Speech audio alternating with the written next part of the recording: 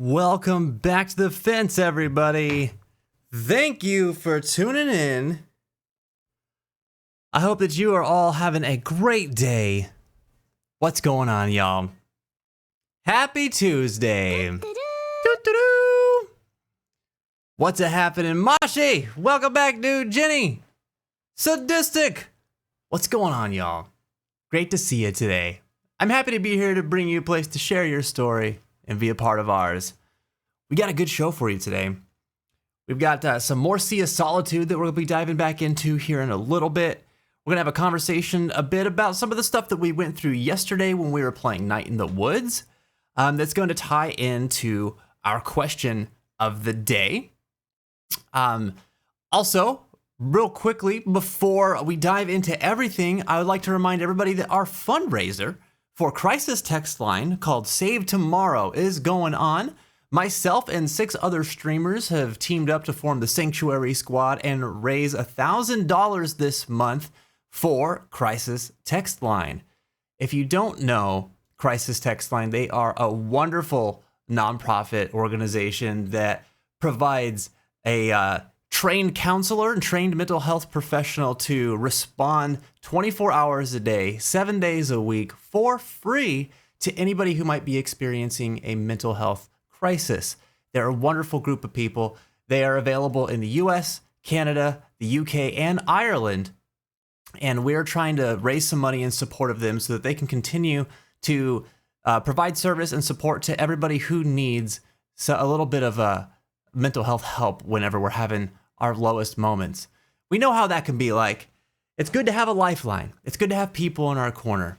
So if you would like to donate, consider making a contribution throughout the month.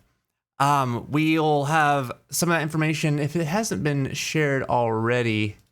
Yeah, I got you. We'll put some information in the chat for you. So here's some information about Crisis Text Line, as well as our Save Tomorrow campaign, and you can donate on that first link. And if this makes it a little easier for you, we'll get you in on that one too. And don't forget, so this is our overall campaign. The team is raising $1,000 this month. We are going to be raising $300 on Saturday. So if you would like to join our stream on Saturday, it's going to start at 3 p.m. We're raising $300 for the same cause. And we've got a whole bunch of cool milestones tied to it at the same time. There's going to be things like you're going to be able to make me wear a 2B wig. We're going to draw some stuff on MS Paint. I'll read some of the Kingdom Hearts 3 script in some silly voices. There's all kinds of good stuff there. So if you are looking for something a little bit more interactive and you want to contribute to the cause and participate in the event at the same time, show up on Saturday, save your funds for now, and then put them towards the stream that day.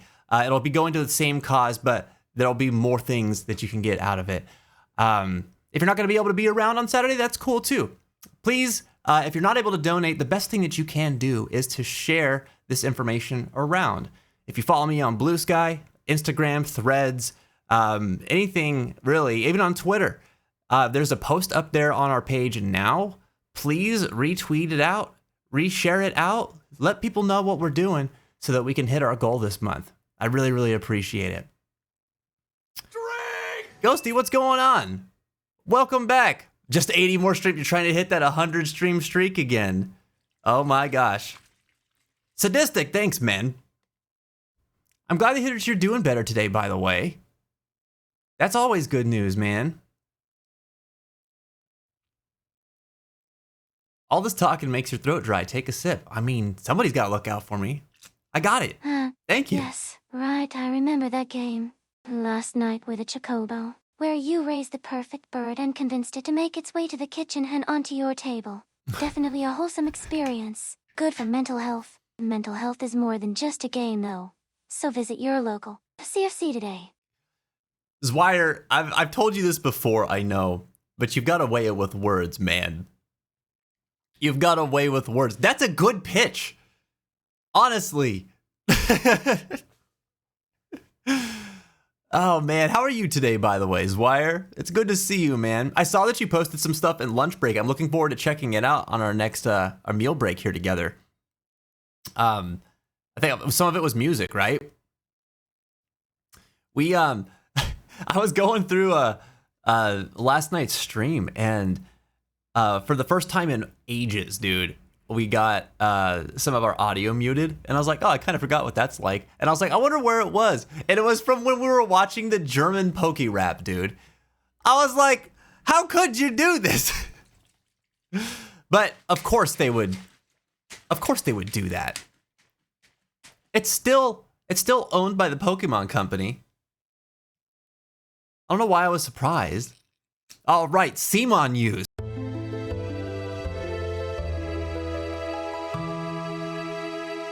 Right on cue, dude. Oh my God. Somebody clipped that. That was too perfect.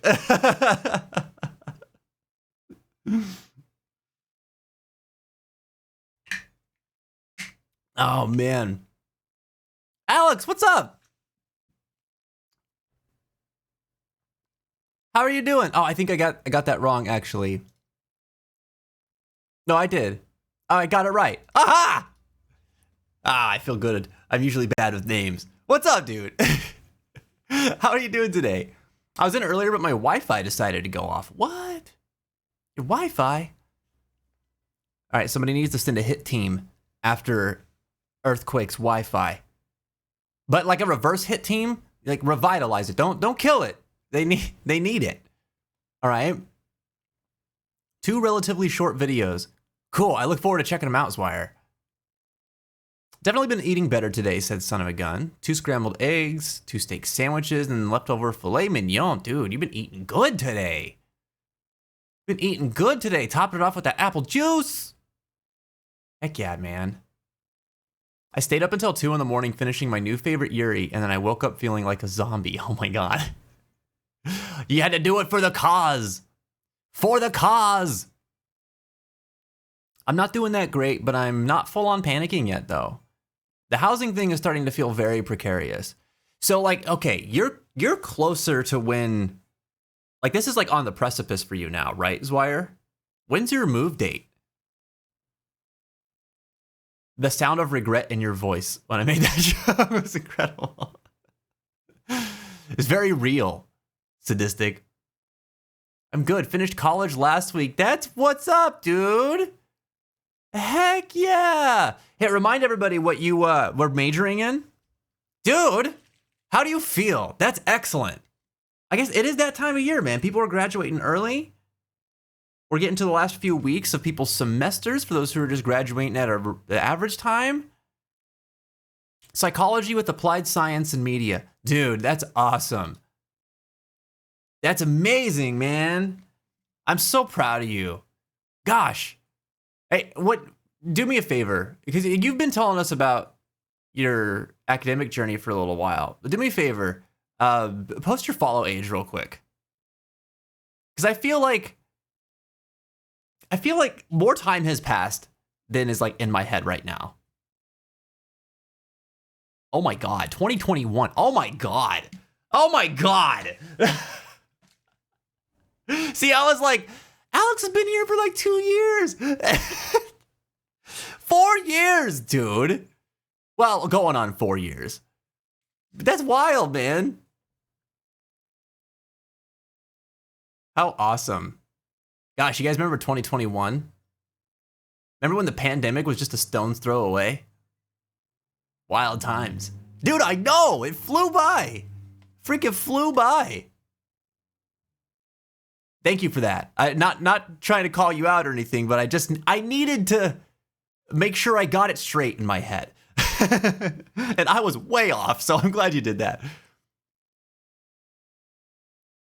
The sandwiches were made of the mignon. That's still eating good, man. It's a good-ass sandwich.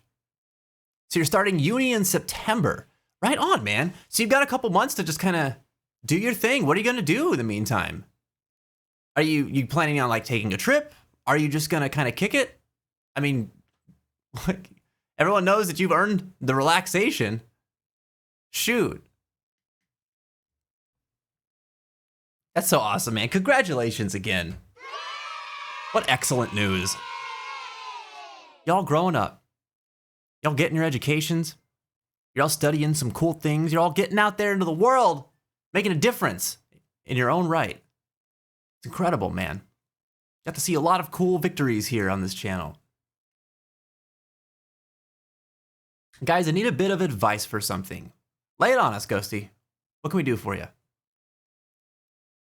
To say that in 2021, I didn't even think about uni. Now I'm off to it. Isn't that nuts? Things change, man. Things change. You think about things that you're going to do like 4 or 5 years from now, and it's like, dude, that's in a whole other world. That's a totally different time frame. I don't need to think about that right now.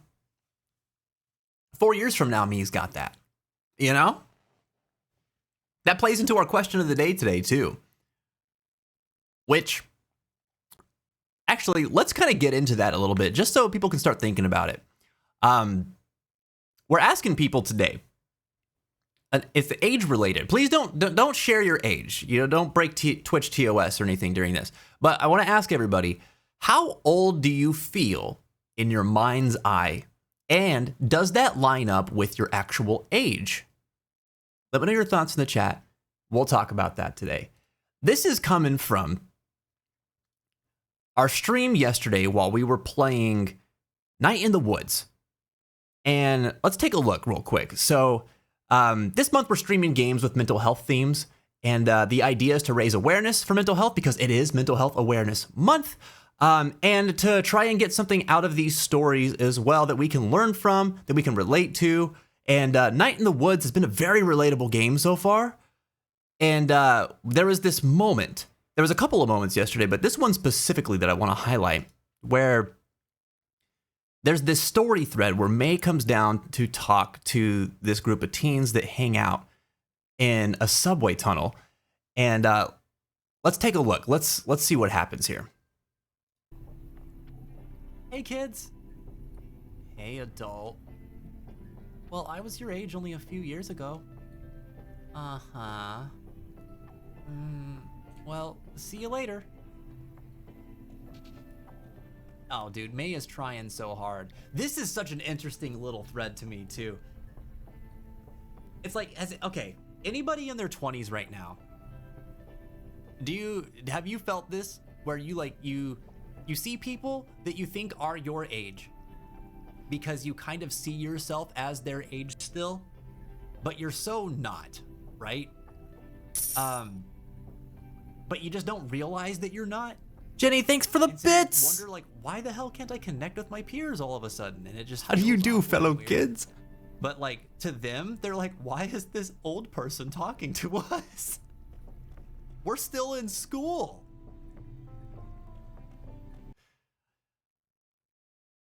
So this moment I thought was really interesting because it's the second time we've talked to that group of characters now. And May is someone who just came back from college after being away from home for 2 years. She's 20 and she's kind of refamiliarizing herself with this place that she grew up. This is her home and all these people in it. And she's seeing people that in her mind's eye, she's like, I'm their age. Why are they looking at me like I'm a freaking alien?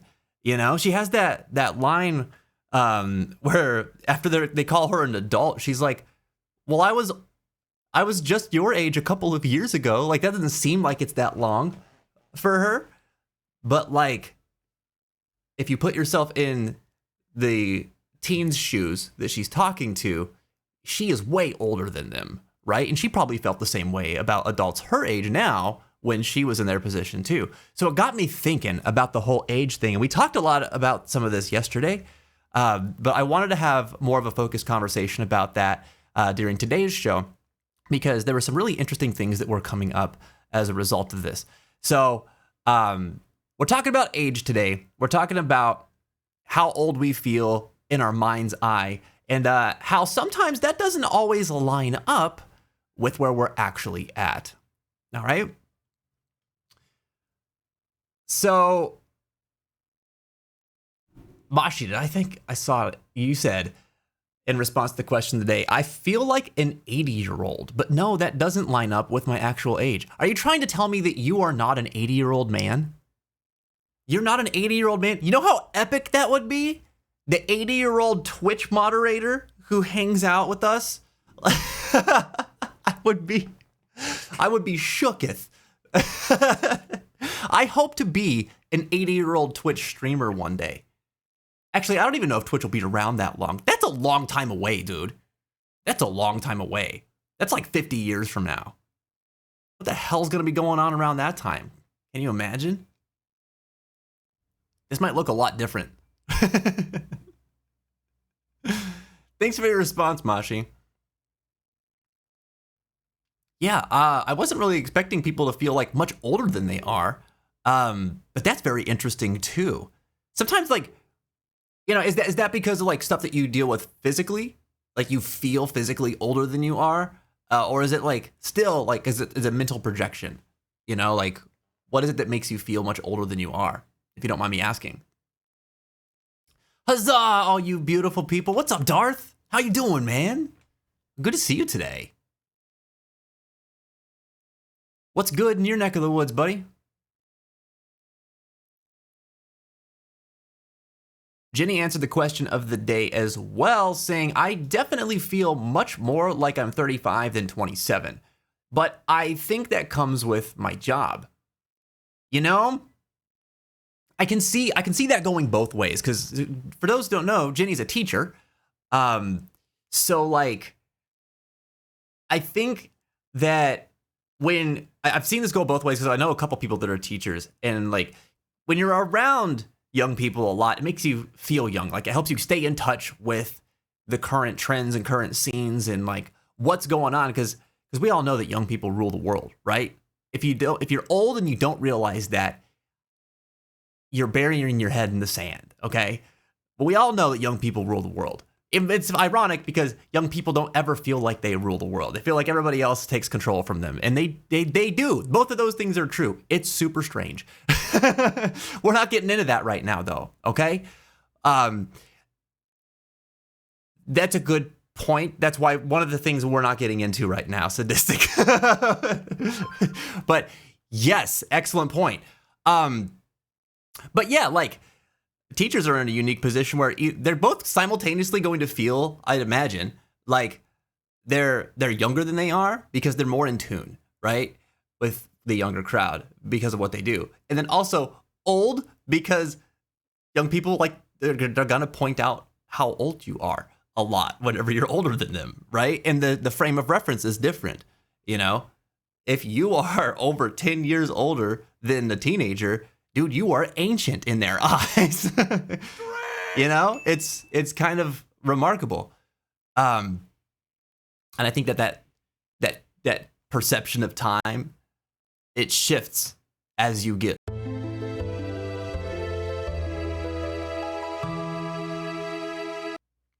I'm just old enough. All right. I'm just old enough. I'm not that sad about it, to be honest. You know? I think about it sometimes. I'm definitely not one of those people that is afraid of their own mortality. I wonder if I'll feel this way whenever I have my midlife crisis in my 50s. But like, as it currently stands right now, I'm not that stressed about it, you know? It's just really weird sometimes when reality hits me and I'm like, oh my God, that was how long ago? Also, yes, I'm saying that I'm not 80. I believe you. I believe you. Ebby, what's up, dude? Welcome back to the fence. If y'all are just coming in, we're talking about the question of the day. And if you're wondering where all this age conversation is coming from, it's from yesterday's stream when we were playing Night in the Woods. I'm asking everybody today, how old do you feel in your mind's eye, and does it line up with your actual age? While you're thinking about that, I want to double back for a minute. Ghosty asked for some advice earlier. And Ghosty says, so my dad texted me saying that the Netflix studios here is hosting a free special effects training for 3 days. I'm a bit interested in it since I fit most of the requirements, but the only requirement I don't fit is wanting to pursue a career in special effects training. So I don't know if I should have my dad sign me up or not. Chat, please feel free to chime in to Ghosty's dilemma here. Let me share my thoughts too. So first of all, this is a really cool opportunity, Ghosty. And I think it's cool that you're interested in it. I think that'd be something that'd be really neat to check out. If I was you, I would probably try to sign up for it just to see what it's about, you know? A couple thoughts. First, to address the concern that you have about the requirement being you want to pursue a career in special effects training. Here's the thing. Dude, they can't see the future. If you want to check this out, tell them that you're trying to pursue a career in special effects training. You know, like, for all intents and purposes, you being in that role right now will indicate that. Like, it shows that that's what you're doing right now, right? Maybe that's not what you want to do for your career, but right now, if you decided to do that, that's what you're doing. You can always change your mind if you don't like it. That's whatever. Maybe they'll ask you some questions about that. And if they do, then, you know, you could maybe explain it like, this is just something that is a recent interest of mine. You know, I really enjoy, like, I don't know, if I was you, I'd tie it back to the things that I enjoy that special effects come into play in, you know? I really like movies and animation. I like video games with, you know, very cool special effects. Maybe be prepared with some of your favorites that have cool special effects, you know? But even then, I'm probably overthinking it a little bit, but just, you know, offering some food for thought on that. Don't let that hold you back. If that's the requirement that, like, is not lining up for you, like, they don't know, dude. They don't know that. I'd say jump on it if you're interested and check it out. If you don't like it, you can always change your mind. This is something I like to tell people all the time whenever they're trying to make a big decision about pursuing a particular interest. You can always make a different decision. All right? For whatever you decide to do, whatever you choose to do right now, you can always make another choice later. Like, you're never stuck. And I know that sounds simpler than it is, and maybe it is. Sometimes things come up where it's like changing course is a little more complicated than just doing it, but it always starts with just deciding to do it, right? Take it from somebody who has changed career paths 4 different times, has lost count of how many different jobs that I've had in very different fields. You know, I work in mental health now, but I used to be an electrician. I also used to be a food service worker. I have also been electrician and construction worker kind of just goes hand in hand. So I guess that doesn't really count. I've worked in call centers, dude. I've been, you know, in like rideshare drivers, and I've done the grocery store thing as well. But, you know, I've tried a lot of different stuff. I was interested in being a carpenter for a while. Like, there's a lot of different things that I've checked out. And anytime I found out that I didn't like it, I just moved on. And did that mean some things were kind of complex? Sure. But I think that in your situation, Ghosty, you don't really have much to lose so far as I can tell. You know, it would just be, you know, you that figure out that you like it or you don't like it when you check it out. What are your thoughts on that, though? Thanks for bringing this to us, too, because I think that this is something that I would kind of be spinning my gears on if I were in your shoes, too.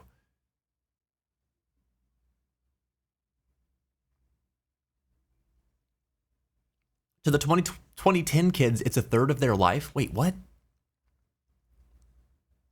What did I miss? Derek, what's up, man? Welcome back to the fence. Doesn't need to be a career. It could just be a hobby or a skill set to fall back on. Exactly.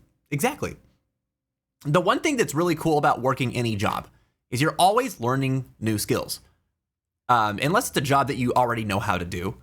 But most jobs involve some sort of training, right? And so you learn new things while you're checking those jobs out.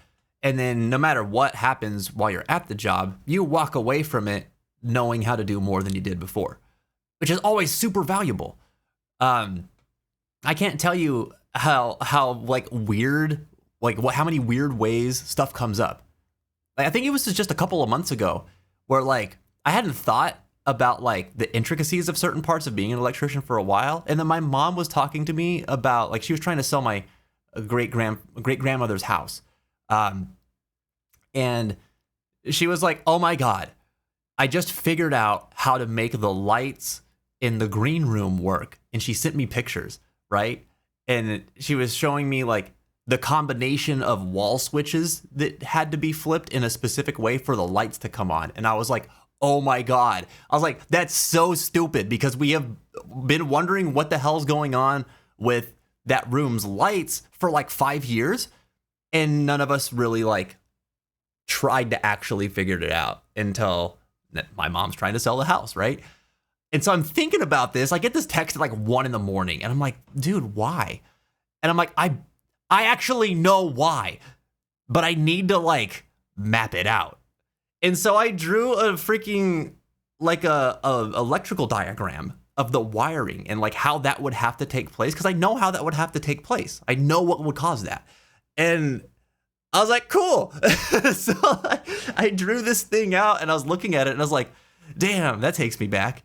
Because I used to look at prints and stuff all the time that looked like that. They would just show like raceways and, you know, the termination paths and stuff for different electrical devices and like where everything was coming from, where the electrical boxes were at, how the circuits would have to run into each other depending on whether they were parallel or in series. And it just got me on a whole other train of thought.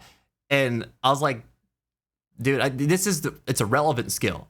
Having knowledge about electrical is a relevant skill, but it just hasn't really come up in a practical way for me in like 6-7 years, you know? And this is stuff that like I learned when I was like 18, 19 years old for a job. So it's kind of cool how that stuff ends up coming back around. And I've got countless examples of this from just about every job that I've ever worked, even the ones that seem meaningless, like, you know, my food service jobs and stuff like that, that at the time I was working them, it was just for a paycheck. I wasn't really like that interested in it, you know? But all of it provides valuable insight and knowledge, and it's good. And this is really unique. This is pretty exciting. Like, learning about special effects, that sounds awesome.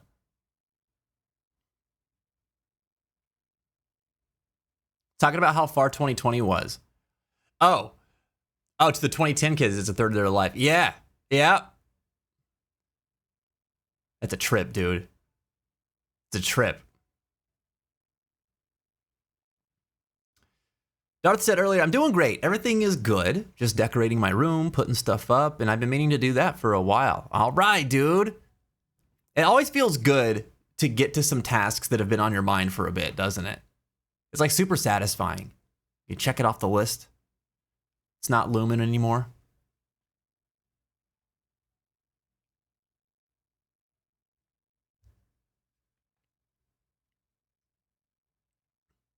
Also agree with others that feel behind where they should be for their age, though.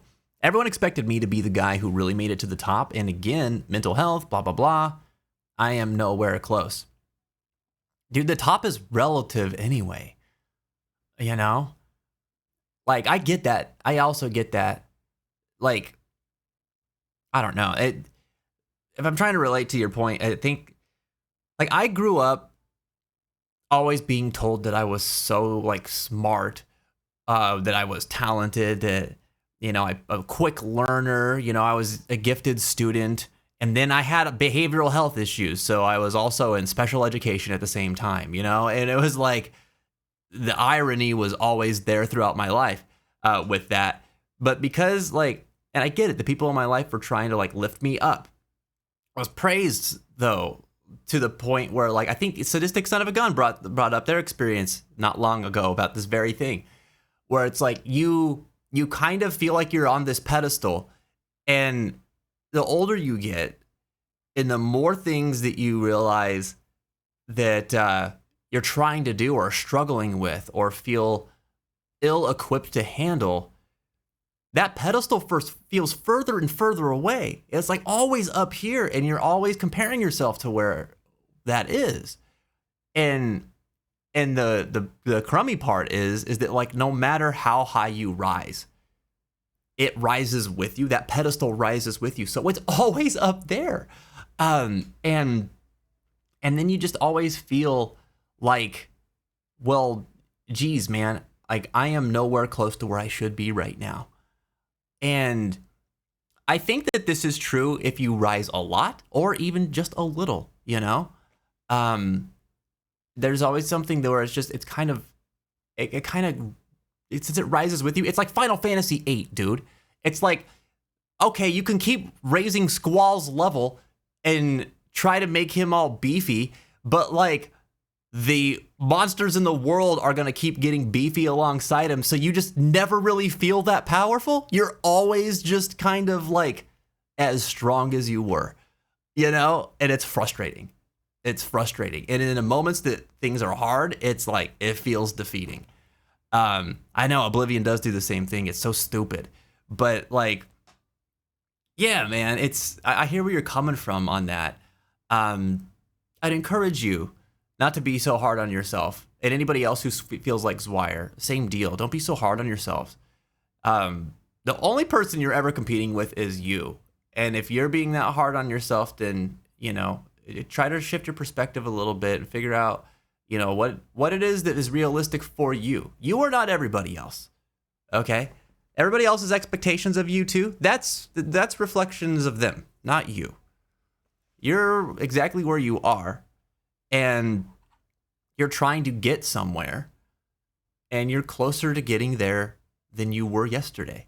Even if you feel like you're taking some step backwards, sometimes that's what we got to do in order to figure out the better path forward. And I've been there, man. I've been there. What's up, Hawk? Welcome back, man. How are you doing today, buddy? For the record, Zwire, I mean, you've shared things with us that, like, I've always been very impressed with you. You're a mature kind of person. You've got a good head on your shoulders. You've been through some crummy experiences, and yet you still strive to keep, like, a clear perspective in mind, whether you struggle with it or not. And you try to be realistic about, like, what your responsibilities are. You're a person who learns from their mistakes. Not everybody does that, man. So many people don't do that. So many people are just like, it's the world that sucks. And it's not anything to do with me, but, like, you have always been one to, like, face into responsibility where it's cropped up in your life. And also, even when complaining about things that are going on around you, which everyone is entitled to, because sometimes things suck, dude. Sometimes we're dealing with sucky things, and it's not fair. But, like, even in the face of that, being able to look at, well, what can I change?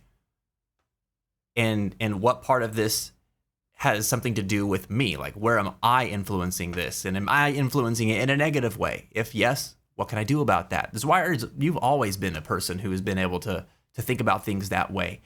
And I know that doesn't seem like much whenever you are that person, but as a person who sees so many who don't do that ever, dude, like, that alone has got you as far as you've got right now. That alone has connected you to people that you have in your life right now, and that is going to get you much further than you are right now. So, you know, I'm sure things could be better. I'm positive things could be better. But give yourself the credit that you're due, okay? You're a very impressive human being, man. At least, I've always thought so.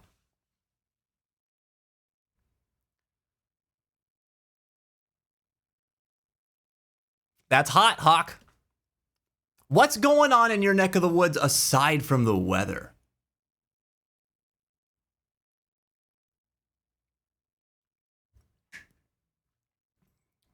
My friend from my last job, anytime it was, like, really hot, like, we haven't got 100 degrees hot in a while, but anytime it's really hot, he'd be like, ooh, it's a toasty muffin. And I think about that all the time now when it's hot. It's a toasty muffin in here. Wow, a bunch of toasty muffins. Who needs levels when I have Cypher to grind all the spells we'll ever need? That's right. That's right. Who needs levels when I have triple triad? Yeah, that was a follow-up on my question of the day response. And also, you answered your question from way back earlier in 2 parts. Oh, man, I might need you to repost. Or, wait. Hold on. Hold on. I can do a thing. I can do a thing. Oh, I see. Okay. Haha. Listen, I'm learning how to use a few tools. All right. Help me to find some of y'all's messages. Zwire, you don't need a repost. So as Zwire said earlier, I was told that I need to be out by July 1st. Okay, so that's coming up. But in actuality, I need to vacate as quickly as possible. I found some potential roommates, all good people with our share of problems, but I doubly screwed myself over when I completely paid off a credit card and somehow ended up with a restricted account. Wait, what? From fully paying off a credit card? So even if our application gets approved, I have no idea how easily I'll be able to remove when Capital One refuses to unlock the account until the next billing cycle. And I don't get any more money until June 3rd. So you're in a situation where you need to vacate as quickly as possible, but you don't have access to any funds until June 3rd. Why did your account get restricted for paying off your credit card? You gave them money. That doesn't make sense. Why would that happen? Sorry, I'm like feeling frustration alongside you. It continues, and again, that's assuming we get approved for our places. I'm just so tired and stressed and panicked and kind of just wish that I could completely give up because I have no idea how to reset my life with no safety net. Dude, I can understand that feeling. Man, that's so rough, dude. So a different situation, but like I can remember whenever I lost my job when I still lived in Albuquerque. And it was around the time that I had met Jen, and some other things in my life started moving, but I don't think about this part of it very often. I was stressed, you know. I wasn't making any money. I had savings. I had a fair amount of savings to be able to shake my life up in a pretty significant way. I mean, like obviously, I was able to move out to Pennsylvania, but like I knew that was gonna dry up. It was only me that was responsible for paying for the bills at the apartment. And once I started doing math, dude, I was like, I'm gonna run out of money quicker than I would be comfortable with, you know, unless I can find another job, or unless, you know, I move back in with my mom, or unless I just make a drastic change. And then if I make that drastic change, then I'm gonna have to still deal with this situation just somewhere else, and figuring out how I'm going to make ends meet. And that was panicking, you know, talking about potentially not having a good home, or not having a home, not having a source of income. If an emergency came up, like that would have put me out entirely, you know. God forbid anything happened to my car or my health or whatever, my cat, you know. And that was, I remember just like being really stressed about that for a little bit. And yeah, that's a tough position to be in. So I can really appreciate your stress level right now, dude. I feel for you. But don't give up, man. Don't give up. Like this thing isn't over yet. I don't really understand what happened with the credit card. That's super weird. But like, are you able to, like, I know you say you need to vacate as quickly as possible, but are you able to like make it to June 3rd? You know, I don't know how dire is that situation really. I'm assuming pretty dire, but you know, I'm just asking, like, what do you think your options are here?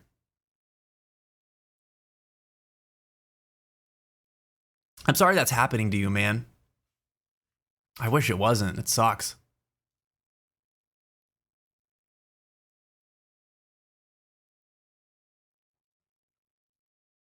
How do I make... Oh, wait. There. Okay.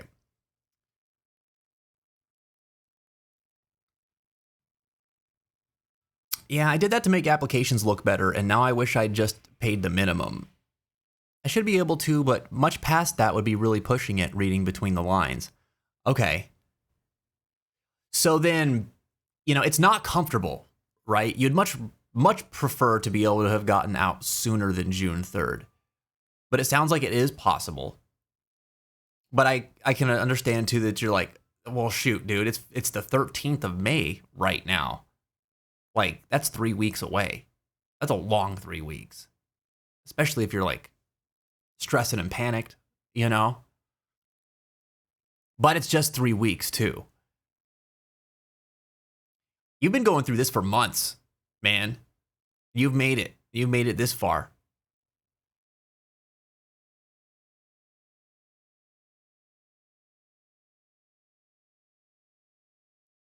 I wonder what their explanation is, though. Has anybody ever had that happen? So I'm one of those guys that like I have like so many credit cards. Honestly, I have so many credit cards, and the reason why is because I think interest is stupid, and so I would do this thing where like I would open a credit card account and I would use that, but I would never spend more than what I had, you know, unless there was an emergency, which has happened a couple of times in my life, but I would always spend whatever I had, and then I'd just pay it off within a few weeks, get a big boost in my credit score month after month from doing that. And then, when you open up a new credit card account, you usually have a period that's like interest free. And so once that period is over, I'd be like, all right, I'm going to apply for a new credit card. And then I would do a balance transfer. If I had any outstanding balances on the old card, I would transfer that to the new card that had the 0% APR promo for however long after I opened the account, right? I did this for several years. And it was kind of a response to, thanks for the hydration. It was kind of a response to, I had let a credit card account decay. It was zeroed out for years. And my bank was like, okay, so you haven't charged on anything onto this account in a long time, so we're going to close your account. And they told me that, and I must have missed the emails or something, because I don't remember actually getting that, but this is what the bank told me when I got pissed when they had closed the account and I got notice of it. And I wouldn't even have been mad about it, and except that when they closed the account, like I was a person that like always checked my credit score, and I still am. My credit score took a huge hit, and I was like, why? And it was like because of the length of opened accounts. You've only had your longest active account is only like 3 or 4 years old now. And I was like, what are you talking about? I've had an account since I was 18. You know, what happened? And then I found out that my bank closed that credit card account because I just never used that card. And I was like, what the hell? So I was like kind of hell bent on trying to do things to raise my credit score quickly. And that's sort of how I ended up going down that road. But I also learned too that like, dude, I can avoid interest rates by just taking advantage of balance transfers. Like I had decent enough credit where I could do that. And so I did that for years, man. And now I've got all these accounts, and I make sure to just like buy a coffee with one of them every once in a while, you know? So like it still looks good on my reports. But I've paid my accounts in full several times in my life, and I've never had my account restricted for it. So I'm just confused about that. To me, that's a smart move. Like what you did was a smart move. But clearly there's something that both of us would have missed.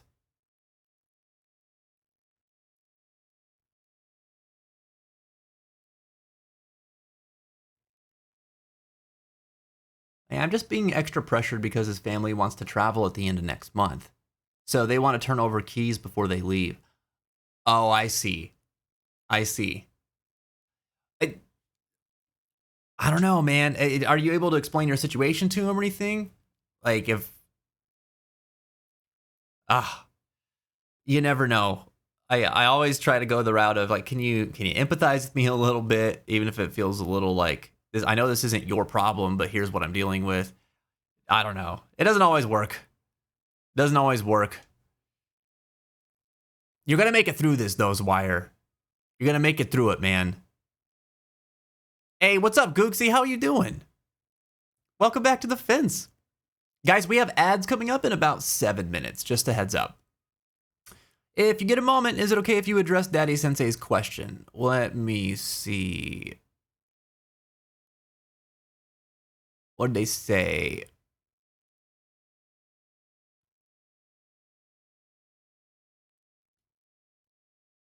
Chris, would it be okay to recommend the channel to someone super struggling? I can't get him to get professional help, but maybe he can open up here.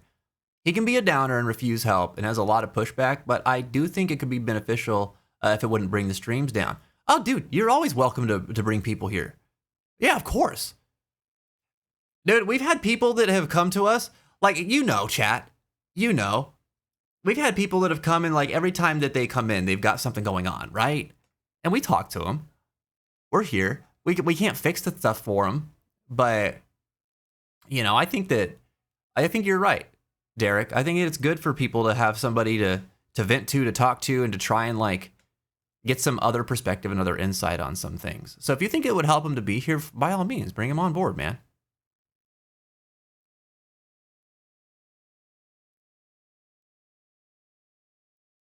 Thanks for asking, but I hope that nobody feels like they have to ask that. Like, think about the ways that you've benefited from this community. If you think somebody else can benefit that way, just bring them over. Just bring them on in. It's fine.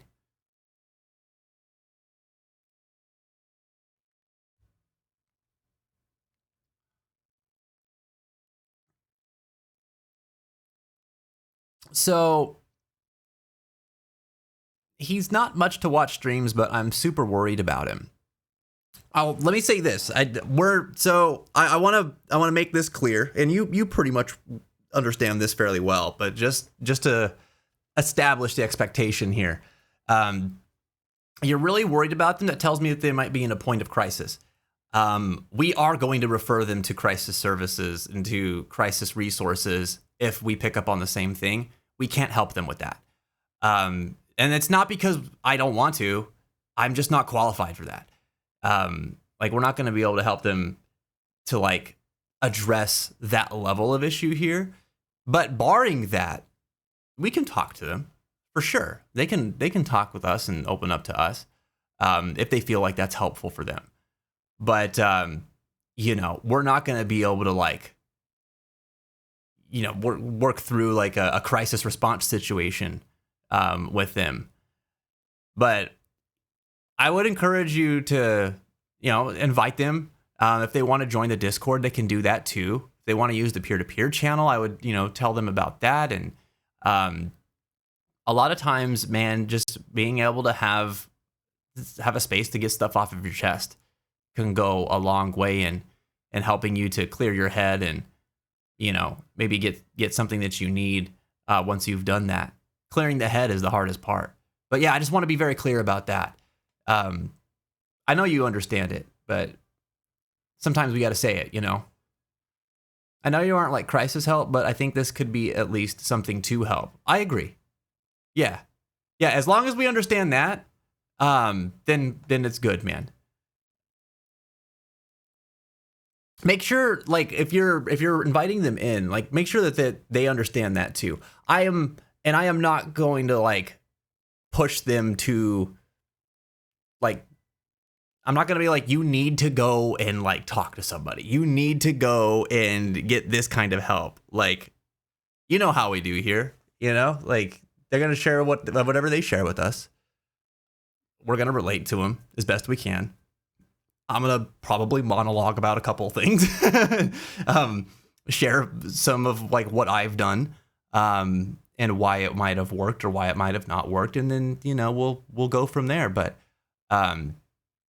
just so that they don't feel like they're being, like, thrown into a situation that might make them uncomfortable too. Like, that's all that's going to happen. Yeah, of course. They're always welcome, man.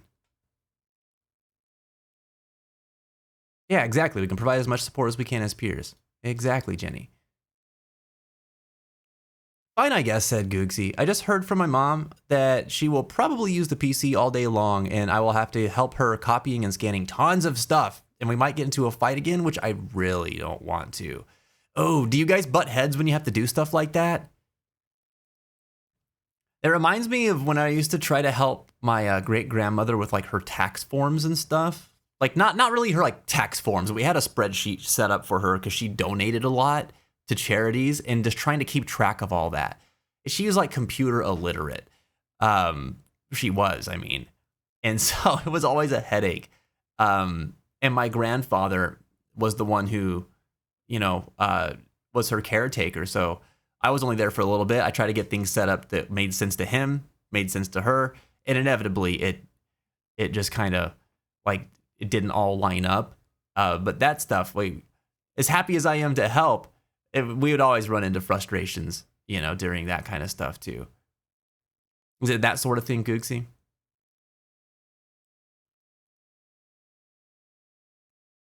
You could finish the B movie during some of Vince's monologues. We've got a lot more to say than the B movie too, so just saying.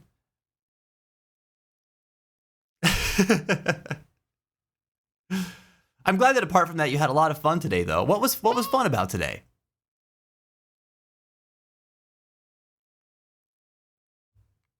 Happens a lot because I feel like she could do a lot of the stuff on her own without problems, and it wouldn't take much longer than if I were to help. Oh, I get that. Okay, it's one of those situations. You're probably in a space where you're trying to be like, I could teach you how to do this, and then you could just do it yourself. But she might not feel confident that she can, and so she just wants to have you do it for her, sort of thing. Yeah, I've been there. I've been there. Yeah, that could be frustrating. Well, I hope that things go okay. When I think about that, like I've done that with that kind of stuff with my family a lot. Like, yeah, have a point where, you feel comfortable walking away. If things are getting heated and you guys are butting heads too much, be like, okay, we need to take a break from this. We'll come back to it later. But like, if we're fighting, that's it. We're not doing that right now. Sometimes establishing boundaries can help with that sort of thing. Because then it also puts it in the other person's head where it's like, okay, like there is a limit to some of this stuff. Like I need to try and be as invested in this as the person supporting me is. It kind of establishes this level of mutual accountability, I suppose.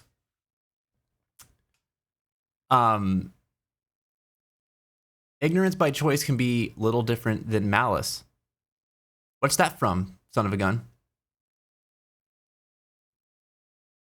Yeah. All right. Ads are upon us.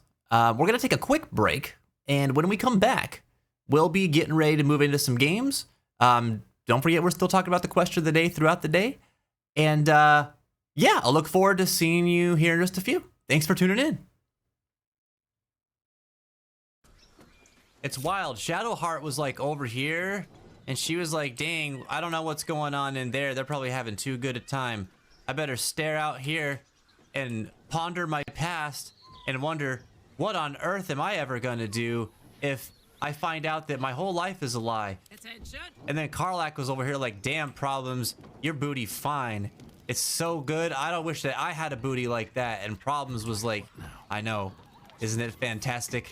I'm going to go over here and sniff these flowers because, I don't know, they're really pretty and colorful. And then Will was like, but I actually wonder what's going on in there. Maybe they won't notice if I just open this door. Another muffled cry. The two inside are still in the throes of passion. Uh-oh. What the hell are you doing? Well, Will, you've done it now. I got audio ads, but I'm still seeing the stream. Can you see this? Meanwhile, all the subs are like, Vince, what are you doing? Like, we can hear you still. But some people can't. Whoa.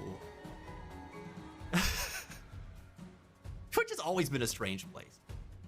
Yeah. Okay, now who wins with this fight? Nobody. I can't jump or attack.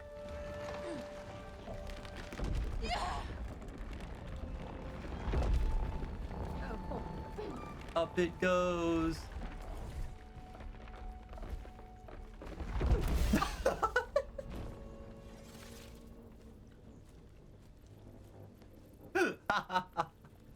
Why would you do that? I almost poo-pooed in my non-existent pants. I almost cupoed in my non-existent pants.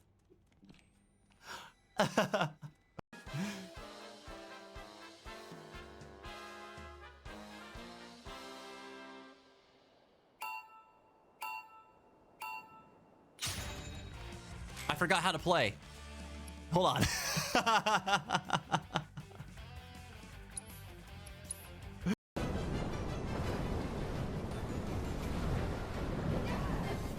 What did he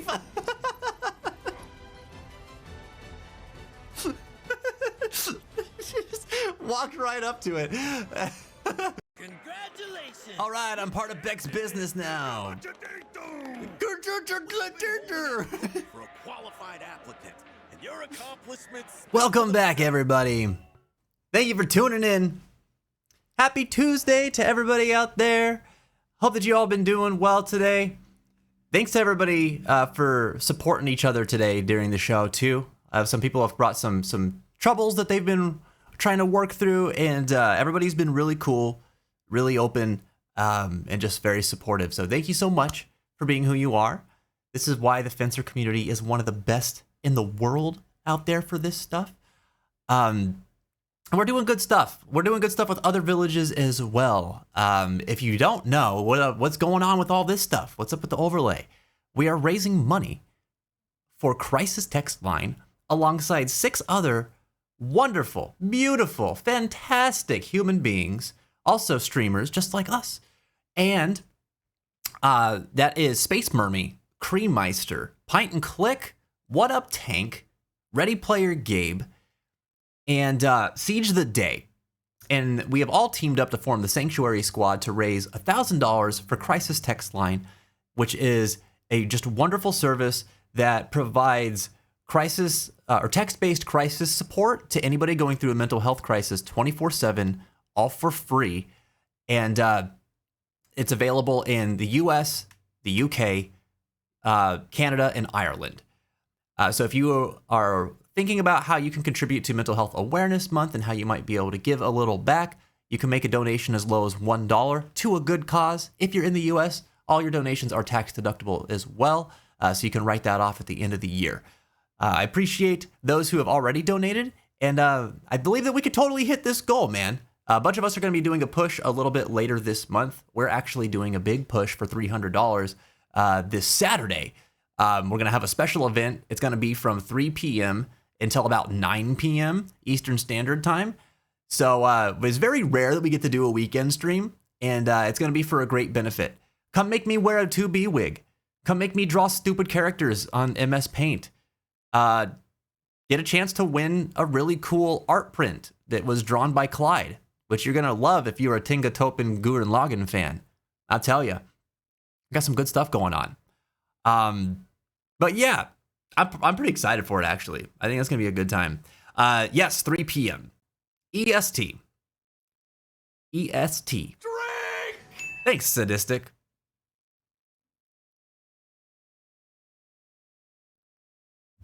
I will say this too. This month, anybody that was like, it likes to subscribe or anything like that, save your sub money and give it to this charity instead. All right. If you want to give me $6 for a sub, put it towards saving tomorrow instead. And I know some of y'all, you're trying to avoid ads and stuff. If that's you, then like do your thing. But I would encourage everybody to, put your sub funds to a good cause this month. I think it's well worthwhile. That's actually a human time for me. Wow. I'll be sure to just check in here. There you go. There you go. I know it's actually very EU friendly, which is not the case for so many of my streams. Oh my God. Cree with the Prime sub, dude. Thank you for 3 months of sub love. What if it's Jeff Bezos money? Well, if it's Jeff Bezos money, then I wish that he would give more to charity too. But I mean, if it has to be spent, and this is the only way that it can be spent, well, then I appreciate it. Thank Thank you, Cree. I appreciate you, man. Dude, how the hell are you? It's good to see you today.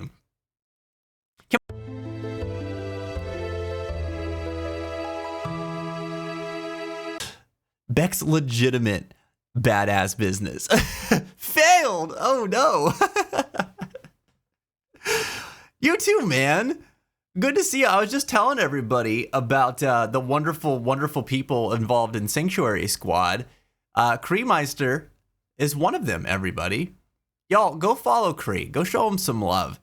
I know that you are cooking us something up in the kitchen for this event. You have any juicy little nuggets that you can share with us about what you're doing, my friend? Clockmeister. Forever. He is going to be Clockmeister forever, Tizwire. Dude, you're never going to escape the day of the clock puzzle in Silent Hill 2. Oh, man. Already cooked and shared in the group chat. Oh, no kidding.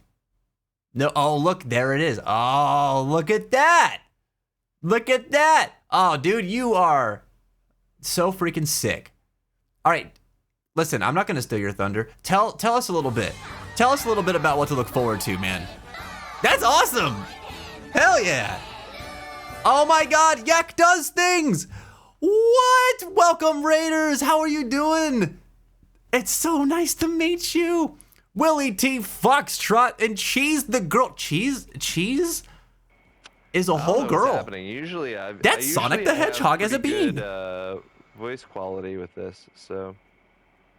Yeah, I don't know. I'm very confused. Codman, what's going on? Guys, Welcome to the fence. Put on share my voice to make sure that it was allowed. Dude, I love Fall Guys. It's so fun. I'm sorry. Codman, thank you so much for the follow. I appreciate the heck out of you. Can we get some welcome commands out for Codman, please? Bring him on over to our side of the fence where they just made the grass a little greener. So great to have you here, buddy. Thanks for joining the raid with Yak. Dude, Yak, how have you been? What's good, buddy? What up? I also love me some Fall Guys. Dude, you got cooler outfits than me. I don't have no Sonic. I need to get me some Sonic. Currently in some bad weather, Codman. I'm sorry to hear that, dude. Is it hot or cold? I'd imagine it's hot. Help, the rain is scary. Oh, it's a storm. Oh, no. Listen, everybody, go follow Yak Does Things. He does indeed do things. Show him some love. Give him some of that Fencer support that we're known for. Raiders, if you're coming in for the first time, welcome to the Fence. My name is Fence, and I'm a variety streamer. I really like playing games like Persona, Final Fantasy, Kingdom Hearts is a fan favorite of mine. Been in love with the series for years. And we also play adventure games and kind of just anything that seems to have a really nice storyline. And the reason for that is I always thought video games were just like this really beautiful art medium. And I think that as a vessel for storytelling, it is one of the most impactful. And as a person who has lived experience with mental health and mental illness, I have found video games to be not just an escape, but a learning tool and something that I've been able to use to make friends, build connections, and understand my world a little bit better. And sometimes, you know, it's just good for coping, right? It's a good way to get away from everything that's going on in the world. But there's so much more that we can get out of it than that. So this place is a place where I open the door to everybody to share their experience, share your story, become part of ours. And if you are having a tough day, you feel like you need to get some stuff off your chest, you're looking for some support, this is a safe place. It's as inclusive a place as you can find on Twitch. And we're more than happy to walk by your side while you're going through what you're going through. We can't fix your problems, but we can make sure that you're not alone while you're going through them, okay? Don't worry about dragging the stream down or anything like that. This is what we do. We're all about mental health here. I love to give people an opportunity to talk about it and make some friends along the way. So if that sounds good to you, feel free to stick around. I appreciate you bringing your folks in, Yak. Like a whole heck of a lot. All games I love and play as well, LMAO. Dude, hell yeah. Hell yeah. Do you have a favorite Final Fantasy, Yak? Oh my God. Derek! All right, look, I'm gonna hydrate first. And then apparently I'm going to obey Daddy's command because he wants me to do squats. Oh, I should mention too, despite the comment, we are a family-friendly stream. So a lot of you saw the rules before you posted a chat message. Please make sure you double check them. No swearing in this chat. Try to keep things at least somewhat savory for the younger viewers that might be watching. Because we do cater to youth and young adults at times too. Want to make sure that this is a safe space for them as well. Anyway, I have to do squats. You're welcome to join me if you would like. We're doing 20 of them. Son of a gun, don't at me. Don't you at me. Okay? Here we go. We be doing squats. Abby is ready.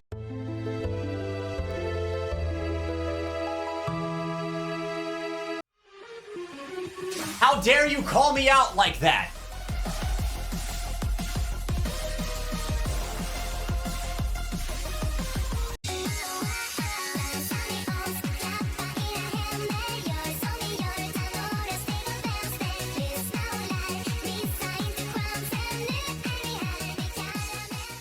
Why do you gotta make me wiggle? Dude, I'm working out!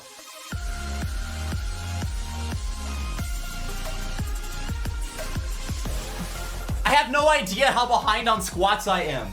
This is terrible.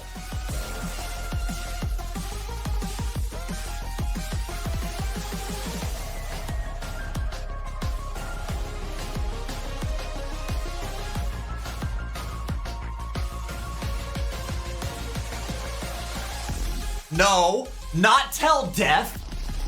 That'll kill me.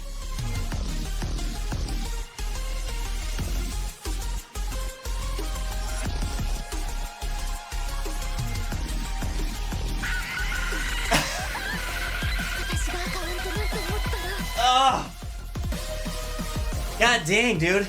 The extra dance in the middle of that was catastrophic. Who did that? Was it Jenny? Oh, it was Kree! Someone banned Kree. You gotta get this guy. He's trying to kill me. All right? Assassination attempts are not allowed. I see you. I see what you're doing. All right. Oh, God. No. No, just at first, Derek. Only at first did I lose count.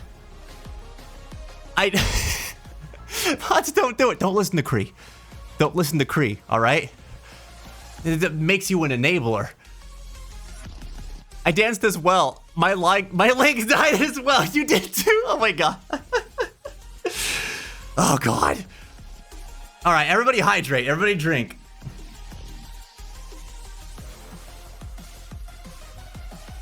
Oh my God. I will fight the mod that bans him. All right, you gotta. The mods are about to have a battle on their hands. War is about to be waged. Oh no. Oh, dude. God, I'm gonna be feeling that one. Can't believe you guys would do me like this. But we survive. It's what we do. Should it be a permaban or a 24-hour ban? Ghosty's ready to go, dude. She's ready to go. She's like, I heard bans. That's the whole reason she's here. No, I'm kidding. I'm kidding. Leave Kree alone. He's a good boy. He just likes a silly good time. That's why I love him. Dude, I'm still so excited that you are fundraising with us, man. I missed if you shared a message earlier about a little sneak preview of what you're doing. Look at that. Oh, what a legend. Bro literally saved it for after the raid and the squats. What a damn Jesus. Take a bow, man. Take a bow. Incredible form. Cree said, all next week I'll be streaming for Save Tomorrow charity. We'll be playing some Kingdom Hearts with some fun incentives. What? You're playing Kingdom Hearts? You're playing Kingdom Hearts? You're playing Kingdom Hearts? Yes. I'm so excited. You got some fun incentives where donators can have their name written on a poster and get me to eat a Bean Boozled bean. Oh, there you go.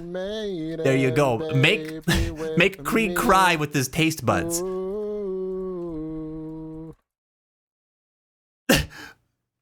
I didn't know you played Guitar Hero. I'm pretty decent on keyboard guitar. Oh, on keyboard. That's the way to do it. Oh, no.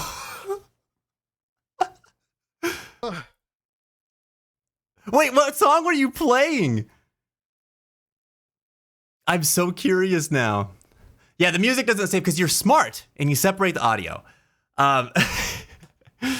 Dude, that's awesome. I'm so stoked. I'm so stoked. So Cree is streaming for charity all next week. Okay, that means that whenever you're not in here, you need to go be in Cree's stream and support the heck out of this man doing what he's doing. It's gonna be fun. He's playing Kingdom Hearts. This is gonna be sick. Dude, I will be in there too. I tell you what, I'm not gonna be able to stream next week because I've got my orientation for my new job. So I'm gonna need somebody to watch. You know I'll be there. You know I'll be there. I mean, I won't be there until like after 5:30 p.m. my time, but like I will pop in for sure. Maybe if I get some time during my lunch break or something. We'll see. I can't make any lunch break promises actually because I'm also like a gabber. If you hadn't noticed, and I will likely talk to my fellow new employees. So we will see. Or coworkers, I mean. But dude, you damn well better believe I'm gonna show up for a Kingdom Hearts stream. That's gonna be dope.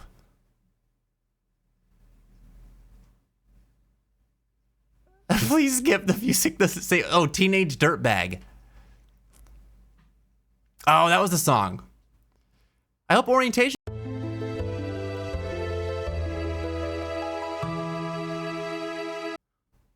There's only like a couple of them that I haven't. I've done Kingdom Hearts 1, 2, 3. I've done Chain of Memories.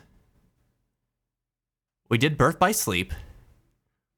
We didn't do Coded. We didn't do Days. And we played a little bit of Union Cross back in the day. You're right. I haven't done all of them. We did not do them in chronological order. No, it's just been a series that we have gone back to a lot on the channel. Although I haven't played Kingdom Hearts on the stream since Kingdom Hearts 3, which has been like, dude, that was in like 2019. That's in 2019. We haven't had Kingdom Hearts since 2019, if you don't count the Yozora battles, which you should count the Yozora battles. We did a hefty amount of them at the end of last year.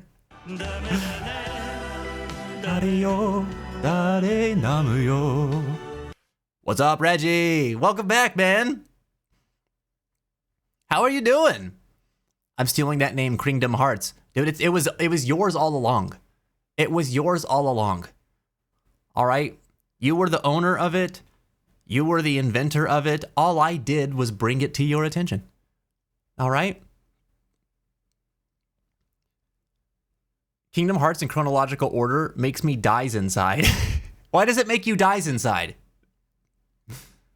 I think it's fun to play those games that way because it's like the mysteries that were brought up in release order is like really interesting to think about.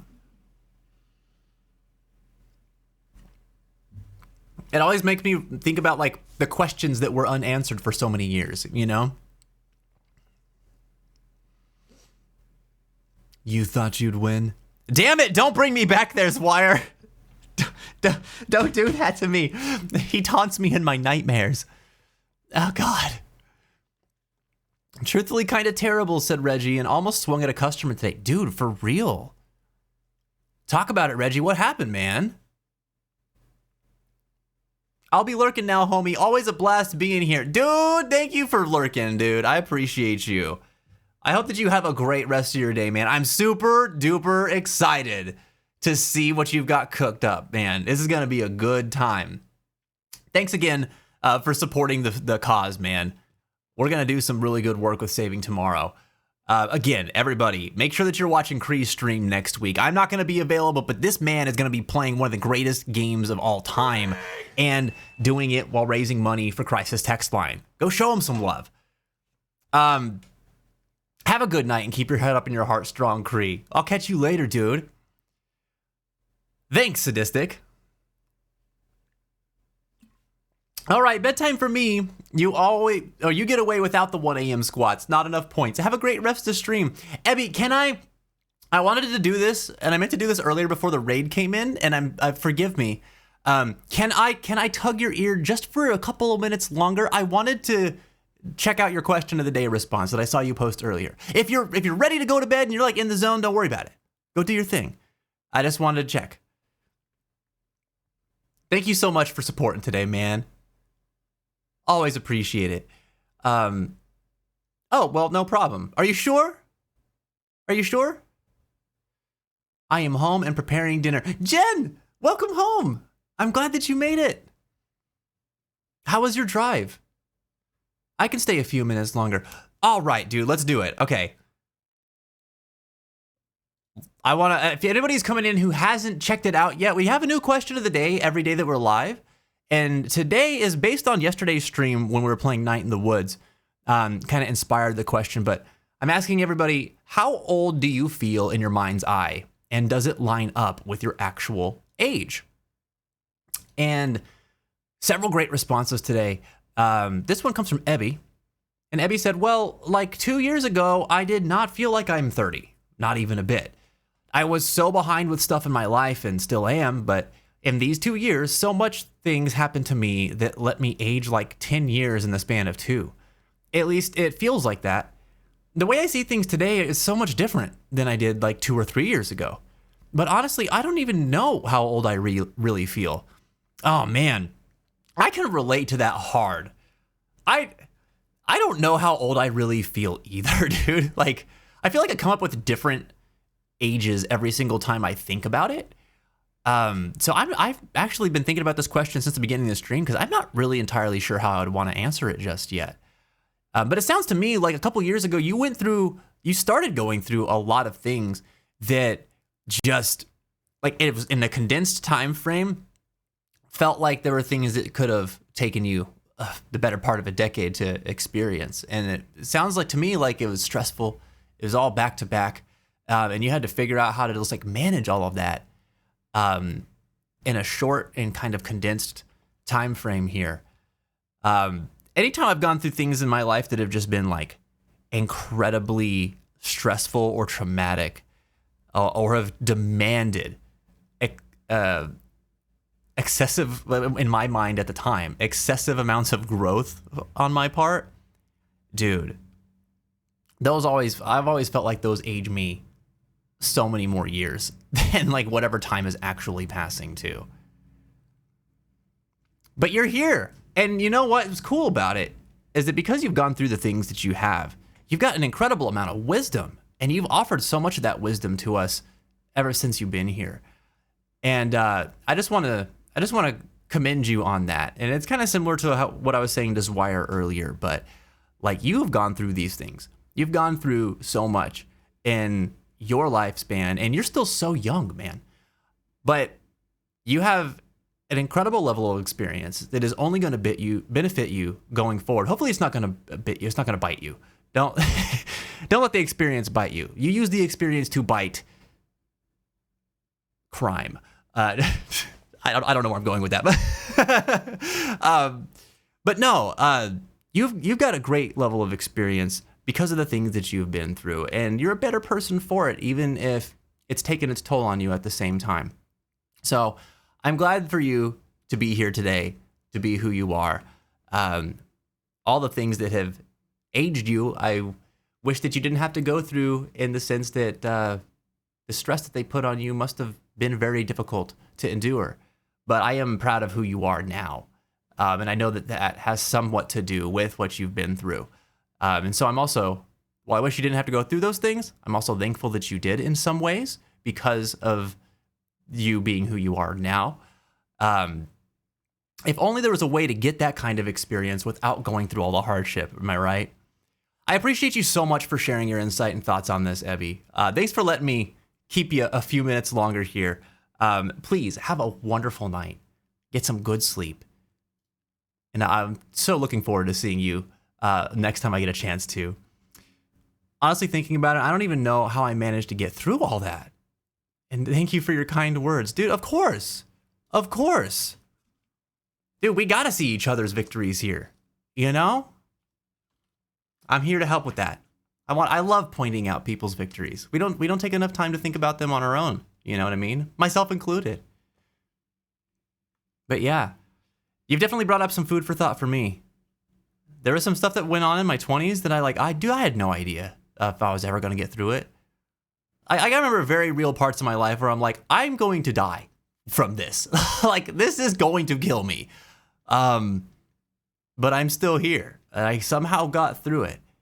And it amazes me at how that we go through so many things in our lives that we just don't see a way forward, and somehow we find it, you know? And then we look back and we're like, wow, we can see the path, but like that may as well have been invisible just a few years ago, you know? Gee, yes, no, I was listening to that today. Okay, I was like I was listening to that earlier this morning.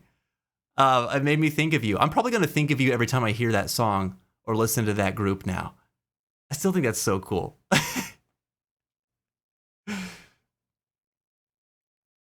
Can I propose an interesting secondary question of the day I thought of? You can ask whatever you want. Faintest of Chefs doing it up once more. Is that her new nickname? Oh my God. Oh my God. It's annoying when you make an honest mistake only for someone to be BSing about the situation and trying to get you in trouble and being genuinely nosy. Oh no. Oh, Reggie, I feel for you, dude. It sounds to me like you've got a gossipy Gus on your team, and you seem to be a recipient of their nosiness. That sounds frustrating, dude.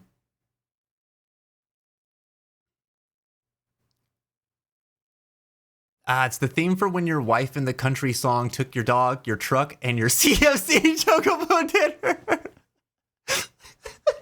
This is the song that plays.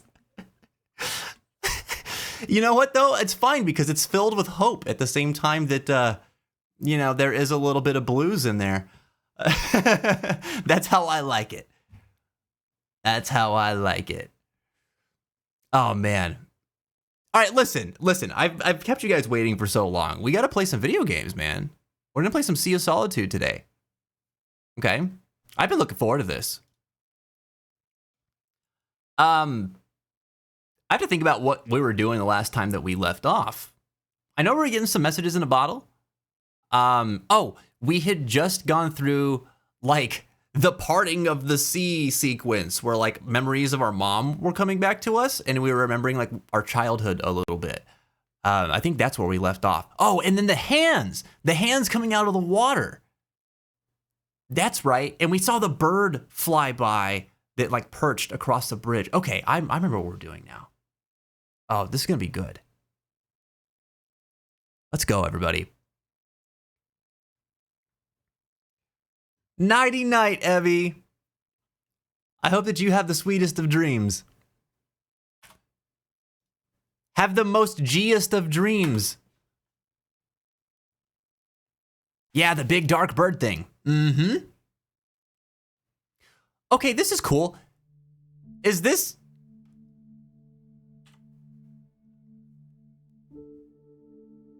This is like exactly where we saved. It like changes the home screen to that? That's really cool. I like that.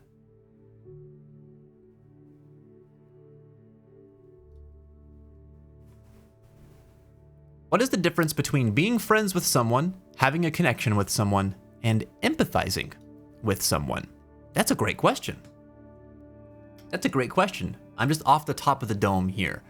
If I were to answer this, the difference between being friends with someone and having a connection with them is the affinity that you feel for one another.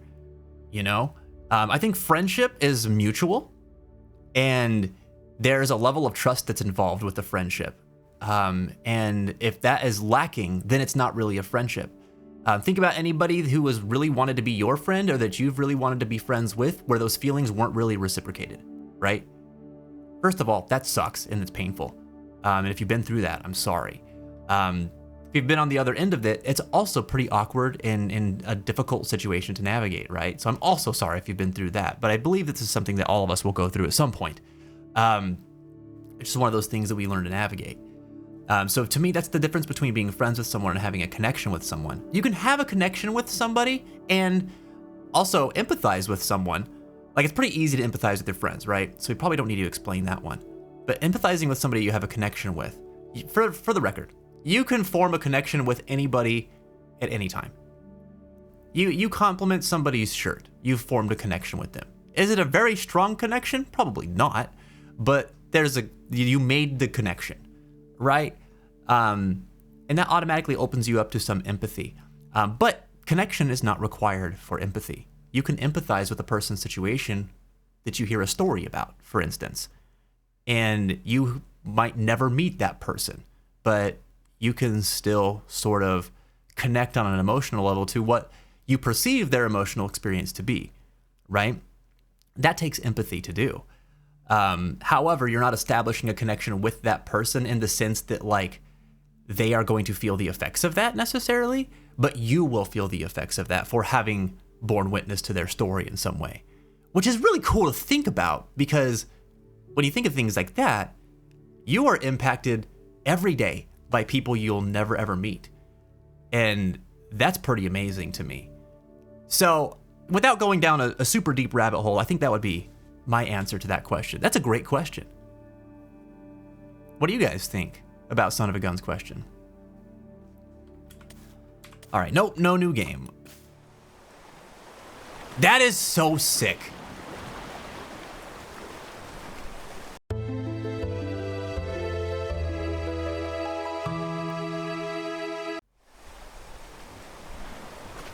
No, it sure isn't Yakuza. But what are you gonna do?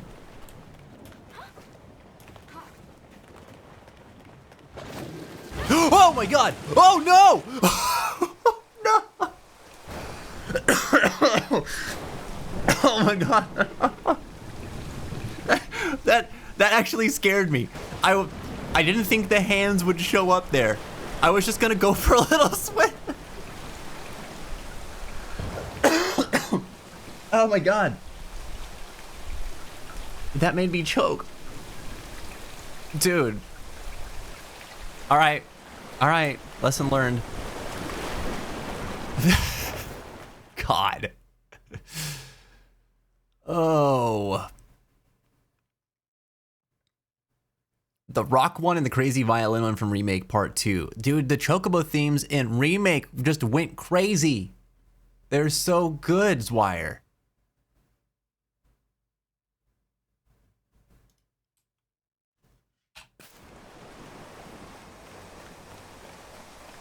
Unhand me. Unhand me, you heathen. I really just handed that one to him, to be honest. Ah!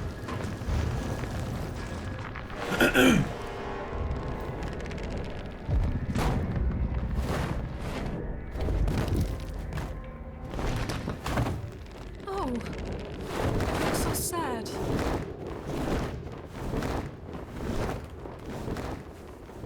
Oh, this was another thing that we kind of talked about at the end of the last stream of this game.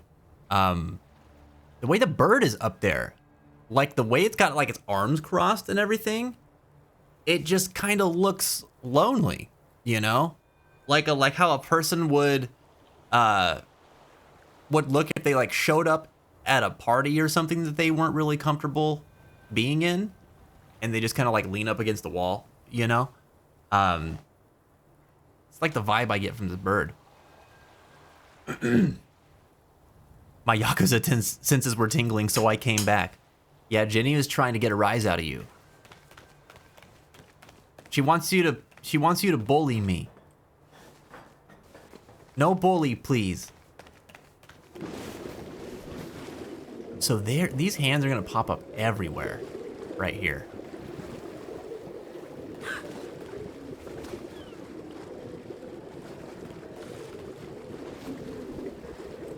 This is interesting. What do you guys make of the hands?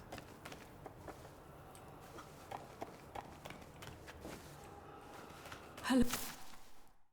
Son of a gun says, because I feel like I don't really connect or become friends with people.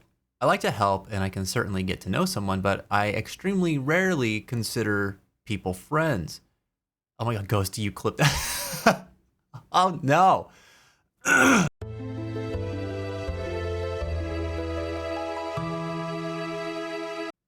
The face of a man who still hasn't. Hasn't what? You'll never know. Who's there? It's just the face of a man who hasn't. Oh god. What do you think that is? All right, that's ominous. Before that, Sadistic mentioned about how, you know, they feel like they don't really feel or form friends with people. So like, what would you look for in a friendship, Sadistic? Like, if you had to imagine what being like what forming a friendship with a person would look like what would you guys do? What kind of things would you talk about? You know, what do you really want in a friend? Just out of curiosity. Oh, dude, that clip that Ghosty took, like, honestly, choking on my drink from doing that has made me feel sick. Like, that's so not cool. I can't believe I did that. It's so dumb. What? Did you guys hear that?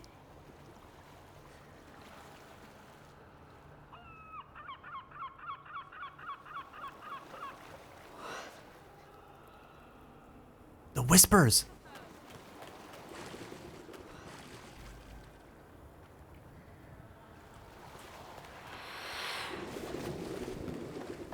What should we do to you? Oh my gosh. Oh, there's more of them now. Dude, the whispering that sounds like it's like behind you is like so Senua's Saga coded or Senua's Sacrifice. Oh, that's so eerie, dude. I was not expecting that. Your favorite spoon! Hey, welcome back! I missed you so much. Well, I'm so glad that you're here. It's great to see you again. How's your evening going? Happy Tuesday.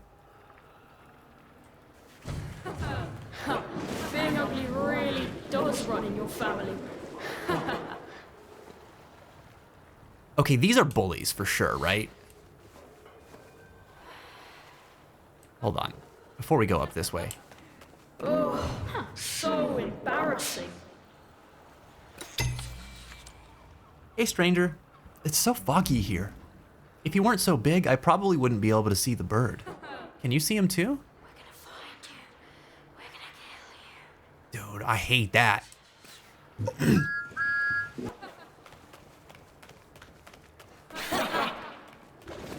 We're still trying to unravel the mystery who's talking to us in the bottle, or the messages in the bottle. I need everyone to help me make Judgment win the game poll. Reggie needs support. He's calling for support.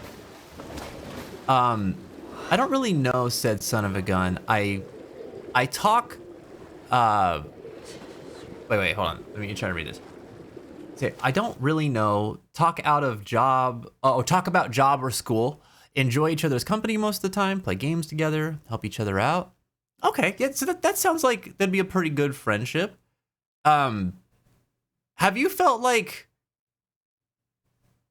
why do you think that you have a hard time establishing that kind of connection with somebody, do you think?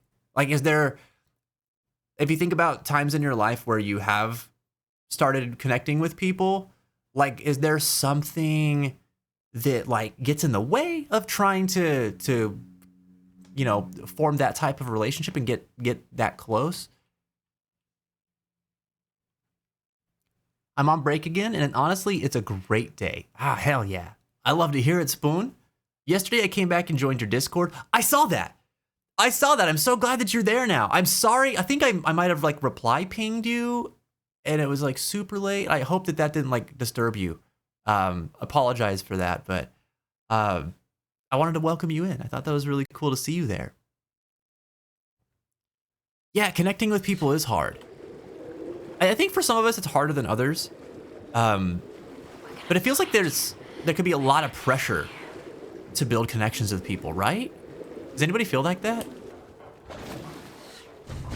Hero, what's up, dude? Welcome back, man. How are you doing tonight? Oh, dude, I hate this. But look, they all have like the same red eyes that we do. So this is like Just a waste of space. both. Oh, you're trapped again. Let me help.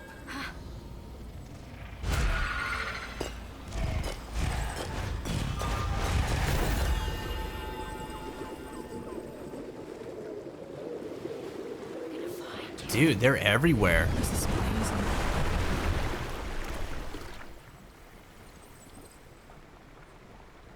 Okay, they didn't dissipate. The water did, though. There's a bottle behind that train we gotta try to get to. What do you think is going on here, guys? Do you think... I'm interpreting this as, like, the dark side of others, but not, like, their actual dark sides, but what a person might see. Like, it's like... Because this game's about depression, right? It's like what you assume other people are thinking about you when you think about how other people perceive you. It's not necessarily grounded in reality, but this is like what you assume people whisper about you, how they look at you, that sort of thing. That's what it feels like to me. You had a Resident Evil day today, Hero. Hell yeah, dude. Which one were you playing? The first one still? Okay. I've been feeling a bit, I don't know, weird lately. That's great, Sunny. Hey, are you even listening to me? Huh? Sorry, was texting my boyfriend. Oh, he's calling me. I've gotta go. Have fun with your friends, yeah? No, wait. Okay, I remember this place. This is Sunny's school. Oh, that's a little sad. So Sunny, I can't remember. She had a little brother, right? Or was it a little sister? Because I'm thinking this is either her friend or this is her sibling. I can't remember what the gender of her sibling was from the last stream right now.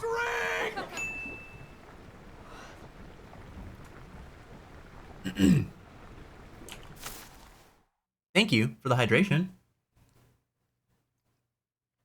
Spoon and son of a gun. Keeping me well watered. I mean, I don't usually talk to people outside of school, and I never really actively try to become friends with anyone. Huh.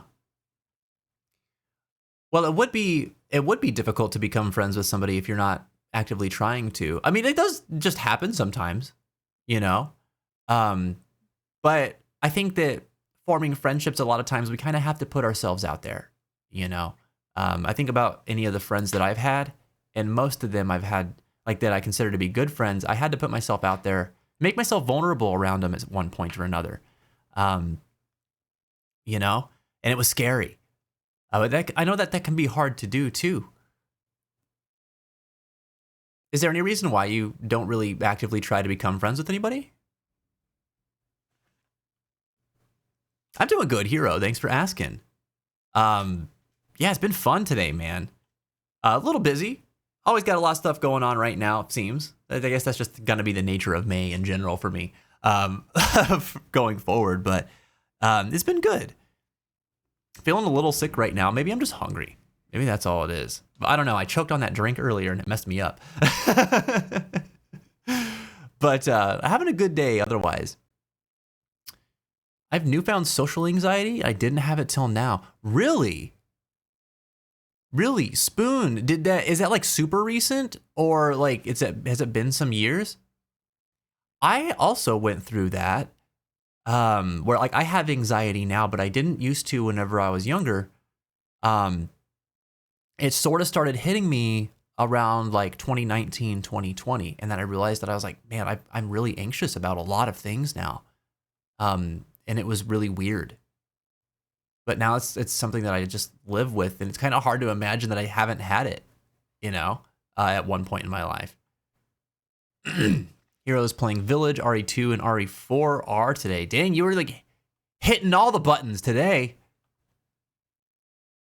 Man, we were talking about Resident Evil yesterday in Siege's stream. He wants to play Resident Evil 1 Remake. And, man, that game is so good. I love that game. Another thing is I feel like you have to know someone for a good time to be friends with them. I don't know why. I think it depends on the person. I don't know. What do you guys think of that? I've become friends with people that I've like just met, like the same night. And then there have been people that I have known for years that I didn't become friends with until years into our relationship. I just think it depends on the person, and it kind of depends on you as well, like how you engage with them, who you are, and sort of like the way you see the world in relation to who this other person might be, There's a lot of things I feel like that could come into play.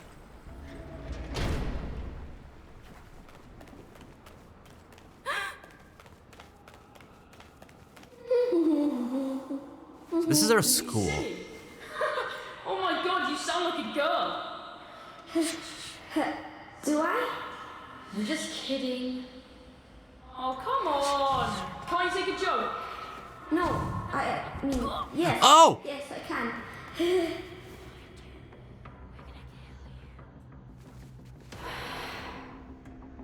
Oh, man. Who do we think Sunny is, guys? Alright, this sucks. How are we supposed to get through this? I forget what the button is for... I hate that. Alright, so we're scared. How do we look for the light again? Hold on, I need to look at the controls. Oh, not that. The key mapping. Q, that's the flare.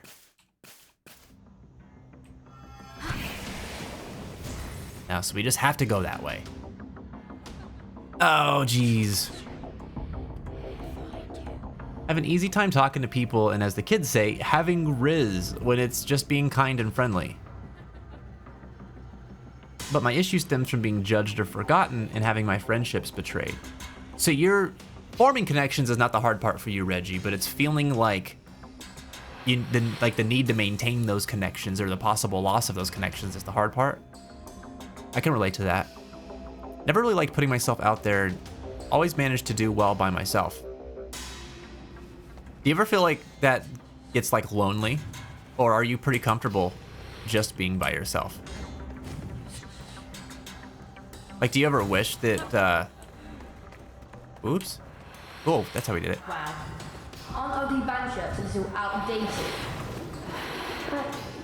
My papa gave me this. Oh, your papa is such a weirdo. What? I mean... That's mean. Yeah, I guess. Shut up. We're just joking. Duh, right? Hey guys! think I can get this pencil stuck in Sonny's hair. Don't! Ow, that hurts! I want to go. What's wrong with you? We're just teasing. Now hold still. Sorry. Oh, sorry. Jeez, dude. Oh my God, there's so much of this that's like taking me back. We have things to talk about. So hold on. Let me double back a little bit. So I was trying to ask if if you're comfortable being alone sadistic, or if you like wish that you had friends to talk to or anything like that. Because I feel like you're bringing this question up for a reason. Like you seem to have some thoughts about this. So I can tell that this is a thing that crosses your mind from time to time. You say occasionally, but usually I go to my cats then. Dude, pets can be really good companions, really good friends. Nobody listened to me like my cat did when I was growing up. So I understand how that is. And I miss Shadow. She lived to be 21 years old. I got her when I was 6. So she like my longest running companion, which is really cool. I'm very fortunate. But yeah. Spoon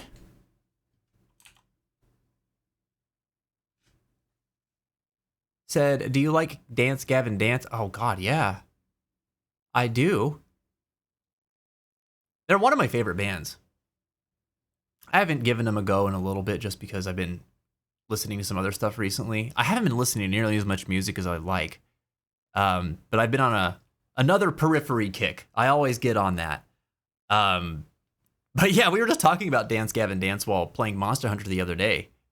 Because we love to joke about John Mess's lyrics because they're absolutely absurd and ridiculous and awesome.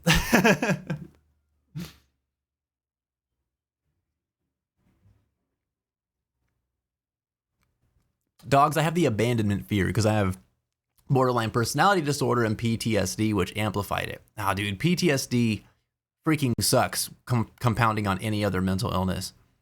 It just, yeah, like you said, it amplifies it. Trauma's rough, dude. Trauma is tough.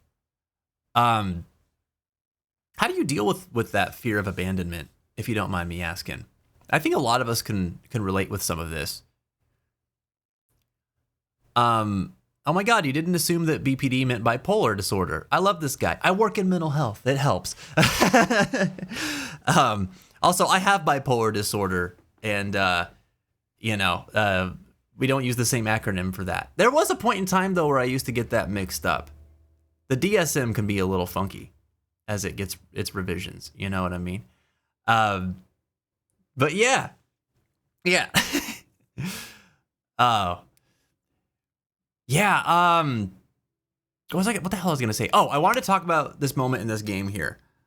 So there's a bunch of stuff that just happened in the dialogue, and I'm not gonna dive in depth with it right now because there's more to this scene, and I want to get to the other end of this scene first before doing a deep dive. But I just want to put out there that so much of the experience that Sonny seems to have had with the bullying is like so relatable, dude. I remember, so we didn't have a lot of money growing up, and I remember getting bullied for like just having certain kinds of clothes, I wasn't wearing cool clothes, and so I'd get made fun of for that. As I grew taller and everything, it just looked like I was swimming in most of my clothes a lot of times, so I'd get made fun of for stuff like that. The types of shoes I was wearing, whatever. My family would get made fun of if I ever brought them up, and I would bring stuff up like as sincerely as Sonny is here, where they'd make fun of something that he had, like his band shirt. He would be like, oh, this came from a family member of mine, right? Like his grandfather. I would say stuff like that, and then suddenly the people are making fun of my family, and I'm like not really knowing how to respond to that at first when I was younger, and then as I got a little bit older, it used to just like infuriate me. So there's like so much of this that's hitting me right now. I don't know is anybody else kind of thinking about some of this stuff? Did you experience anything similar to this as well when you were going through school?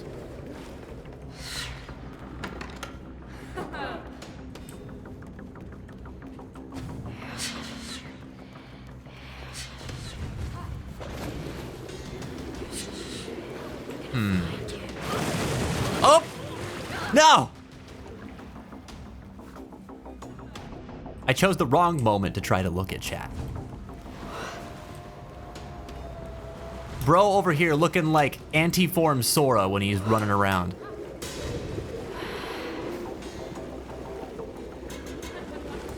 Sonny! Sonny! Oh my gosh. Why are you avoiding us? I'm not. Whoa. Wow. Is that how you treat your mates? Oh. No wonder we only need friends. Sunny. I don't know, it was just bad.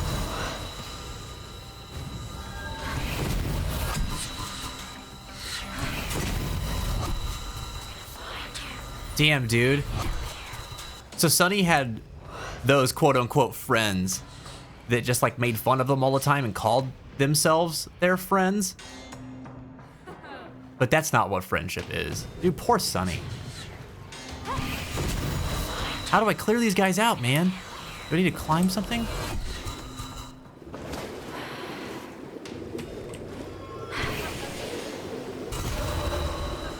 That light is in the way.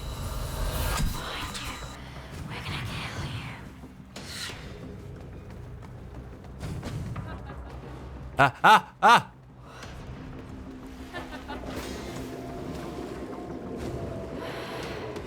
Do I need to lure all of them back? Oh my god.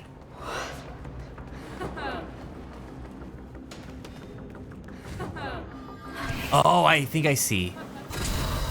And then I need to fire the flare. Okay, I gotta bring him down below the light.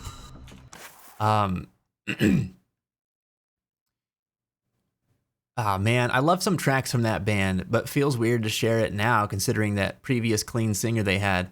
But some of their songs mean a lot to me. Yeah, I can understand that. But listen, one person does not a band make. You know? It's hard with art. It's hard with art. We've had this conversation so many times. But I always come back to the, like, if a piece of art made you feel some way and resonated with you, that is always true. It'll always hold that significance to you, and you're allowed to feel that. You're allowed to, you know, cherish that. Other stuff that happens around it with the artist isn't representative of that impact that their art had on you. You know?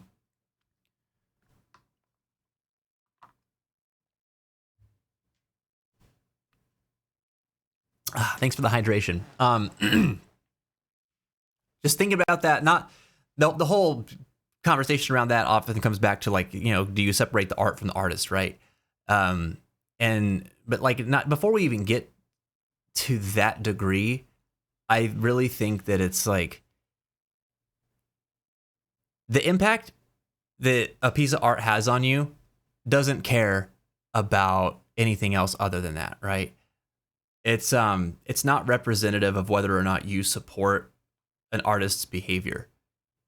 You know, actively doing things to support them, you know, later on is a whole other thing. But, you know, if you had a favorite song or something that meant a lot to you that somebody else made, and there was a point in your life where, like, it really resonated with you, right? And then you find out 10 years later, 5 years later, whatever, that the person who created it did something really bad, like, you're still allowed to, like, love the thing that they made. The thing that they made is not the bad thing. You know what I mean? And so I think you should be able to separate that. Supporting what they do going forward, that's kind of where I, you know, will think about things a little bit differently too. But even then, I'm more lenient about that than most. So I don't expect everyone to have the same opinion on that with me. But I understand where you're coming from. I still have a hard time listening to any of like I the Mighty stuff at times. But that doesn't stop me from doing it. It's just that, like, you know, I always end up thinking about like, oh, well, Brent Walsh sucks, you know?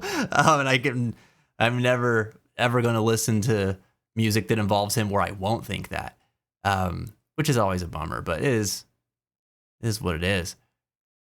Favorite Spoon says, I don't, to be honest. I'm going through it right now with my friendships, and I can't shake it that they don't hate me. There's just so many reasons that they could that I can't shake. And also said I was bullied in school, mostly middle school. So you've experienced that bullying too that we were talking about earlier with the games example. First of all, I'm sorry. I know it's a very common experience, but I do not agree with the sentiment that like, oh, like everybody gets bullied. It's just part of growing up. It shouldn't have to be. And regardless of whether or not it's common, it still has a very lasting impact on people. And so, you know, if anybody has kids in their life that are talking to you about I'm getting bullied, take it seriously. Definitely don't downplay it or trivialize their experience for them, because when you're that age, dude, that's everything. That's your whole experience, and it's massive, dude. It's a big deal. So as far as like what you're saying, Spoon, about feeling like, you know, your friendships are kind of shaky because you think your friends hate you, I feel like this is something that we were talking about a couple days ago or a couple streams ago with Kevin. And so Kevin has shared with us too. They also have borderline, and there was actually an example not too long ago where he had left the community for a little bit because he thought he had done something that upset me and was convinced that I hated him, or that we were mad at him, like as a whole. And so he just kind of removed himself for a little while and then came back and explained this to us. And we were like, oh, no, we didn't have any negative feelings towards you at all. Tried to ask why they felt that way, and they explained. And we're like, oh, like, yeah, that didn't bother us, you know? But like, we would never have known that he felt that way had he not talked to us about it. And I'm glad that he did, so that we could clear that up. And also that he was kind of brave enough to actually come and talk to us about this, because that's hard to do, especially whenever you're worried about like people hating you. It feels like bringing it up is only going to further add to their aggravation, and they're just going to hate you more. But the reality is, I think that oftentimes it's the opposite. If we don't know how our friends are feeling, and we learn that they're upset or that they're worried about our relationship or something like that, like we want to help them because we care about them. You know, we want them to know how we really feel. So I'm sorry to hear that you're going through that. It's very relatable though. I experienced some things like this, maybe not as strongly, but we've had some people in this community that have felt exactly the same way that you're talking about, for sure. I don't want to get cut off by ads. I think we're about to, though. So we're going to take a quick break. And when we come back, we'll continue Sea of Solitude. And, or did we? Oh, we're back from ads. Did I totally miss that? I was watching the thing, too. I can't believe that. That's ridiculous. Well, we've been back from them for a while. Well,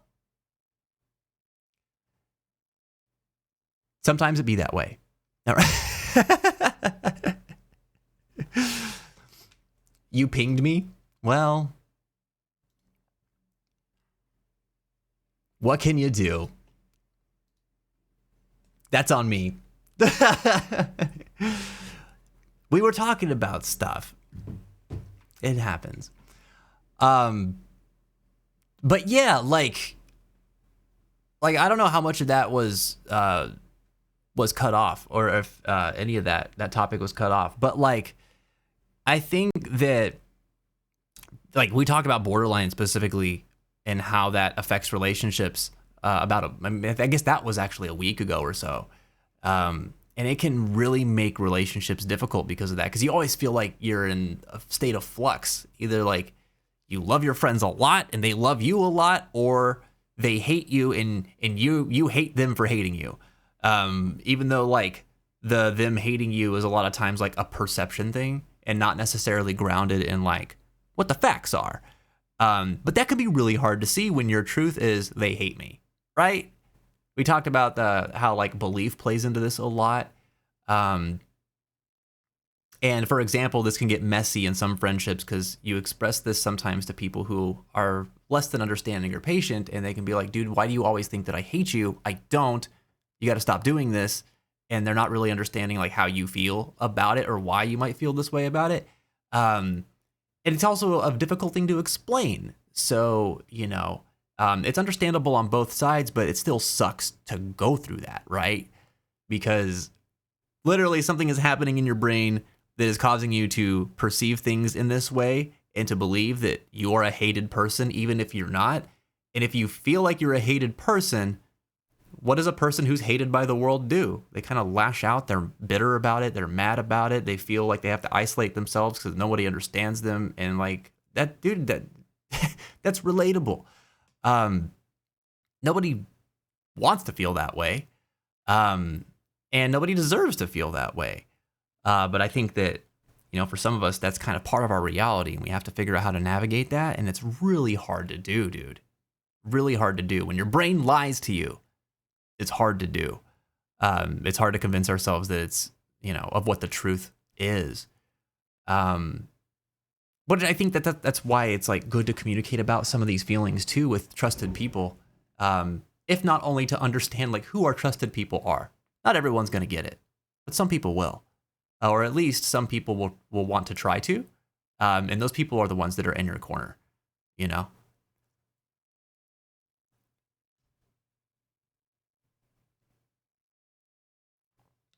It does happen sometimes. Well, at least y'all understand.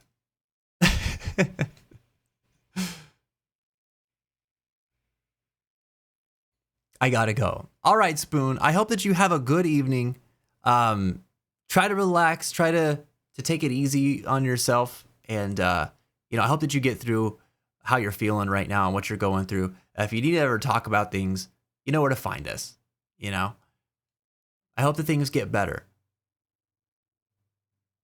These are tough things to go through, dude. With what I deal with, it's not the same as a person who has borderline where it feels as intense, but this stuff comes up even with bipolar, or perceptions just get so out of whack, dude. When I'm at my worst, I think that everybody despises me, and it's really hard to convince me otherwise. And I'll isolate myself from everybody. And at the same time, I'll be really resentful and bitter that nobody's reaching out to me when they have no idea how I'm feeling. It's not their fault. And I know that, but I still feel that way. And it's frustrating to feel that way because then I'm aware of it and then I get mad at myself and that kind of feeds into that cycle, Anybody experienced anything like that? It sucks, dude. It's not all there is, though. But it does suck to be there. Yo, what's up, Garrett? Welcome back, man. Good morning to you. Sleep's not doing it for you today, huh? Well, welcome on in. Thanks for joining us during our mental health awareness streams. We're playing games with mental health topics as the focus. And we're talking about a lot of mental health topics this month to help raise awareness and hopefully reduce some stigma around mental illness and deepen some understanding of these topics because there's a lot of things that are misunderstood about them. This game is Sea of Solitude, and it's a game about depression. And it tries to shed a lot of light on some of the more misunderstood things about depression. Not exactly like that, but it feels quite similar. Yeah, it's tough to feel that way, man. You get in your head about stuff, So we'll stop talking about mental health in June? Well, of course not. When have we ever really stopped talking about mental health? But we're going extra deep this month.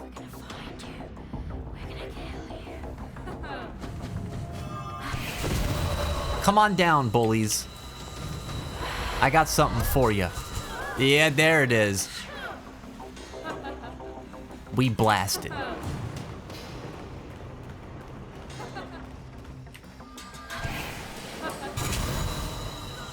Ah, we got them all. So it's interesting.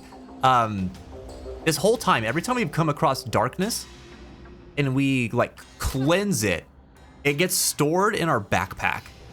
This is the first time we've run into other entities outside of just like general shapeless mass that is representing that darkness. So even these enemies are getting placed into our bag once we've dealt with them. And we get these guys too? Will you guys even come down here? Wow, no. Who made all these months up? I stumble across this on English content creators. Ow, ow, ow. I don't know. Governments usually establish federal holidays, but this is not a federal holiday. What? I'm just walking normally. Oh, look at me. I'm Sunny. I walk like this normally. Hey! Oh no, did I trip you? Oh my god. Sunny's gonna cry. No, I'm not. I need to go. Oh, don't be such a wuss. Oh, dude, this is too real. This is too real. I know that, okay, I said we're gonna go through the whole sequence, but like, there's so many different pieces of this. Oh, God. They're making fun of the way he walks. Like, first of all, what a wild thing, right? Oh, this kid walks like a girl. Like, first of all, why is that even an insult, for one thing? But like, what a non-issue to highlight. This happened to me too. An adult made this comment to me when I was like 10 or 11, dude. I was with my grandfather and we were at the movie theater. And he and I used to go to the movies every weekend. It was kind of one of the things that we did whenever I spent summers with him. And I remember I was, you know, I've always been pretty awkward, but like, I remember carrying popcorn and walking inside the movie theater. And I was kind of like, you know, I didn't understand the concept of like having confidence in my gait, right? And so I was wobbly, I was a little off balance a lot of times, and I just, you know, I was just walking. And there was some rude old man that made a comment about the way that I was walking. And he's all, wow, you're walking a little dainty for a boy, aren't you? And I just had no idea how to respond to that. And my grandpa got so pissed, dude. He got so mad. Like, I remember him, I can't remember his exact words, but I remember him saying something to the effect of like, why are you making fun of a kid? First of all, you're a grown man. Second of all, he's a kid, you know, like he's still finding himself and stuff like that. Why would you call something like that out of somebody that's young? And anyway, it was a whole thing. And, but it stuck with me, man. It stuck with me. And I was like, oh, an adult commented on this about me. So like, there must be something weird about the way I carry myself, right? And then it like, when I started getting those kinds of comments from like other kids as well, it just like sort of reinforced this idea.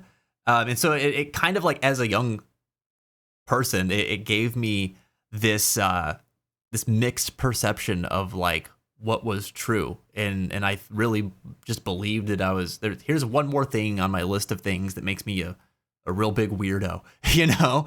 But I remember like really trying to focus on like how I walked after that for a while, you know? What kind of posture would boys have? And like, how should I carry myself? And that was awkward in and of itself. Just a weird thing, dude. There is a little bit too much of this that's hidden. And I wonder how very common these experiences might be. Thanks, son of a gun. You're a normal weirdo, though. You're just a big human. I am just a big human. That's right. I wish that I could be like a big frog or something, but, you know, such is life. Speaking of frogs, preach. Yeah. Is this relatable? Yes, me too.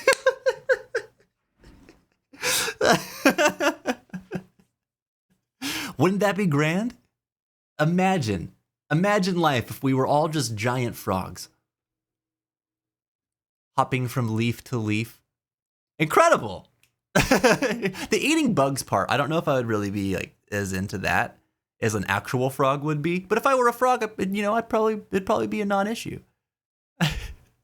Hair's looking awesome today, by the way. Oh, thank you. Thank you. You know what's so funny is that I woke up today and I was like, I've got to get some stuff done.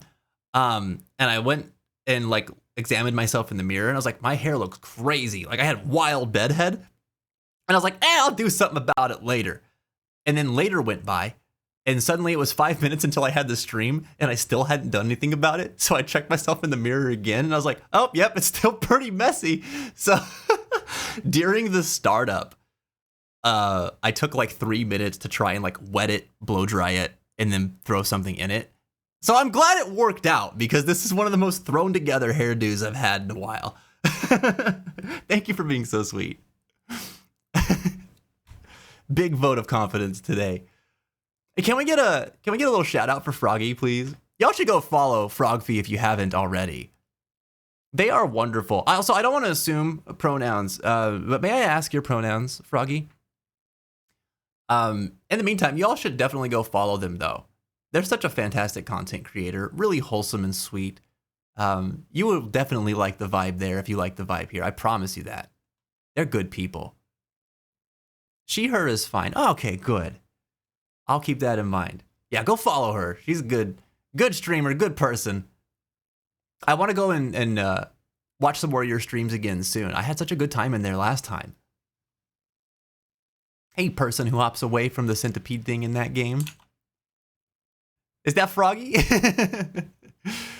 right, listen, we're gonna take a minute here, because you guys got some interesting insight that I want to talk about. So coming back, I'm going like way up here.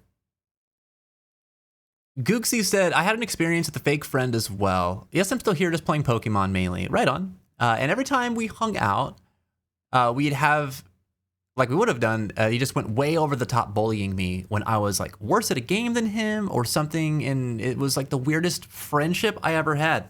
So this is relating back to that point of like the bullies that were in the game that Sunny had where they were saying that like, oh, like, this is how you're going to treat your friends? You're going to treat us like that? Like, they weren't his friends. They weren't Sunny's friends. They were Sunny's bullies. But they had convinced Sunny that they were his friends and that's what friendship looked like. I've had that happen to me too. And I'm sorry that you went through that, Googie. It's weird too. It's weird too because I feel like that also happened to me around Pokemon. Like, I remember there was this kid, what was his name? Corey. Corey was his name. Oh, Corey was an a-hole, dude. In middle school, though, he pretended to be my friend. We played Pokemon together. He had a Game Boy Advance SP. I had an original Game Boy Advance. I remember thinking the SP was really cool. He had broken his screen on his Game Boy Advance SP. And I thought, maybe I'll help him out and try to fix it. So I asked him if he would let me try to fix it. And he said, okay.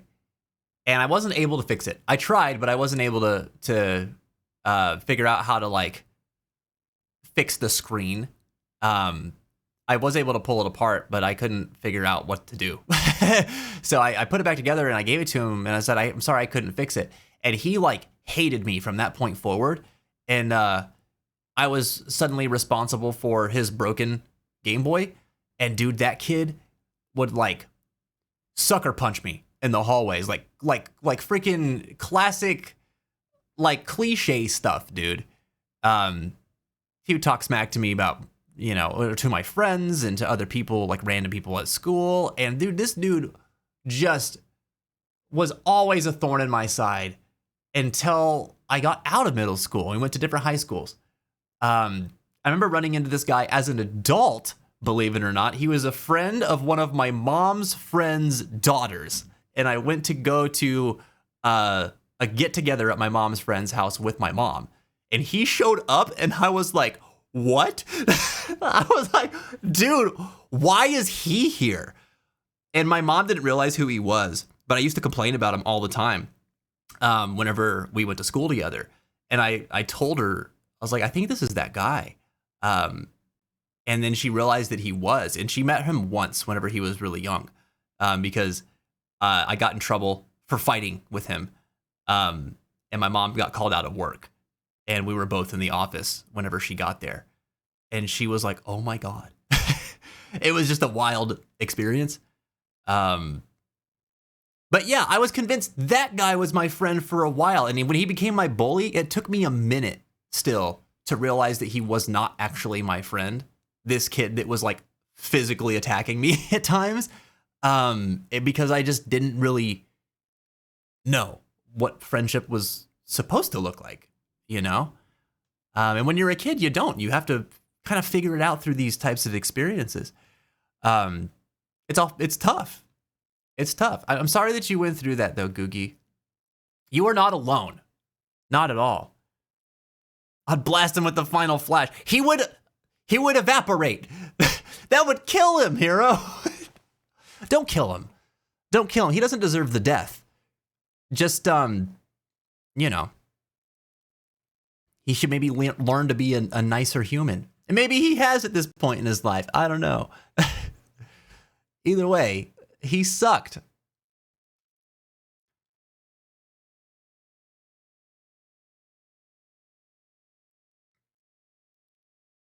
I had that experience with some middle school bullies too. And it's pretty crappy. Watch your language, Huey. But welcome back in. And I'm sorry to hear that you had that experience too. Dude, kids can be so cruel sometimes. Can be mean, dude.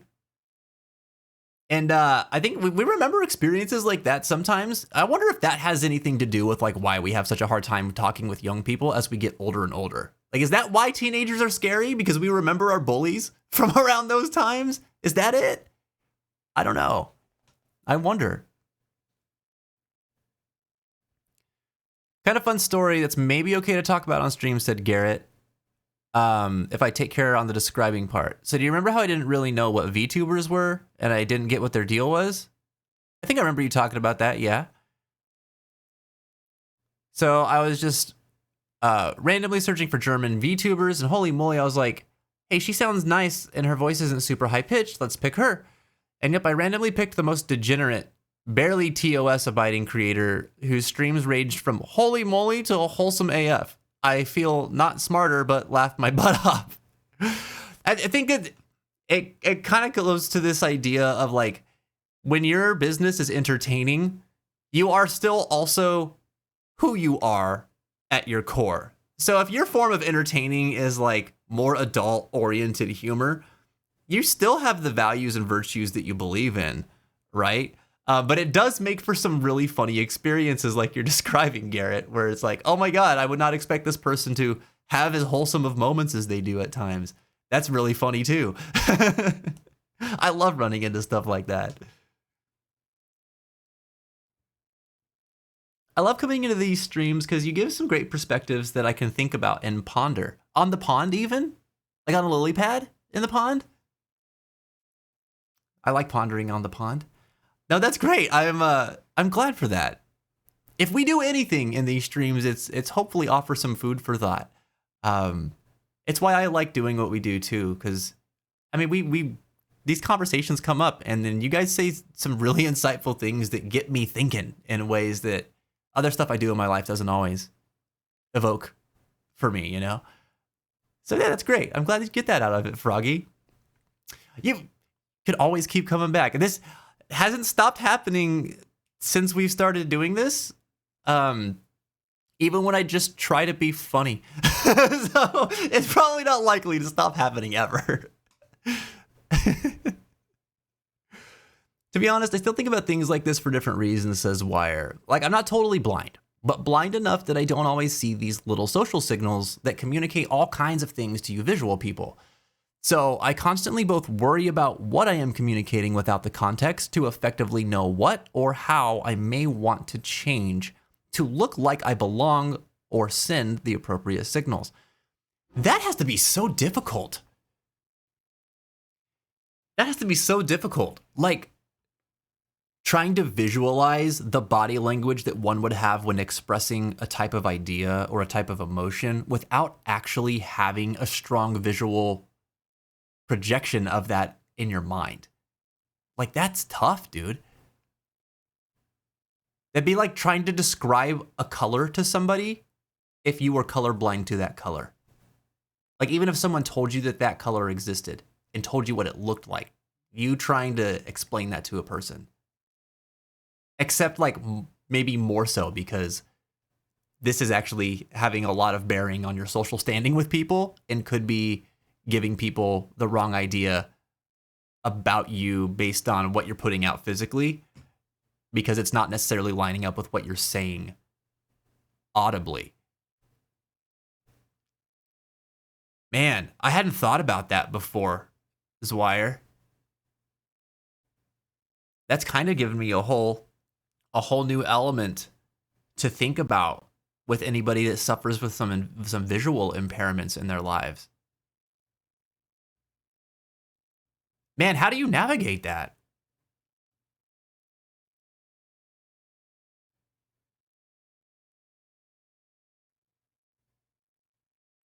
Oh, that's interesting. That's such a dumb reason to be mean. I'm sorry to hear that. It's okay, Googsy. It's okay. I think back on it sometimes and I'm like, there's so many experiences like that I went through as a kid that like don't really, they're not grounded in logic. They're grounded in kid logic, you know? When I think about it, I think that he expected me to fix something because since I said I would try to, maybe he interpreted it as a promise and then I lied to him, you know? He gave me this thing that's valuable, which was his Game Boy, and then I didn't do what I said I was going to try to do. And so maybe he thought I lied to him to get his stuff. Because I do remember him asking me about it for a couple of days. And then I was like, I'm not done with it yet. It was only like 3 days. But I think he wanted it back like the next day. I don't know. I don't remember him actually saying that to me. But maybe he did and I just don't remember. I don't know. I guess it doesn't really matter at this point, but yeah, for one reason or another, like he definitely had his reasons for being mad at me. But also like that guy was never my friend and I thought that he was, you know? If something like that was going to be the thing that like was going to lead to the conflict that we had for several years afterwards, you know, there was really no foundation there to begin with. Thanks, Prince. Appreciate the hydration. How are you doing today? Those bullies are the worst because you feel that trust and the betrayal is so much worse. Oh my God. Yeah. Yeah.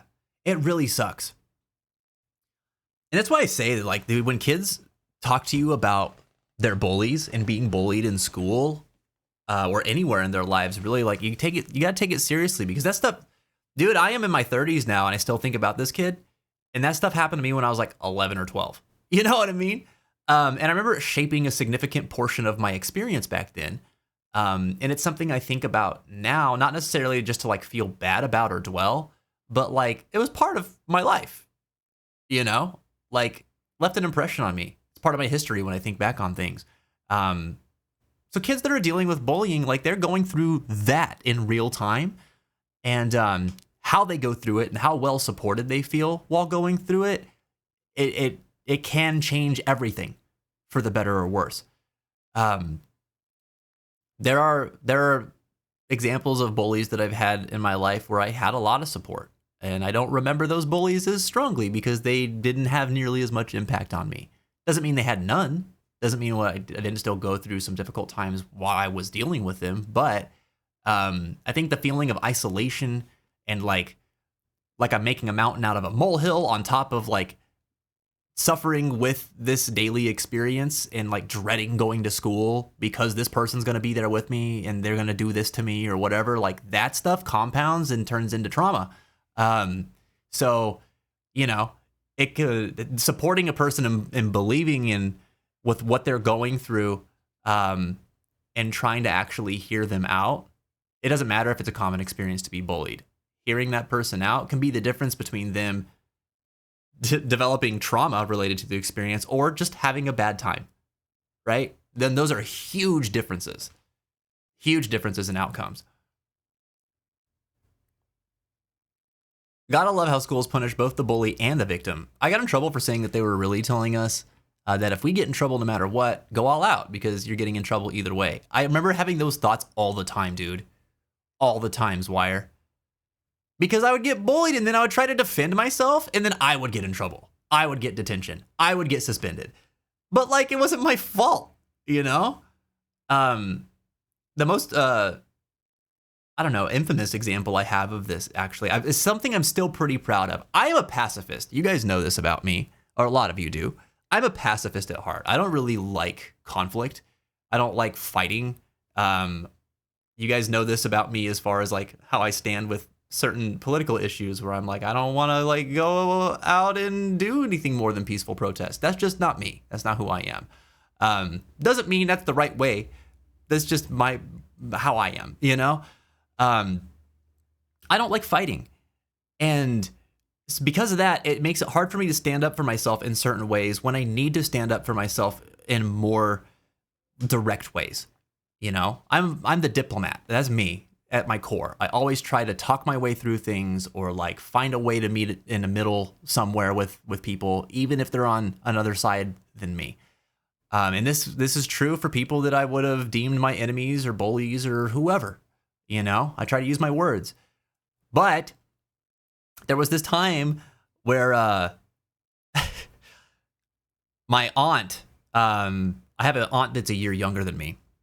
And she was going to the same school as me. And she was getting picked on by this kid. And she was telling me about him for a few weeks. And, you know, I was trying to support her through it. And we were going to walk home from school one day. And she was just telling me like the latest drama about what had happened, how this kid had been picking on her and what she'd been dealing with him. Still remember his name. His name was Clemente. And, you know, before we left school, I was like, hey, I have to go to the front office to get something real quick. I can't remember what it was. I went to the office a lot because like nurses visits, I had to take medication and stuff like that during the day and stuff. I can't remember the reason why, but I had to go to the office. I said, hey, do you mind waiting here in the courtyard for me? I'll come back in a few minutes. She was like, okay. I go in the office, I do my thing. I'm getting ready to leave the front office.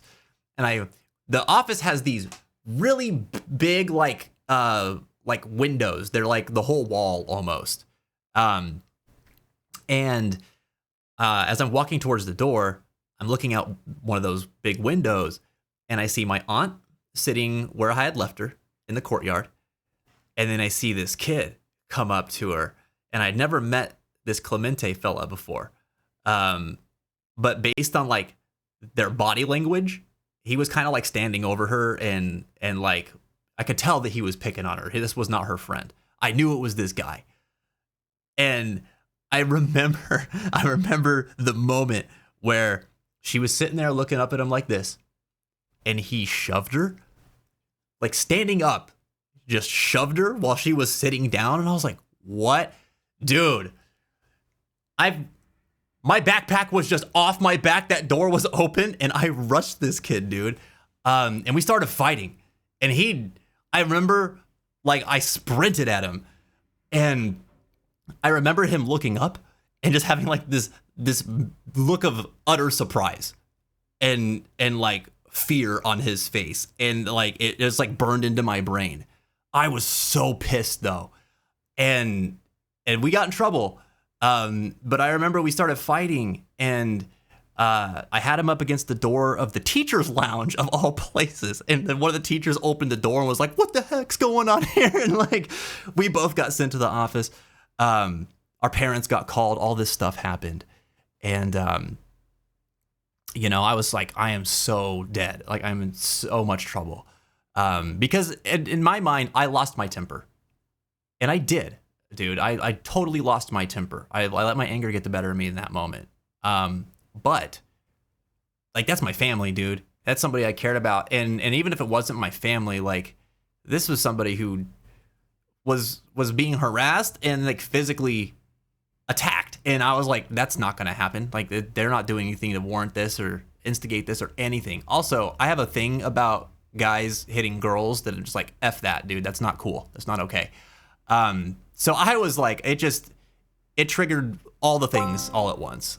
But Prince, yo, dude, with the $10 dono, thanks, man.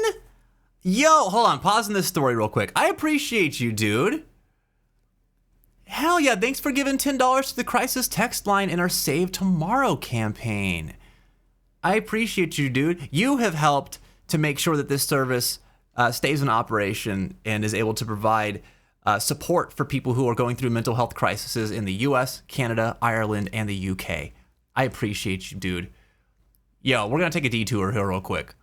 Those of you who don't know, we are raising money for this charity all month long.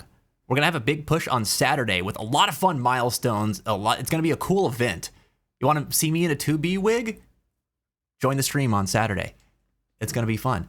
But one of the things that all the donators get is we're going to put you up in our night sky, man. Check it out. I don't know if Pluto Sticks is here today. If you are, say hello in the chat. I still have to give you your star. But, Prince, my friend, pick a star, dude. Which of these do you like? You like 1, 2, or 3?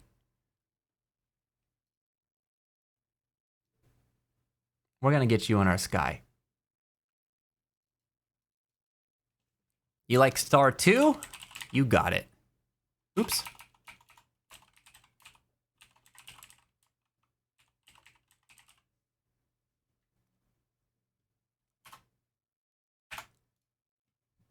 There we go. And we're going to put you right up over here. Ta-da! Thanks, man. I appreciate your contribution so much. Thanks for supporting the cause. Yeah, anybody who donates from now through the rest of the month, it could be $1, it can be $5, it could be $10. We'll put you up here, and you'll get to pick a star, and yeah, you'll be part of our night sky. I appreciate your support.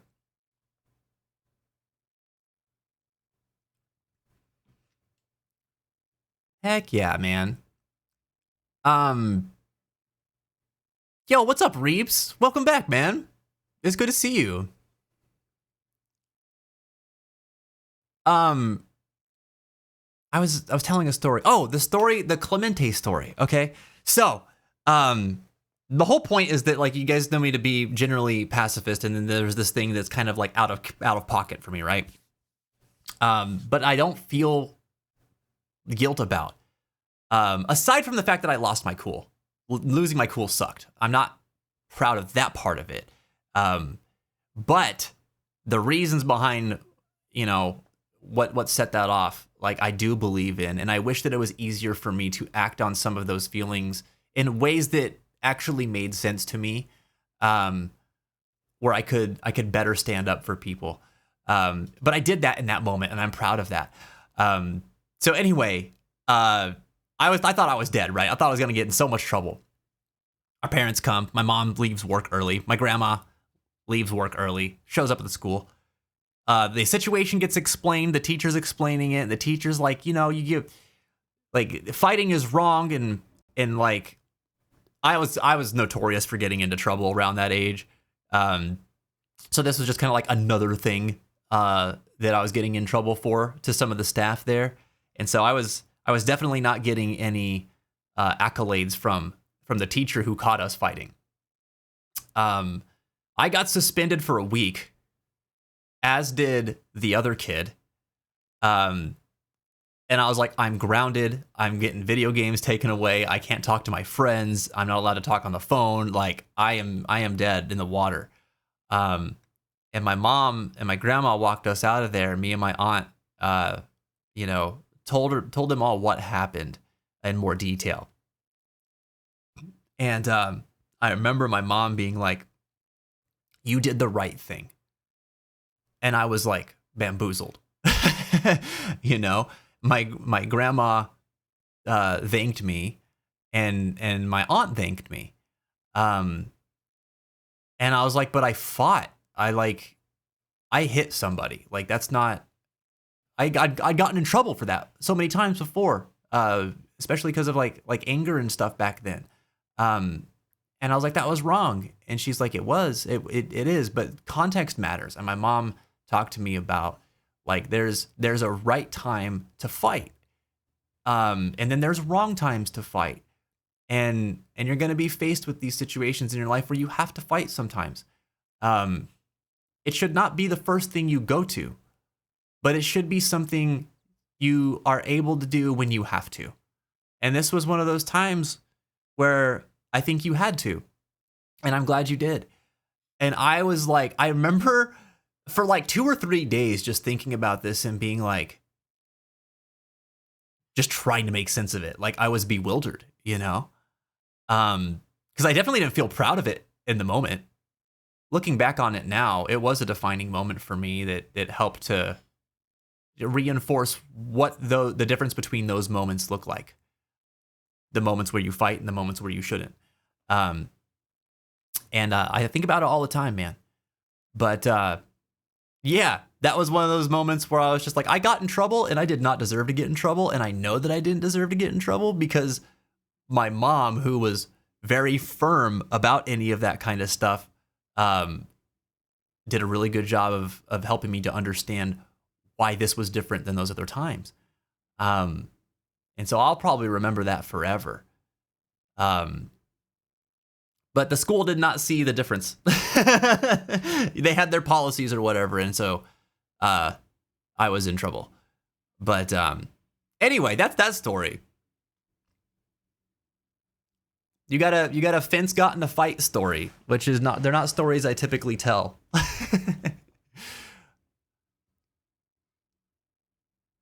You got some good stories, Fence. Oh, thanks, Huey. I don't always think very much of my stories. I get a little nervous when I tell them because I don't always remember details, but there are some things I remember a lot of details too. I think I've convinced myself that I tell really vague stories for the most part. But I think it's a little different in this place. I don't know. I don't know if it is actually different in this place or not, but it feels like I tell better stories when we're streaming than whenever I'm out in the world.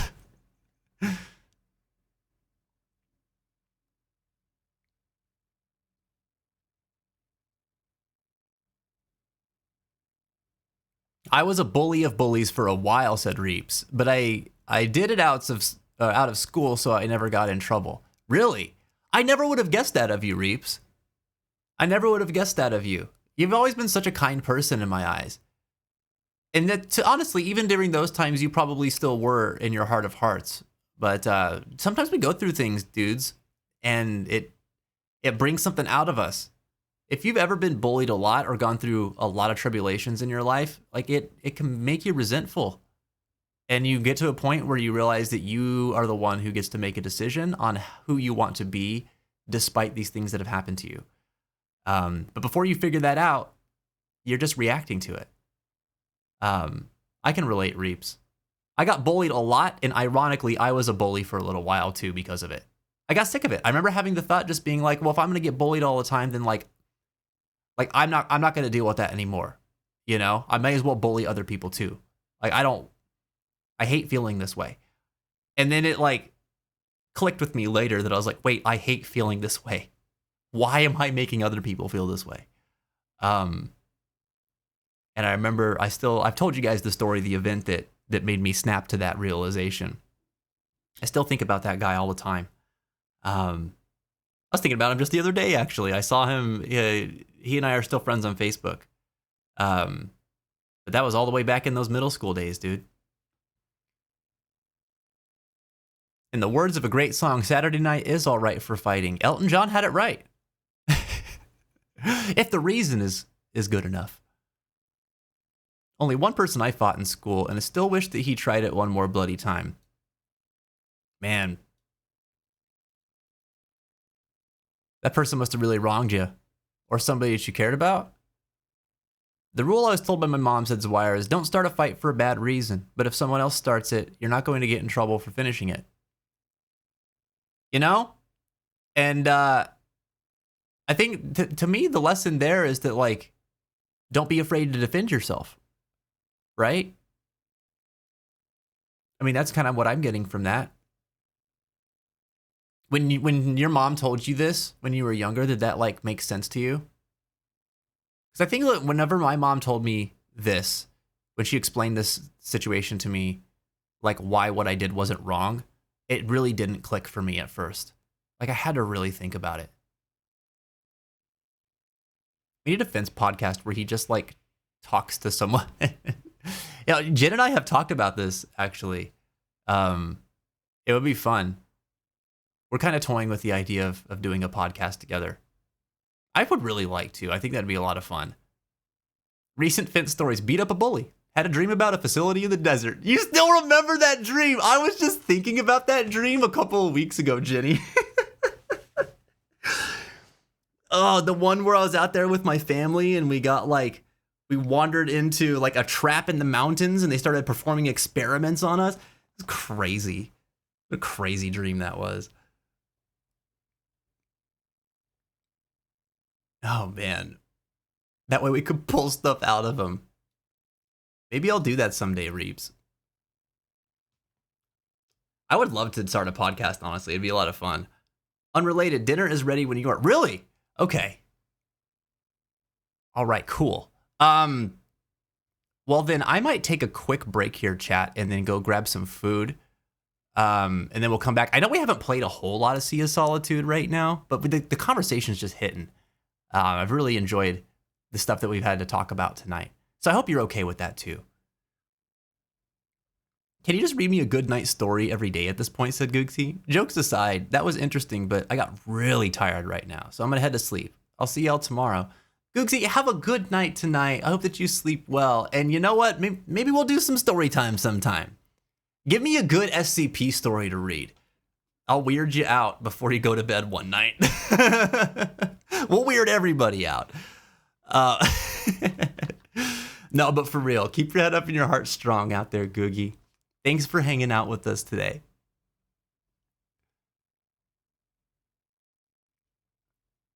Kudos to your mom.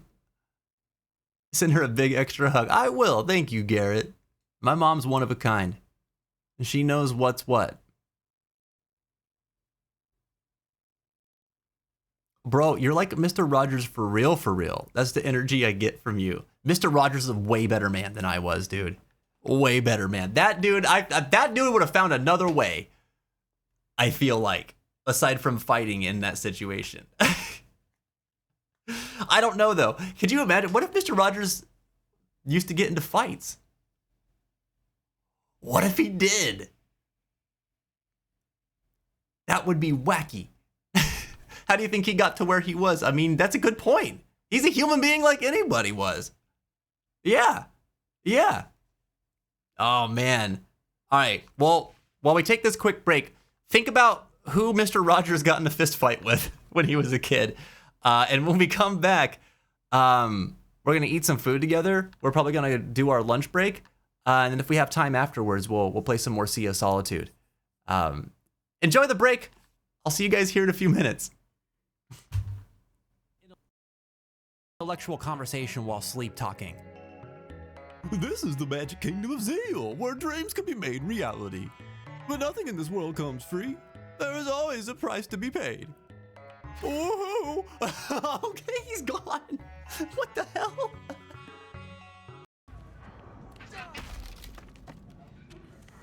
God dang it, dude. Oh, Jesus, I walked into a bomb.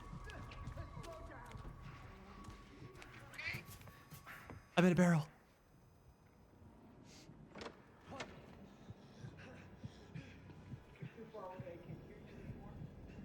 I'm so scared. Oh my god. I said she was gonna open the door like Mouse. Did I say that? Still here. I made the exchange with her. Aside from first meeting her, she was like, "Oh, you should come to my party and get really drunk." And then everybody got wasted, and we passed out, and we woke up, and people had stolen from us. I believe that was her fault. I blame mommy. So now she's a bad prehistoric valley girl.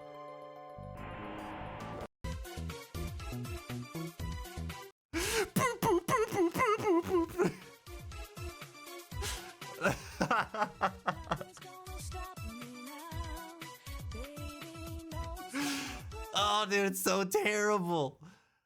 It's so terrible. It's also so musically sound. It's horrible. Oh, you're too heavy to throw. Oh, that would have been so funny. To pick her up and just hurl her at her friend over there. Oh, but wait. Her friend is small. Please let this work. I want it to work so bad. Can I? It says disadvantage. I'm gonna try it anyway because it'd be too funny not to try. Oh yes. Oh yes. We're gonna huck you right over at your friend over here. Oh yes. Oh, it's so good. This game is the best. Karlach, you machine.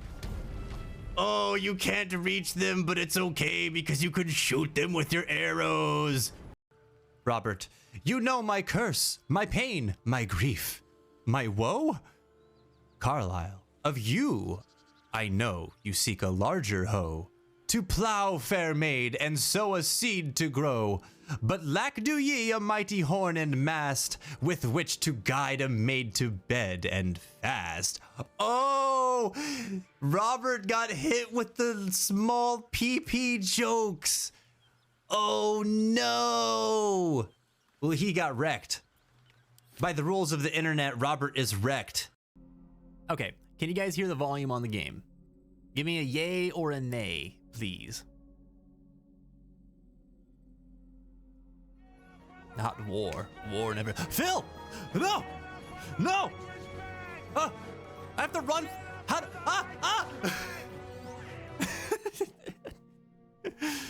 Oh, good God. There we go. Ah! Jesus! No! Run! I would like to use magic, please. No cheating. I've got my eye on you. Do it over from the door, clockwise along the wall, 3 times. Well, I would like to use magic. I would like to use magic.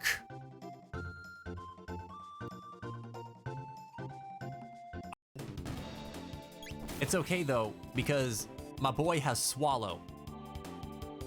Nothing can hurt us as long as my boy has Swallow.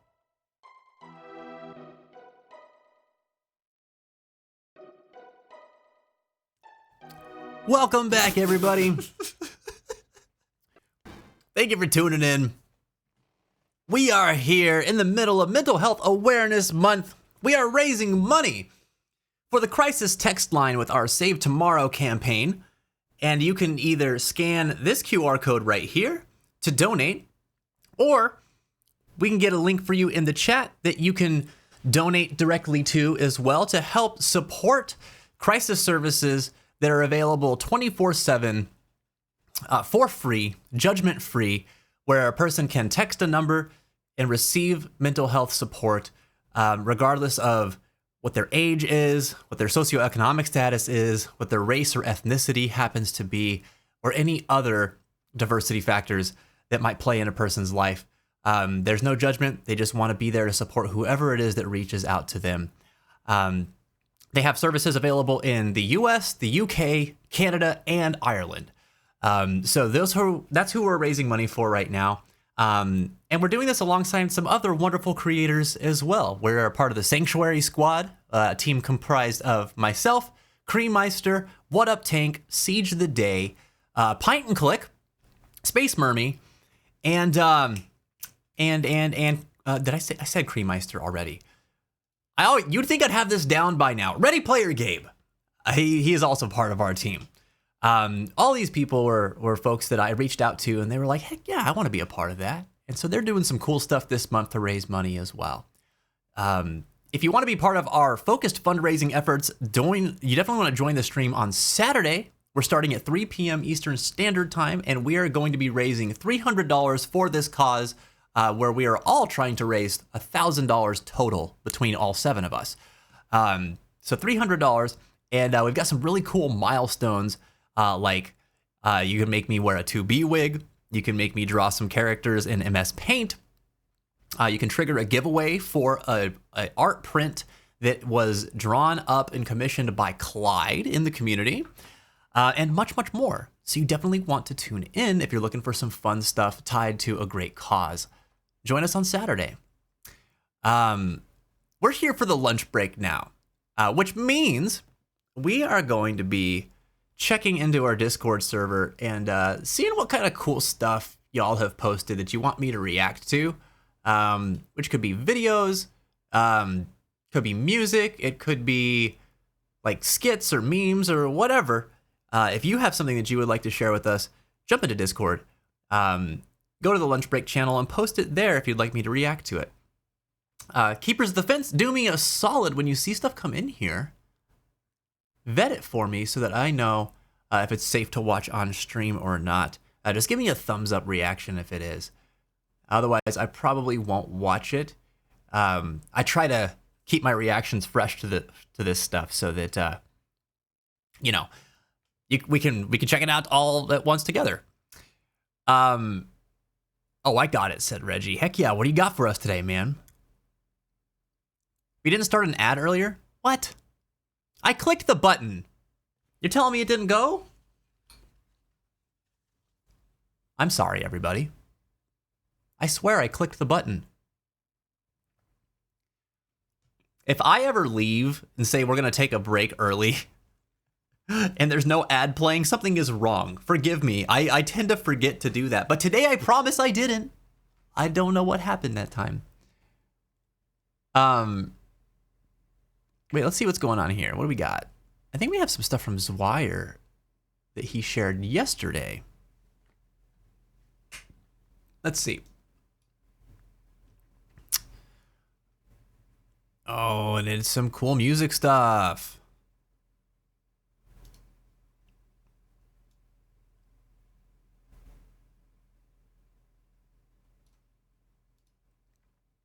All right, what is this one? When they say you should just play piano. Oh, God. Today. No! Always with the ads. The same person. If you're tired of what Today You is doing, get an accounting fundamentals certificate. Don't talk to me. You School of Business and get a whole new Tomorrow You in just 6 months. Don't talk to me about Tomorrow Me. UGU. You know Harbor Freight for affordability. Yeah, you know. You all know Harbor Freight.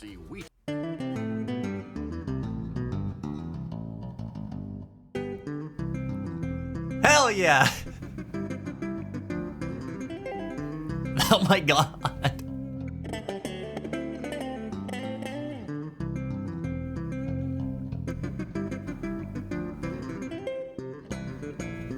Dude, seriously. Oh, this is sick. That's such a good bass tone.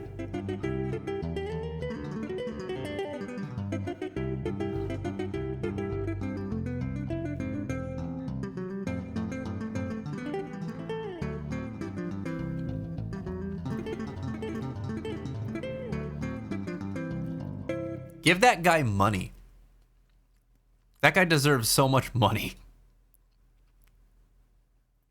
Charles Berthoud. Oh! You showed this guy to me before, I think. I think you sent me a DM with this guy. That or you mentioned it during stream at one point. Or mentioned him during stream at one point.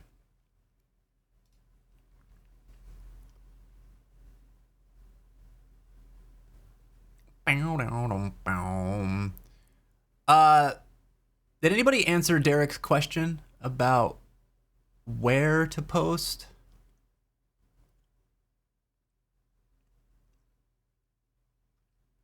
Oh, Ghosty did. Cool. Yeah, I don't know why this doesn't show for everybody. We've added this channel. It's been a while now since we've added it, but it is one of our more recent channels. So yeah, if you don't see it in the server, just go up here to the top, click on channels and roles, go to browse channels, and then it'll be in the community center. You're looking for the lunch break. In fact, anybody who's watching this stream right now that's in our Discord server, just go do this right now. Just go to channels and roles, go to browse channels, and make sure that you have all the ones that you are interested in, like, check marked. That way you don't miss anything. Yeah, it's so annoying. I don't know why it's like that. I gotta find a solution to it if there is one. You know Harbor Freight. No more Harbor Freight. But durability goes right along with it. You see, we test, and then we test again. God, dude, how do I get this guy's bass tone?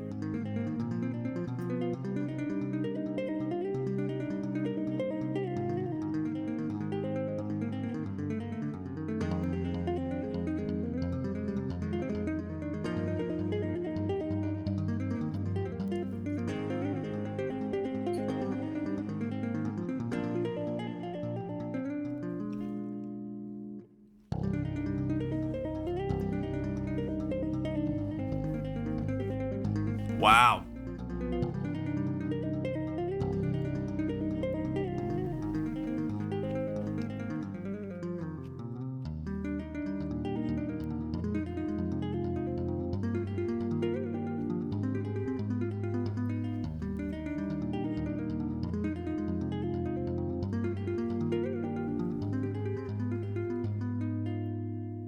Oh, that's so cool, dude. No, I want that to be a whole song. That's so sick. This guy's amazing. All right. Definitely need to be checking out some more Charles Berthoud. That guy's incredible. I thought of this guy when you guys were talking about wanting to throw away instruments after yesterday's piano covers. Oh, yeah. I see why. This dude's a damn savant. What an awesomely wacky dude. That's insane. Thanks for sharing him with us, dude. That's so cool. Oh, Jenny's going to bed. I didn't even see it. I'm so sorry. Jenny, have a good night. Thanks for all your support today. I appreciate you. Keep your head up and your heart strong. I'll see you tomorrow.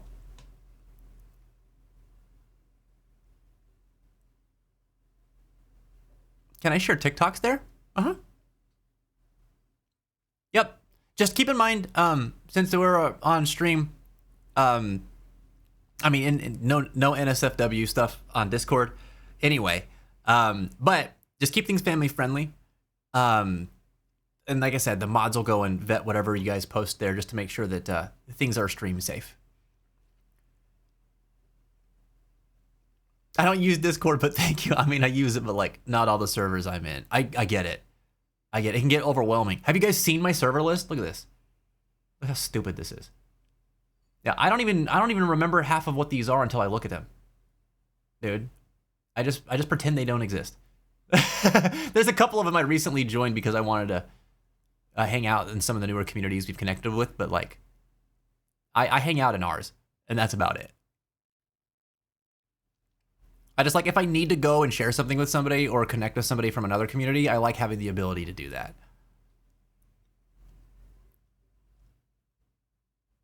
After the stream, I might just look at the settings for the channel to see if there's anything I can do that auto check marks it for everyone. If not, then Discord is stupid. There's gotta be a way, right? There's gotta be a way. It's one of those things I've been wanting to fix for a while, but it just hasn't been on my priorities list with everything else I've been trying to do. So if you want to look into that, Ghosty, that would be massively helpful. I'd really appreciate that.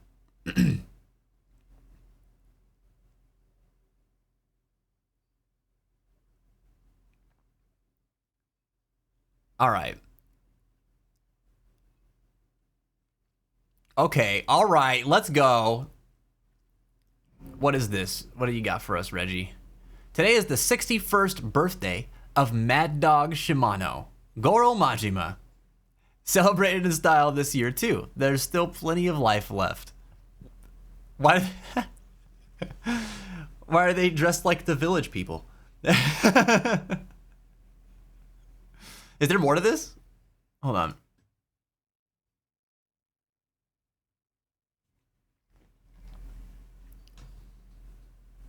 Oh, there is.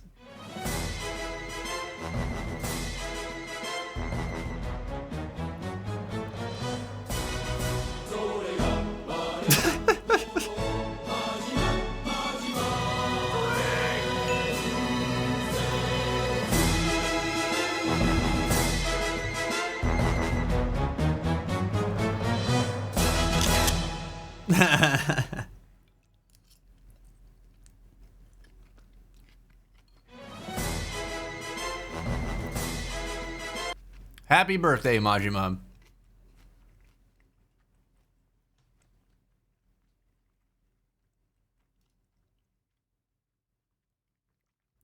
Oh, let's go.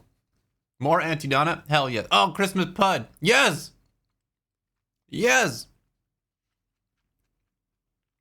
Majima! Oh my god, Prince! Look. Jen made drunken Thai noodles. I'm so excited! This stuff is very good. We wouldn't have even thought about this had you guys not been talking about it the other night, though.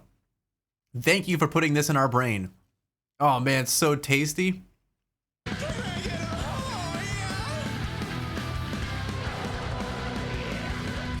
Oh yeah.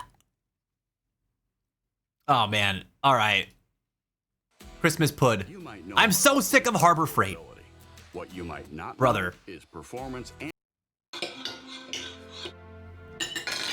Wow, yum, yum, yum. Mark, thank you so much for your delicious Christmas dinner. I honestly couldn't fit in another bite. Really? Because I have a Christmas pud. Oh, maybe a little bit of pud then. What a bloody surprise, mate. You got room for pud. You love your pudding. All right, there's always a little bit of room for pud. Thanks, but no thanks. I don't think I have room for pud. There's no pressure. If you don't want to have any pud, Broden, you don't have to have any pud. Maybe just a little bit. You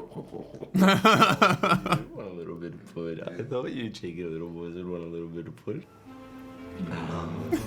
I'll just get a sliver of pud, thanks. How much pud are we talking? Like, about that much pud? Maybe a little bit more pud than that, mate. That's what I thought, mate. Oh, mate, maybe a little bit more than that, mate. I would give you a bit more than that. Yeah, you do want more, don't you? I love pud. I love pud. Mate, that's a lot of pud. I don't know if I have room for it. Are you sure you don't have any room for custard? Oh, you didn't say there was custard. Oh, you want that custard, don't you, big boy? Get the couch ready, because there's custard. I'm going to be in Naughty Land by 2. There's Naughty Land by 2. I made it from eggs. You ever had eggs? Oh, fuck, they're sick. chuck on the custard, and then chuck a little bit of cream on there as well. Oh, bit of custard. Oh, bit of Just make sure you don't do too much of either. You know, you don't want it to overpower the pud. Well, who am I kidding? Have as much as you want, Broden Kelly. Yeah, there we go. Oh no, guys, I made too much pud. Oh, I'm a big fuckhead. No, we can have a little bit more. I think there's enough room for 2 puds, mate. Where's the rush? Why are you rushing? Just leave it there. Someone will eat it. Nah, I'm not gonna put it away, boys. I was just testing you. Yeah, leave it there, see what happens. When you invest in pud, you invest in your friends. I love pud. Wow. I can't believe so it. Stupid. I've had 2 serves of pud. Shut up. And have more pud. Is pud. Come on, boy.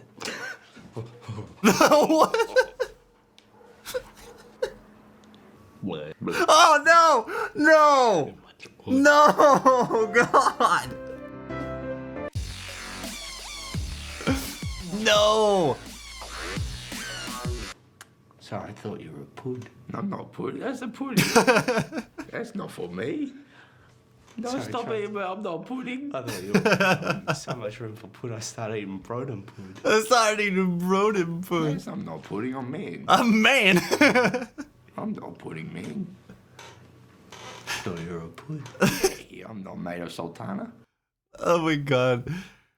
They crack me up because, like, this is the kind of stupid crap that I'll go down with my friends, where we'll just, like, start saying dumb crap like this to each other. And we don't even, like, it's just incoherent after a while. It's just incoherent. We're not even saying anything to each other, but we're saying so much nothing. You know what I mean? That's so good. Oh my god. I've listened to some of their podcasts with you, or you've shared pieces of it with me, I think. And it's wild, dude. They just have this in them. It's just who they are. It's so funny.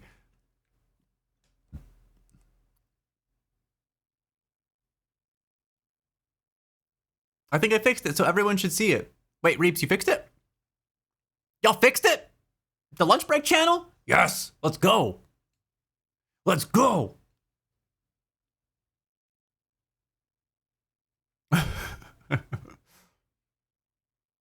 Oh, man. Wait, what are you sorry for, Derek? Tiny hats for tiny cats. Bye, family. I'm gonna go get some milk. Oh, no, it's Full Metal Alchemist. Come on, Ed. Drink your milk. No! Milk killed our mother. We need to find books on human transmutation if we're gonna bring Mom back. Dad probably put them on the top shelf. No, they're at child height. Right beside our coloring books. Maybe he didn't know we could read. He left a note. Hey, children, I know you can read. Don't touch my books. To be fair, we already knew he wasn't the best father out there. All right, Al. Looks like we're finally ready. Let's do a final check on our supplies. Let's see. We've got 55 burgers, 55 fries, 55 tacos, 55 pies, 55 cokes, 100 tater tots, 100 pizzas, 100 tenders, 100 meatballs, 100 coffees, 55 wings, 55 shakes, 55 pizzas, 55 pastas, 55 peppers, and 155 taters. We're all set. Bringing our mother back from death. Despite being kids, we found the trick. Circle, basin, all the materials. Now we'll fetch her soul from beyond the grave. Yay! They did pull a Tim Robinson. I was just thinking that.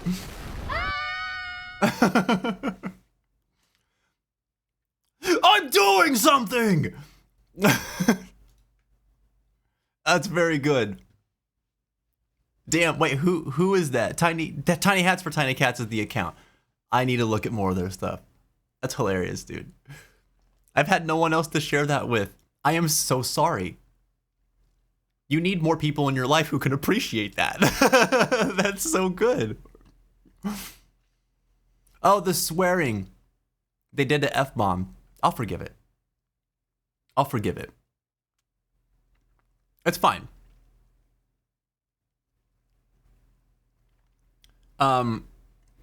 It wasn't like excessive, so I'll forgive it. Oh man. I thought I had something that I wanted to watch today. And I didn't put it in here. I thought it'd be weird if I posted something myself for this because I'm me. But in retrospect, I probably should have just posted it because I can't remember what it is now.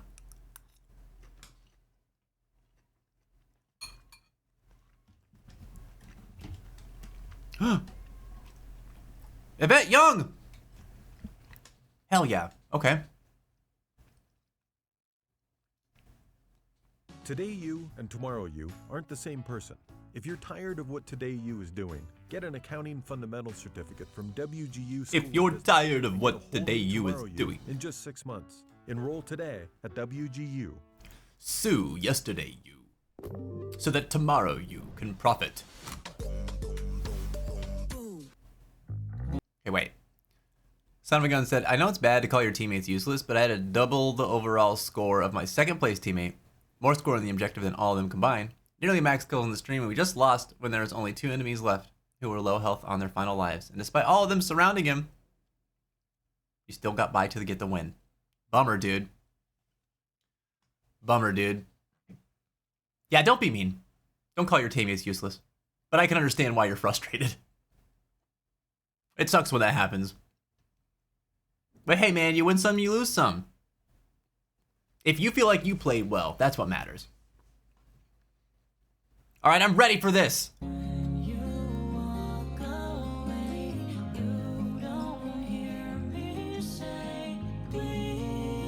Damn! Those harmonies!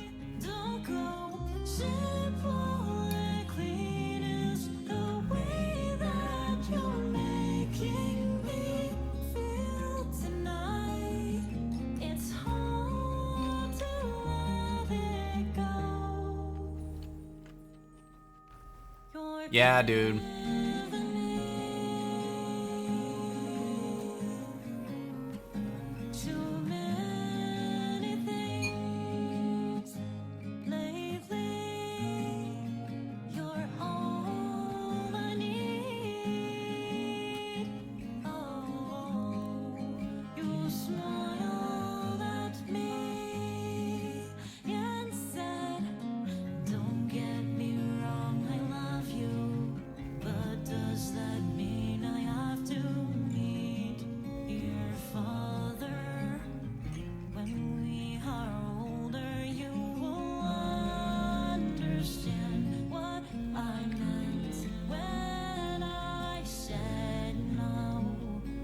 Dude, I just love their harmonies together. The goosebumps.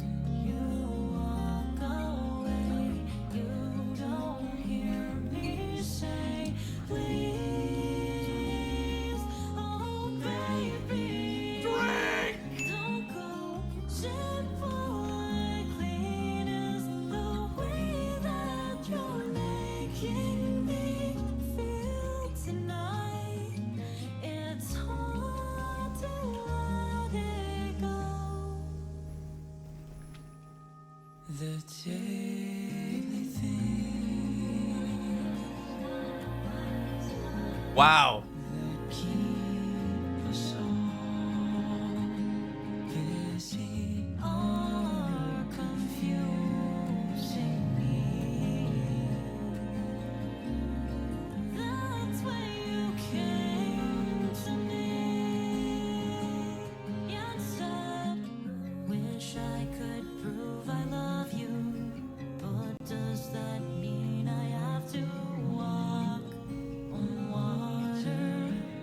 God, this is so good.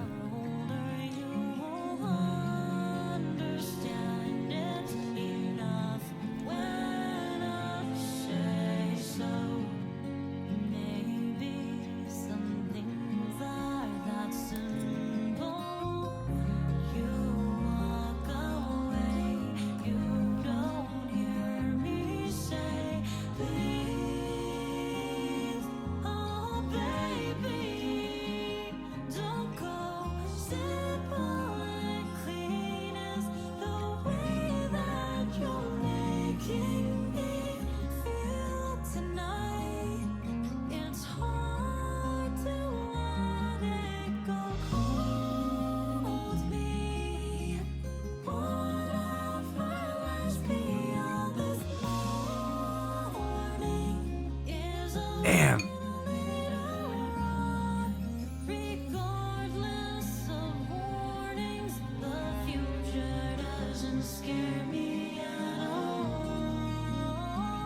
Dude, the violin fits so nice right there.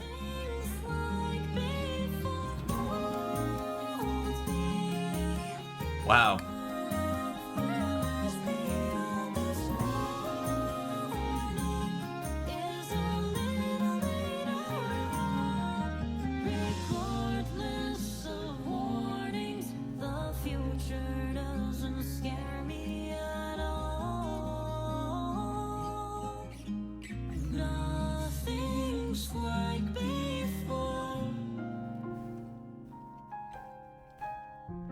Nice.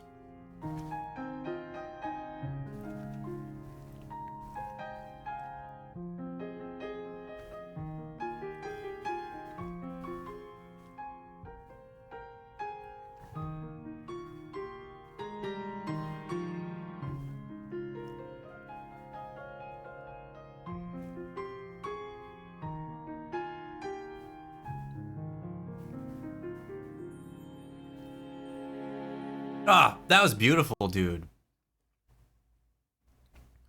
Who was she playing with?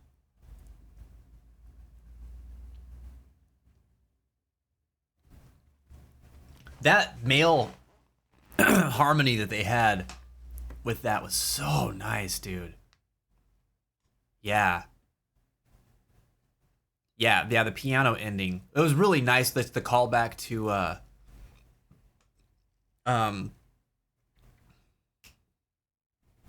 oh my god. I can't even remember the title of it right now. It's the ending theme version of it though, in the first Kingdom Hearts game. It's just really nice. Not a huge fan of this song, but the harmony does add another layer of warmth to it. Yeah, it's great, dude. It's great. Can I redeem a change equipment ticket for you to change an article of clothing? Maybe like go change your socks or t-shirt? That's a whole other thing, man. That's a whole other thing. That's a great idea. No, you cannot use that for that currently. That's a great redeem idea, though.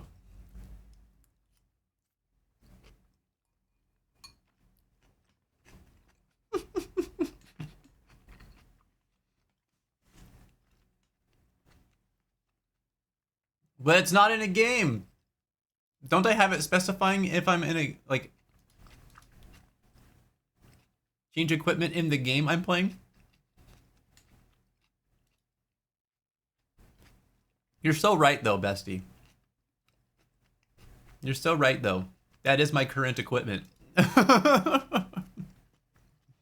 That's so funny.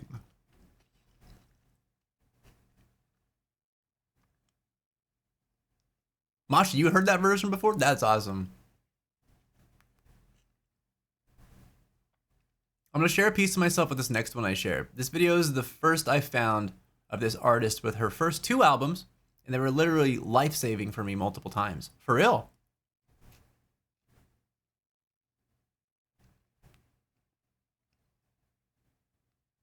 Share it up, dude. Share it up. And in the meantime, we're gonna watch The Legend of Pee-Pee. What is The Legend of Pee-Pee? Please tell me that's a frog. The residents of the Cat Kingdom lived peaceful, prosperous lives. Why are you yelling at me? What? Oh, I thought you shared that. Oh, that was Derek. Oh, my bad. I thought this was another one. I saw Jen down here and I was like, she shared a couple of these. Okay, sick. Dude, I love Lindsay Sterling. You know Harbor Freight for affordability, but durability. I thought I was just switching things up. My bad. You see, we test, and then we test again.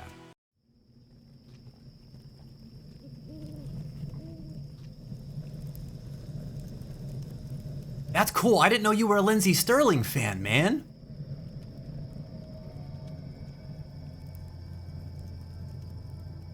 She's incredible. This might have been the first I learned of her, actually, was this one.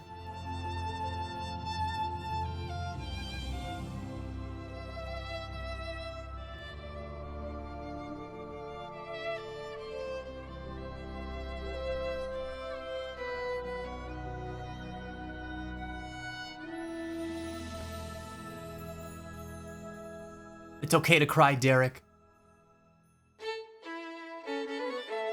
Feel those real feels, man.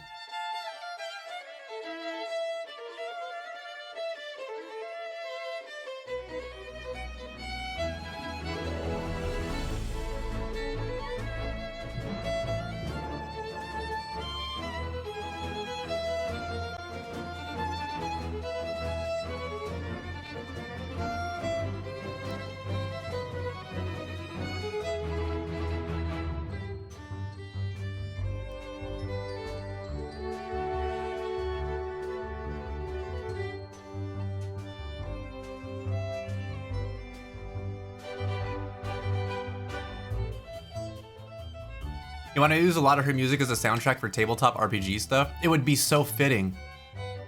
Her original music's incredible, and she did a lot of these game covers too, I remember right.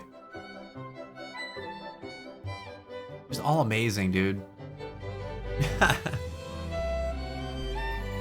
Yeah, it'd be so fitting for like a D&D game or something.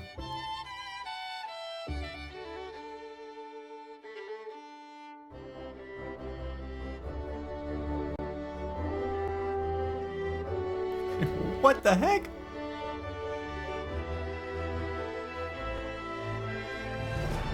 I would have fallen over like 15 times, bro.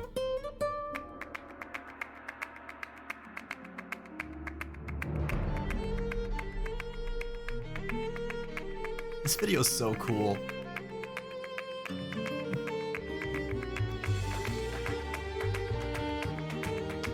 Oh, heck yeah, Darth. Darth is also a man of culture.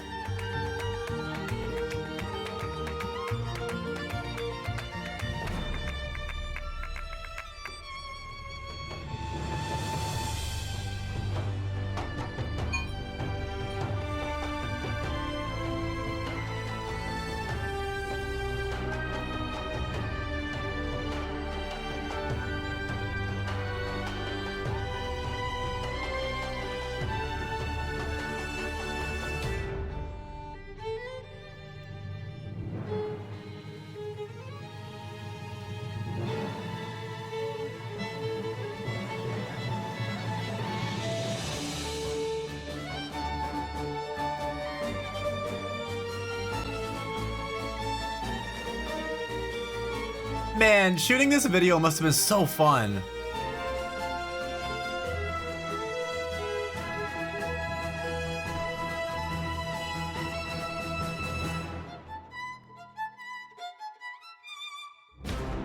Wow, strong and damn, this is awesome.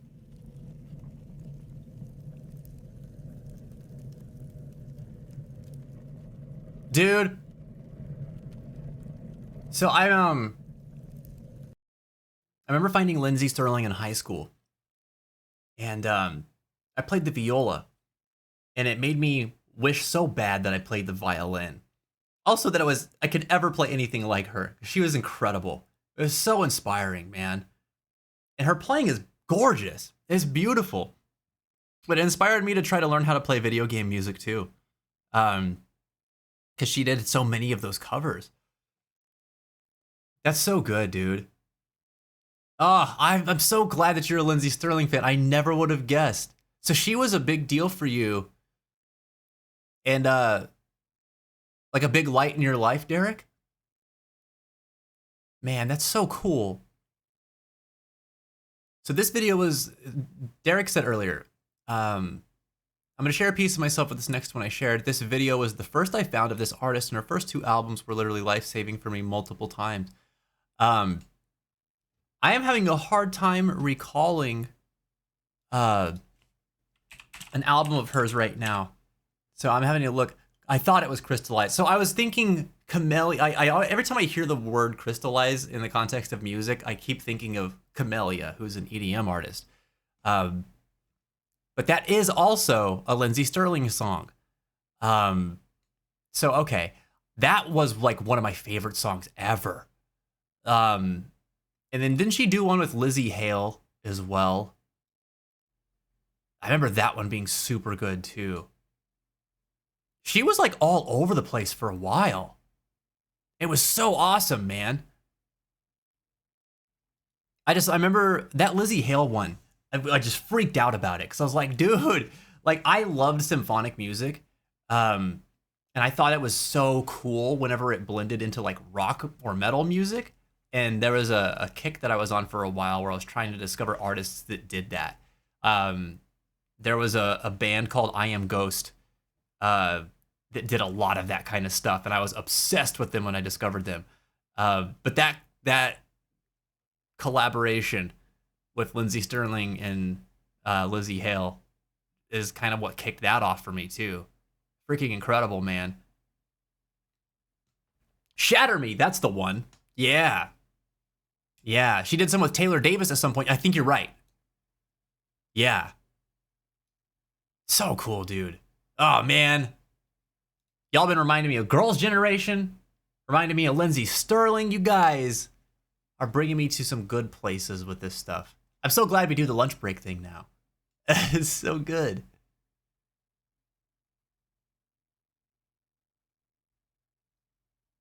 You're playing the game of life. Reeps has got support here from Ghosty. I approve this rule's lawyering because technically life is just one big game. Oh my god. Oh my god. No, this does need to be a redeem of some kind though. I do approve of the idea. All right. How much time? We still got time. I take forever to eat and we're talking. So, I'm going to play this other video too.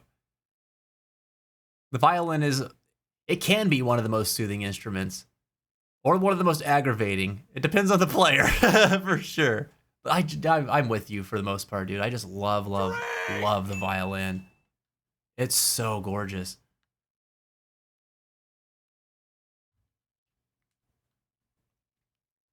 We Are Giants is another great collab. I don't think I've heard that one. You met Sleep Token, or a Sleep Token fan at work today. Oh, that's awesome. I didn't know you were into them, Prince. That's cool. Syncado for boss battles. I don't think I've ever listened to Syncado. All right, this is probably going to be our last video. The residents of the Cat Kingdom lived peaceful, prosperous lives.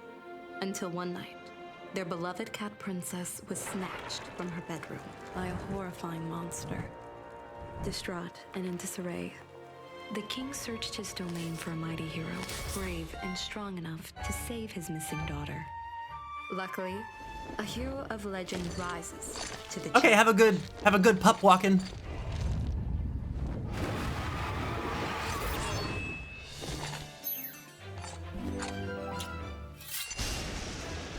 Oh my god.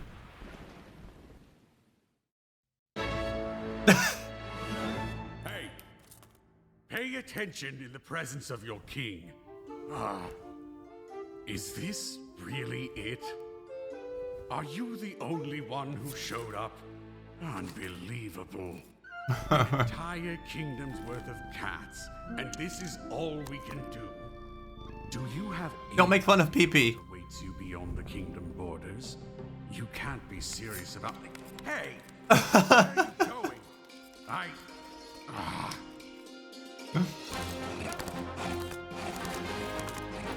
Alright, have a good night, Mashi.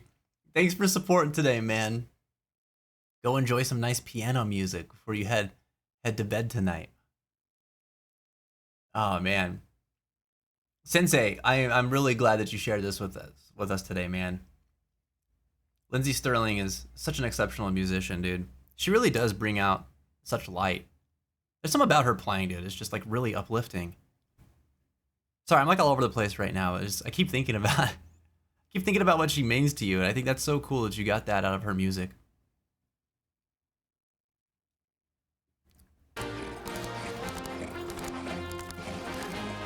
Really heavy electric guitar is my comfort instrument. You're right, Ghosty.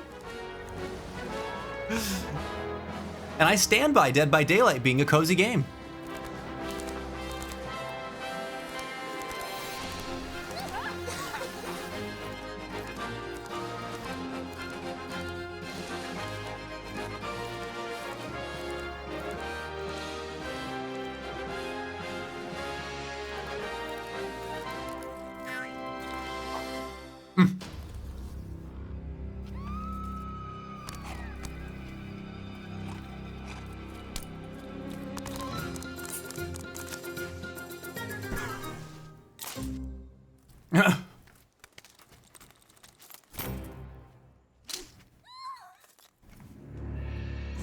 This is so cute.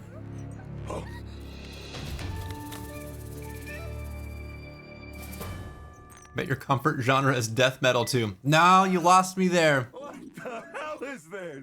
Lost me there. It's post-hardcore. you some kind of infant, child, lost looking for your ball of yarn, little man? Don't be mean to Pepe. I've taken out like 500 of these shitheads at once, and you know, this one time they sent this guy after me with a slingshot, huh?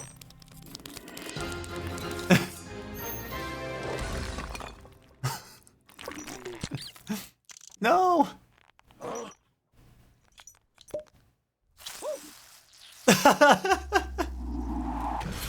Dude, this reminds me of something from like Matt Groening.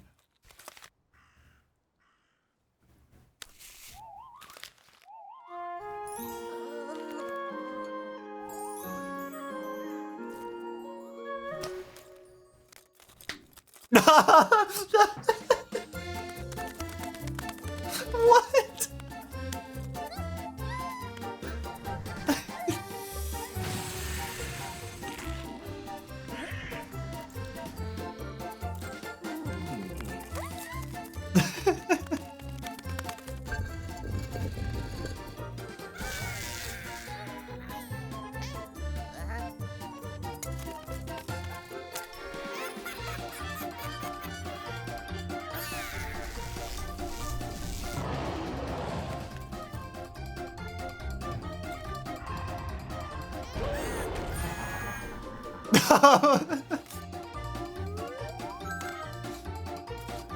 I love that he's just this unassuming doofus of a hero. I listen to this cover a good bit when I'm not feeling great. Which cover? Wrong princess, this one isn't worth anything. This cat is based. Oh my god.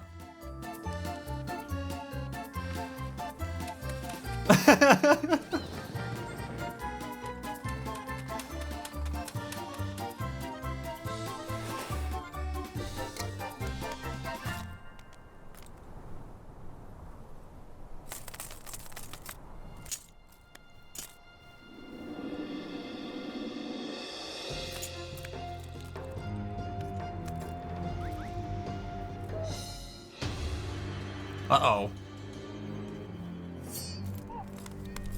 This is just what my playthroughs of any RPG look like.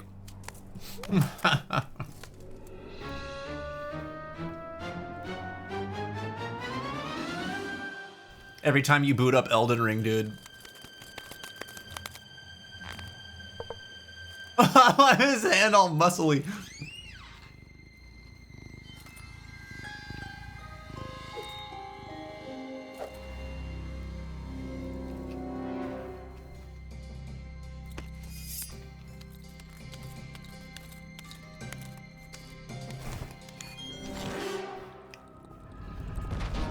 Uh-oh. Uh-oh.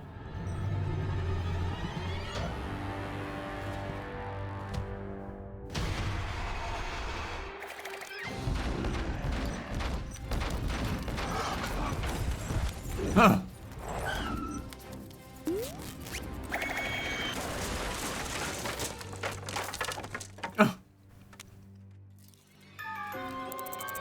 Yuck. Literally me, though.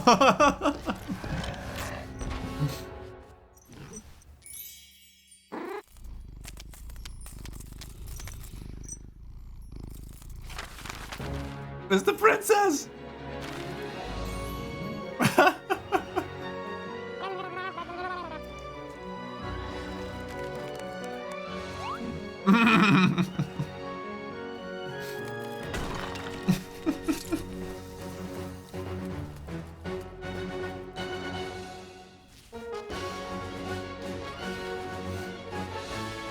Dude, where did you find this, Jim? Julia Skull.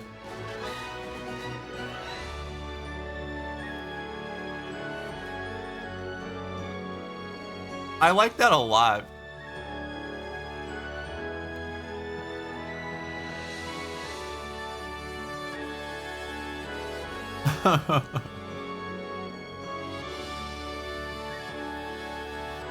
I posted a video next in lunch break. Oh, cool. Do I care about Millicent's quest this time? Nah. Nah. We'll have to check that next video out in our next lunch break. Because this is gonna be my last one of the day. Oh, let me see what cover it is though.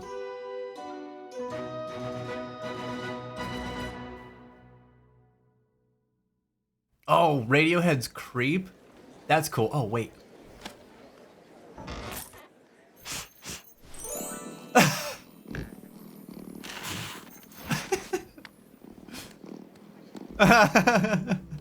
Come on. That's so cute. I like that a whole lot.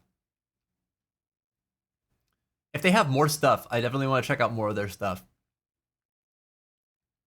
We'll start with this one in the next lunch break. That's cool. I love Radiohead, dude. That's such a good song. Who covered it? Algal the Bard. We're gonna be starting off strong next time, man. I had it in my liked videos from forever ago. The plot of this first Shrek movie now. Oh my god, you're kind of right. You're kind of right. All right.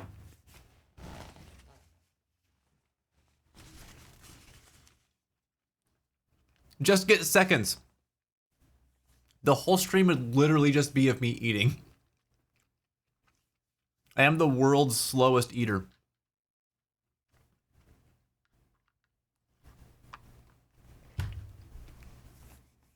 All right. We're going to get back to Sea of Solitude for a little bit.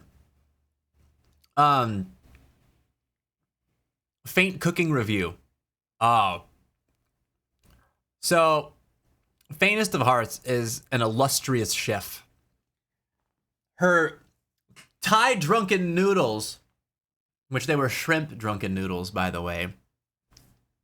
Immaculate. Immaculate. The noodles, perfect, soft but firm texture. The sauce, sweet but spicy. The shrimp, cooked to perfection. And there was a healthy amount of like peppers and zucchini in there that had like just the right amount of crisp and softness to them. Good stuff, dude.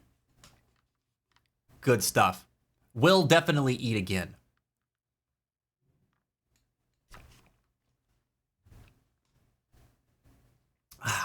If you guys ever want to share videos, memes, music, stuff that you would like us to check out during our lunch breaks, jump into Discord, post it up on the lunch break channel. Our mods will vet it before the next stream, and then we'll take a look at that stuff together whenever we're eating and taking a break. Thanks for sharing, everybody. That's some good stuff there. I love that we got to go back to Lindsey Sterling, man. That was great. Loved all the music stuff today. The Christmas Pud is gonna live rent-free in my head forever. That's such good stuff, dude. Oh, I've always got room for Pud, mate. That crisp. The veggie crisp. It is never... It cannot be...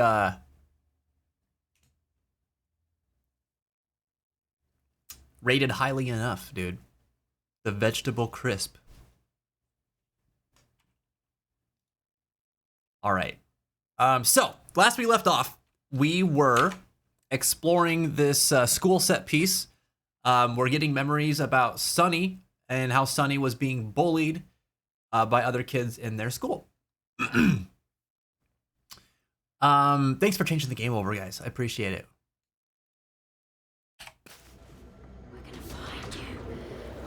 All right, so we got to get past these guys.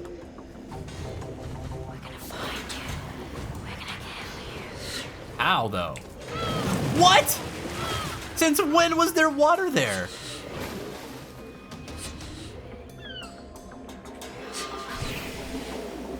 I see. Okay. All right. We should add a Twitch category of just people eating. Don't they have that?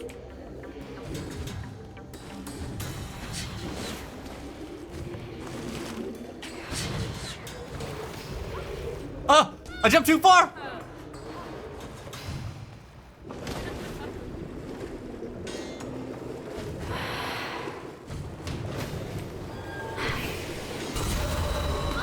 I did not do it quick enough. Oh, that worked out though. Not perfect, but I made it.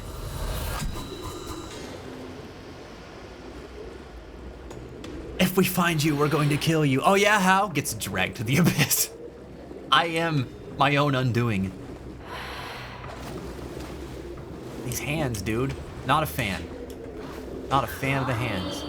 Come, mate. You just want to hang out. No, I need to hide.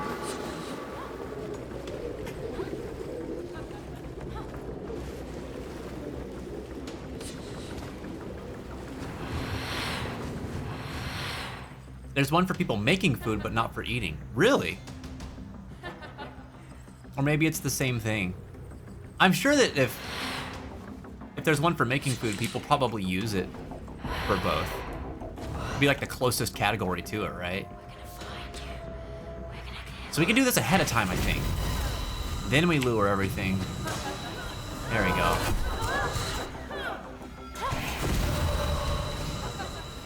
Oh.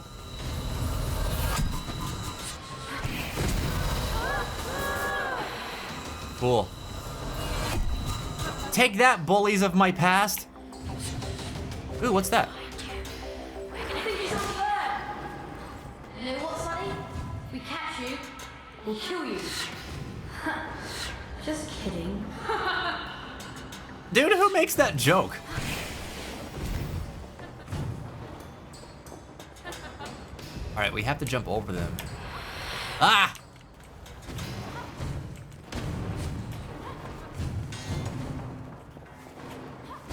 Oof, I wasn't sure if I was gonna be able to make that one.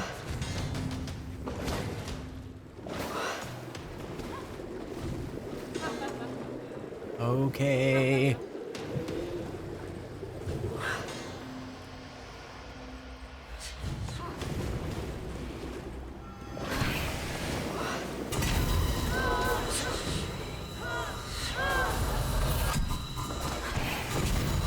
Come on over this way. Come on, come on, come on, come on. Yikes.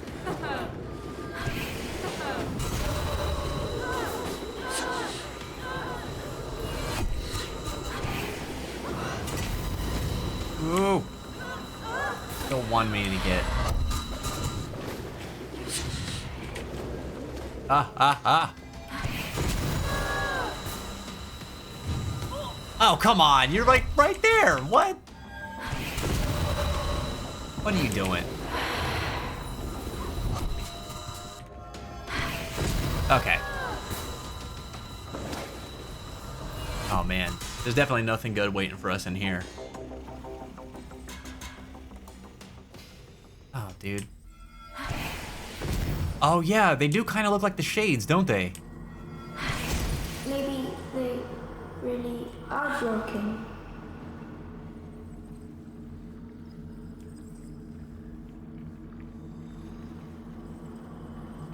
We're going to find you. Oh my god. Why am I such a coward? We're gonna kill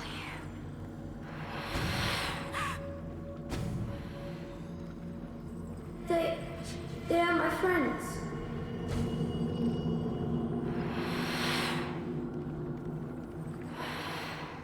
Huh. We're going to find you.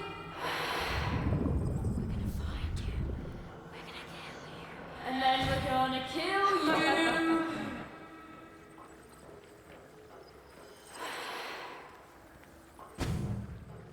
Man.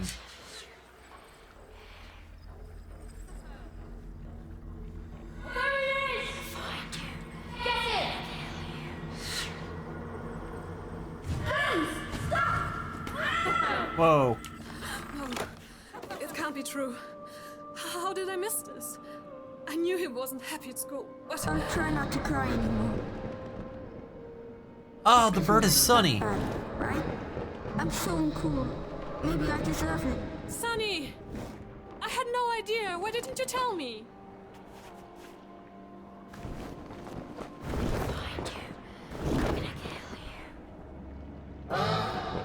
Oh.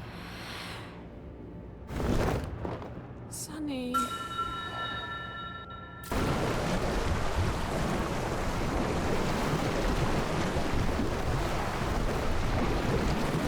Oh, wow. Wait! This is all their fault. They made you like this. I won't leave you alone again. I'll help you fight back.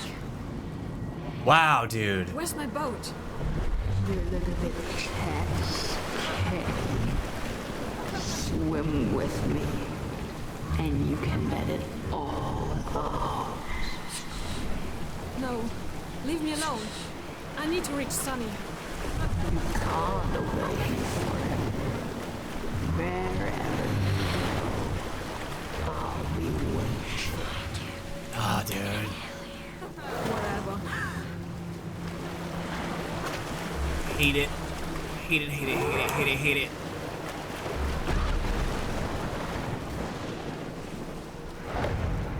Okay. I was trying to think about the wandering through the dark sequence.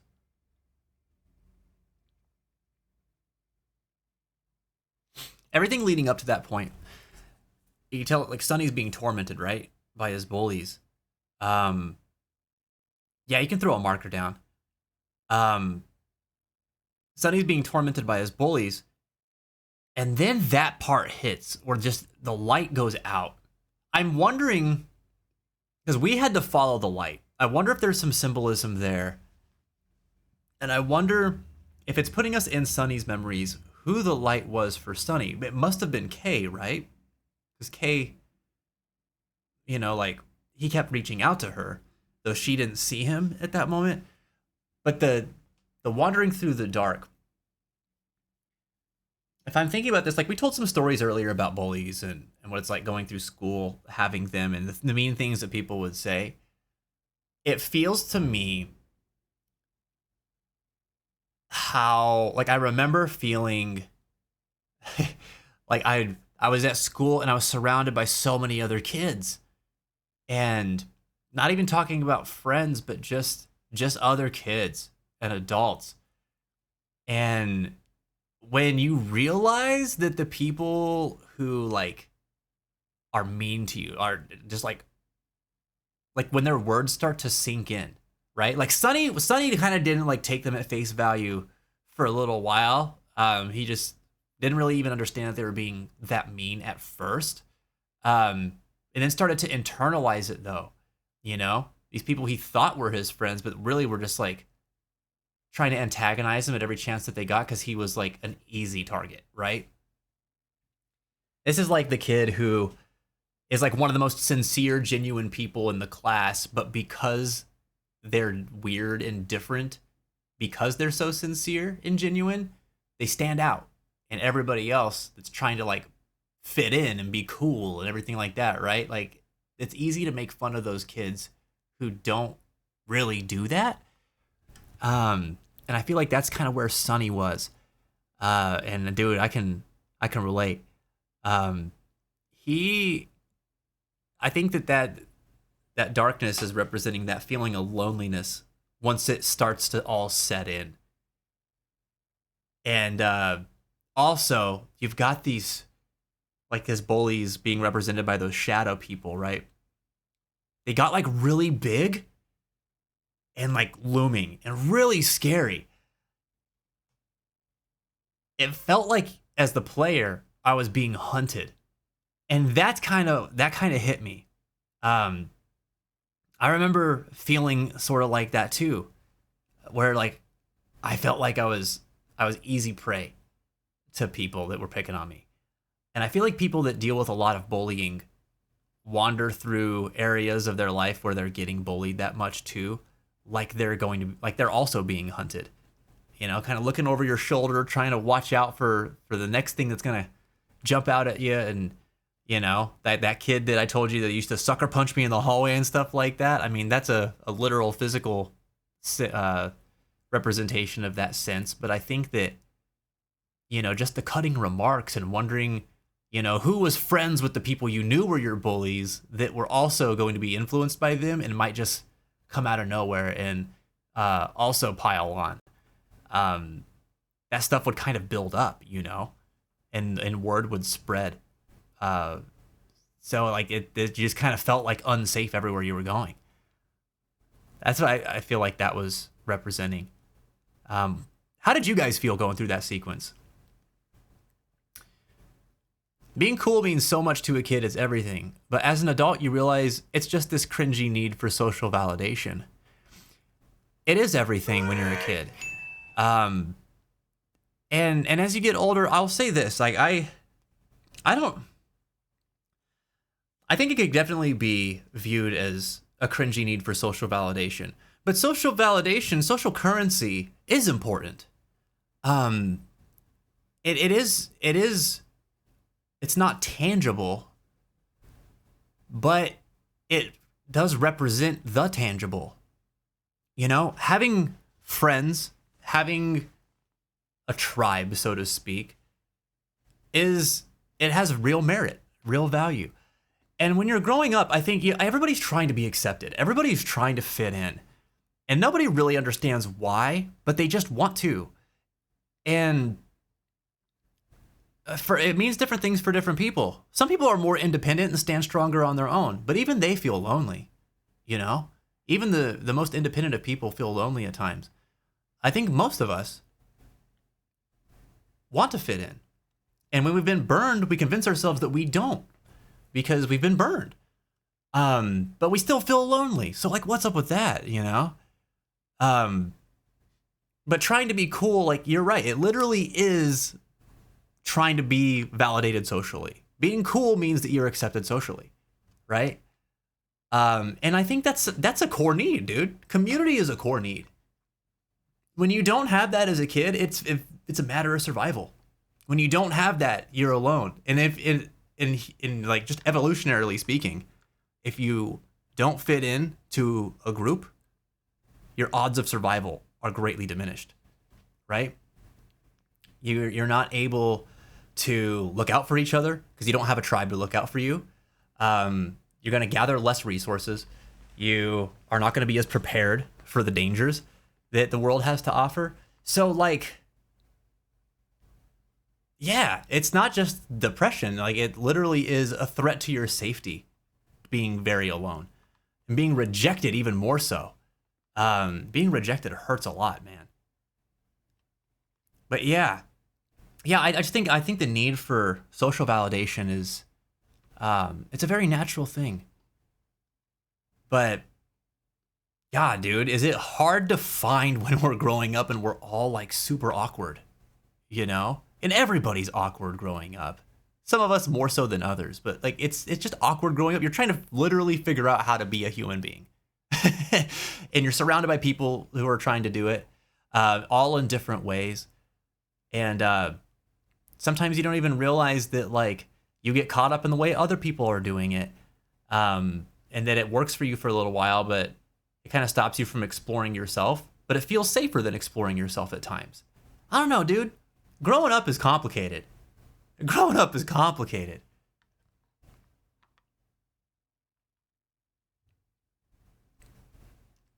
What's up, Anubis? Welcome back, man. It's good to see ya. But yeah, when you're a kid, fitting in and being cool, I think it is a matter of survival. You know? I can't tell you how many like feelings of like worthlessness I had because I didn't fit in. And that was usually at the root of a lot of it. The severity of it came from my mental illness. But a lot of the cause of it, or the triggers for it, would come from my social situation. I think a lot of people were that way. I guess a more balanced way to put it is, says Huey, is you don't know how to seek the right kind of validation as a kid yet. That's facts, man. That's facts. We're all trying to figure it out. Anubis said, agreed, yes it does, and there's no recourse to rejection. Maybe that's why everybody's so apprehensive and tries to phrase stuff with plausible deniability. Because it matters when you pluck up the guts to try. Yeah. Yeah, definitely. Like, oh yes, yep, snooze is a good idea. Thanks for asking. I am confused. So let me think. When you're saying everybody's apprehensive and tries to phrase stuff with plausible deniability, can you expand upon what you mean with that, Anubis? That last bit, though, I totally agree with. It does matter when you pluck up the guts to try to like. I think you're saying like to stand in the face of rejection and to like hold on to your truth, even if that might mean being rejected by some. Phrasing stuff ambiguously to give you the conversational out of, oh, I didn't mean it like that. Oh, I see.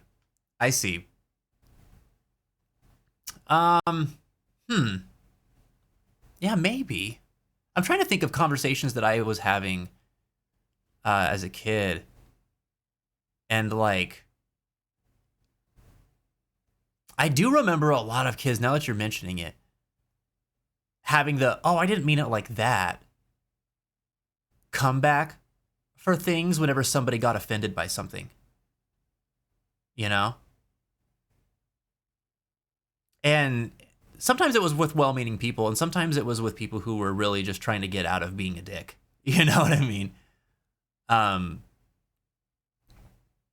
think some kids were clever enough to be able to like plan for that, but I think that, oh, I didn't mean it like that was literally a fallback for just about anybody, even if they weren't very clever. I wonder though, to your point, I do think that a lot of people spoke in such ways that like you could misconstrue things or you could think about things differently to where like that argument could hold up. But I feel like a lot of it came from just the fact that like kids aren't very articulate, or at least and when I was that age, kids weren't very articulate with like their choice of words.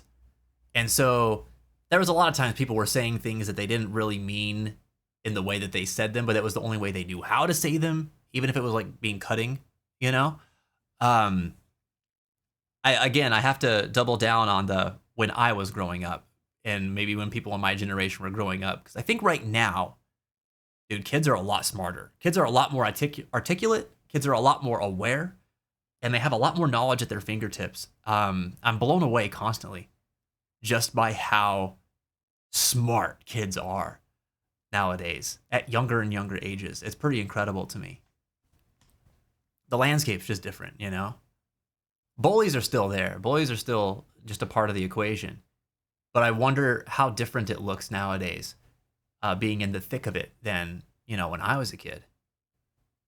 Because even when I was a kid, it was different from whenever my mom was a kid, you know? I remember trying to explain the way things work to her. It's like some of it she understood, and there was a bunch of it that, like, just she hadn't considered.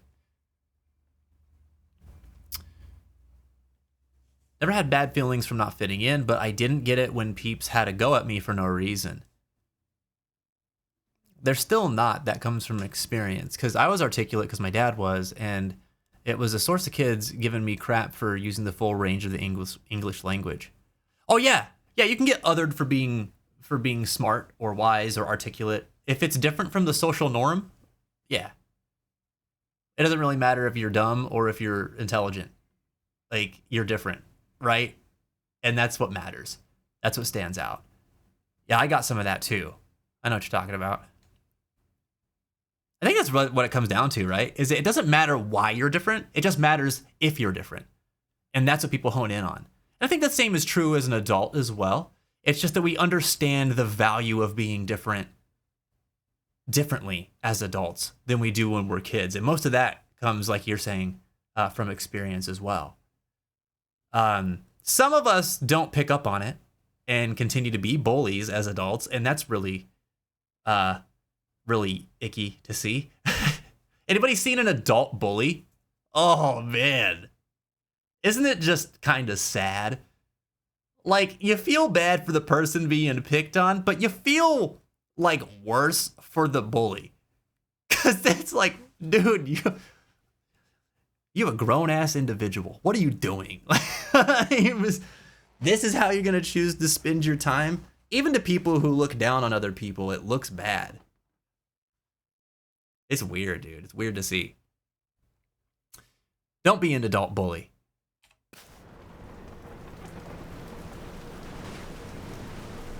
Oh boy, I see those in management positions in companies a bunch. Yeah, I've seen it too, dude.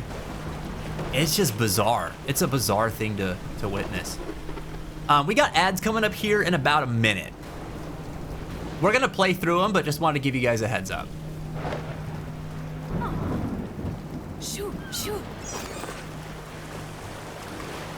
It's the bird.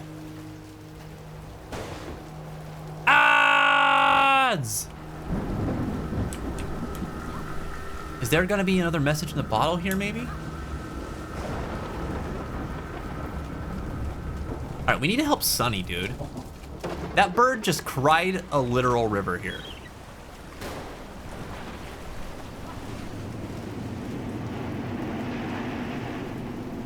Oh, maybe the messages in bottles are from Sunny. How do we hone in on the monster again? Is it shift? Yeah, there we go. Okay. I think if you're still at that level of progress as an adult, you're cooked. Yeah, it's definitely a bad look. There's definitely something going on that has stalled the progress of one's growth. And I'll tell you, I think a lot of it is environmental.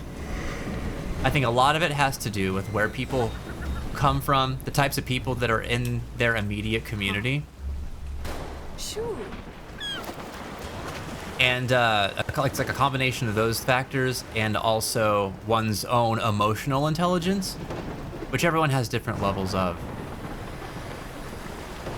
I've approached people with perfectly rational conversations about like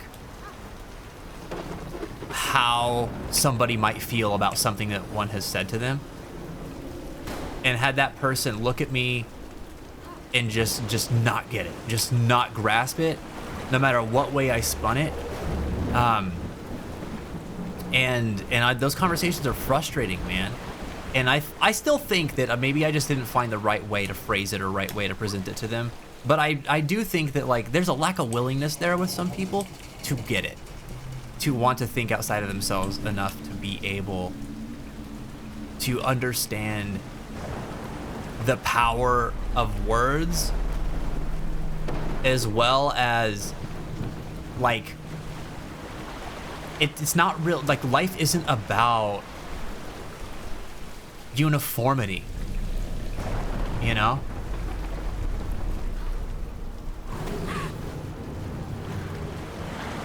We don't do great things because we do things the same way as each other. We do great things because we stand together to do things that haven't been done before.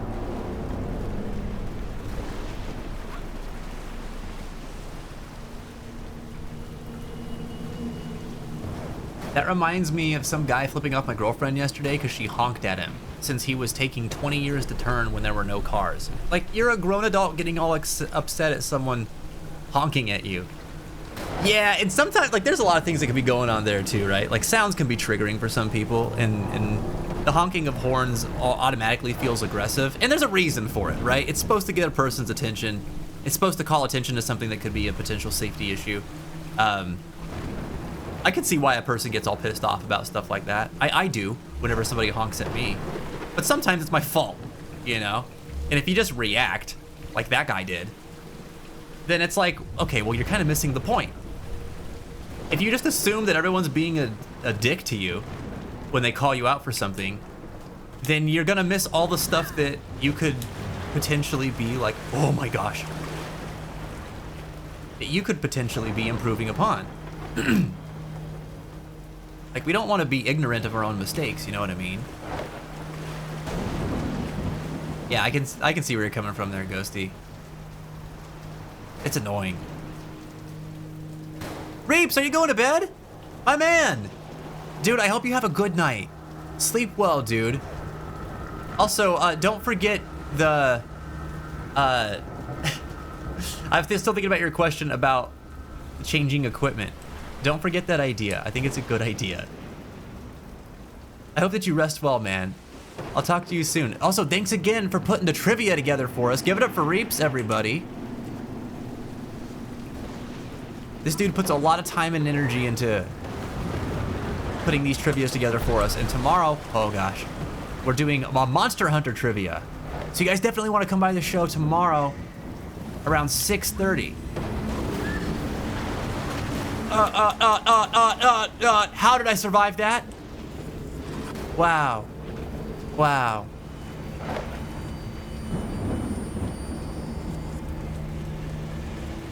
Dude, I feel like we could go over there, but maybe not.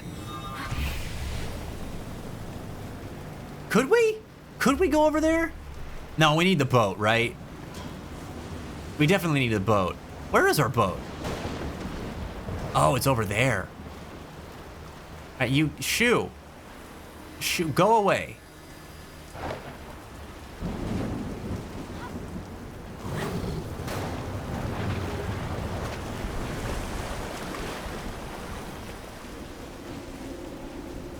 I'm feeling braver than usual.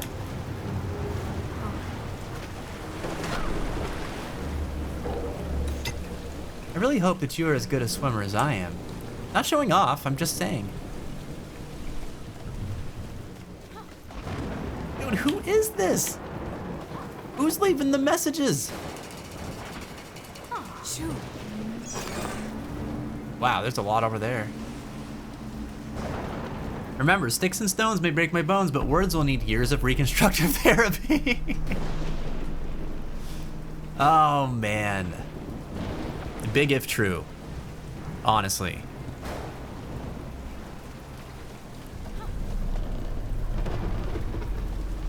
That old adage is one of those things that I always thought was really funny in retrospect, because, like,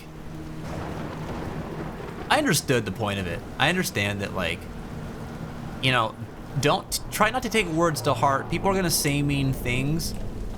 Don't let other people take control of your life with their words, right? Try to let things roll off your back. And I think there's merit to that to a degree. Words are not harmless.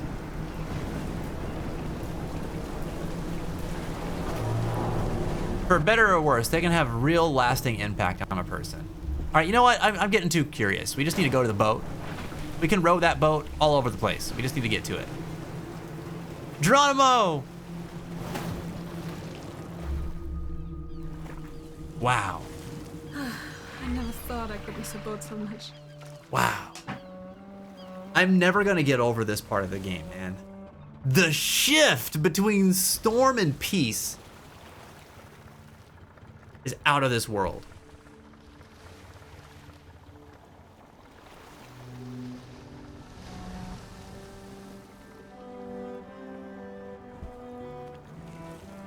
Dude, that's one of the most beautiful parts of this game.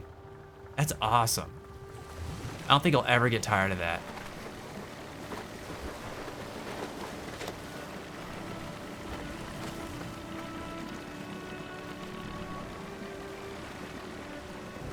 All right, let's see what we can find. Maybe if you make the big fish monster bang its head against the building a few more times, it'll get a concussion and leave you alone. Oh, we should have tried that. Chapter 4, Don't Give Up on Me.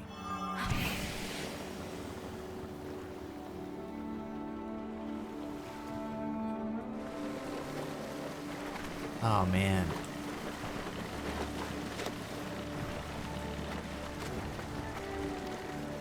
Wait, is it stormy again?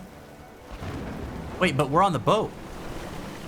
Have we gone, like, is this, like, out of bounds? Oh, it is. Okay.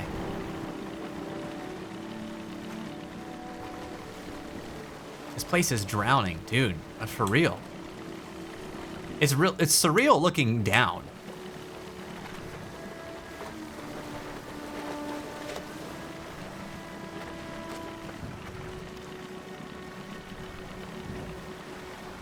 There was a place I wanted to try to go to on the boat. gonna check this first, but then we're gonna go back to it and see if we can actually go there. Nothing here.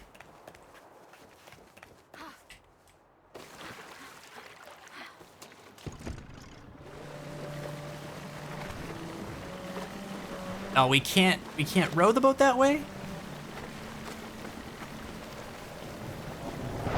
Oh no, we kind of can. Okay, cool. But the light doesn't go here. And there's the monster over there. What? That's wild. How is this possible?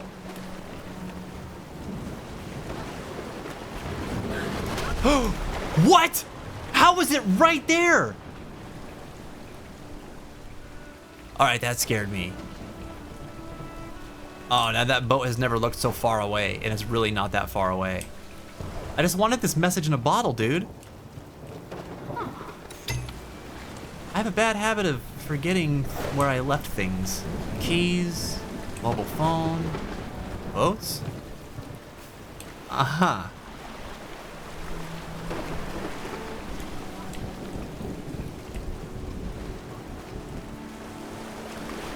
Man, that's so spooky. That's so spooky. Telefraggin' fish? Telefraggin'? Okay, I need to go back to the boat. I'm sufficiently spooked.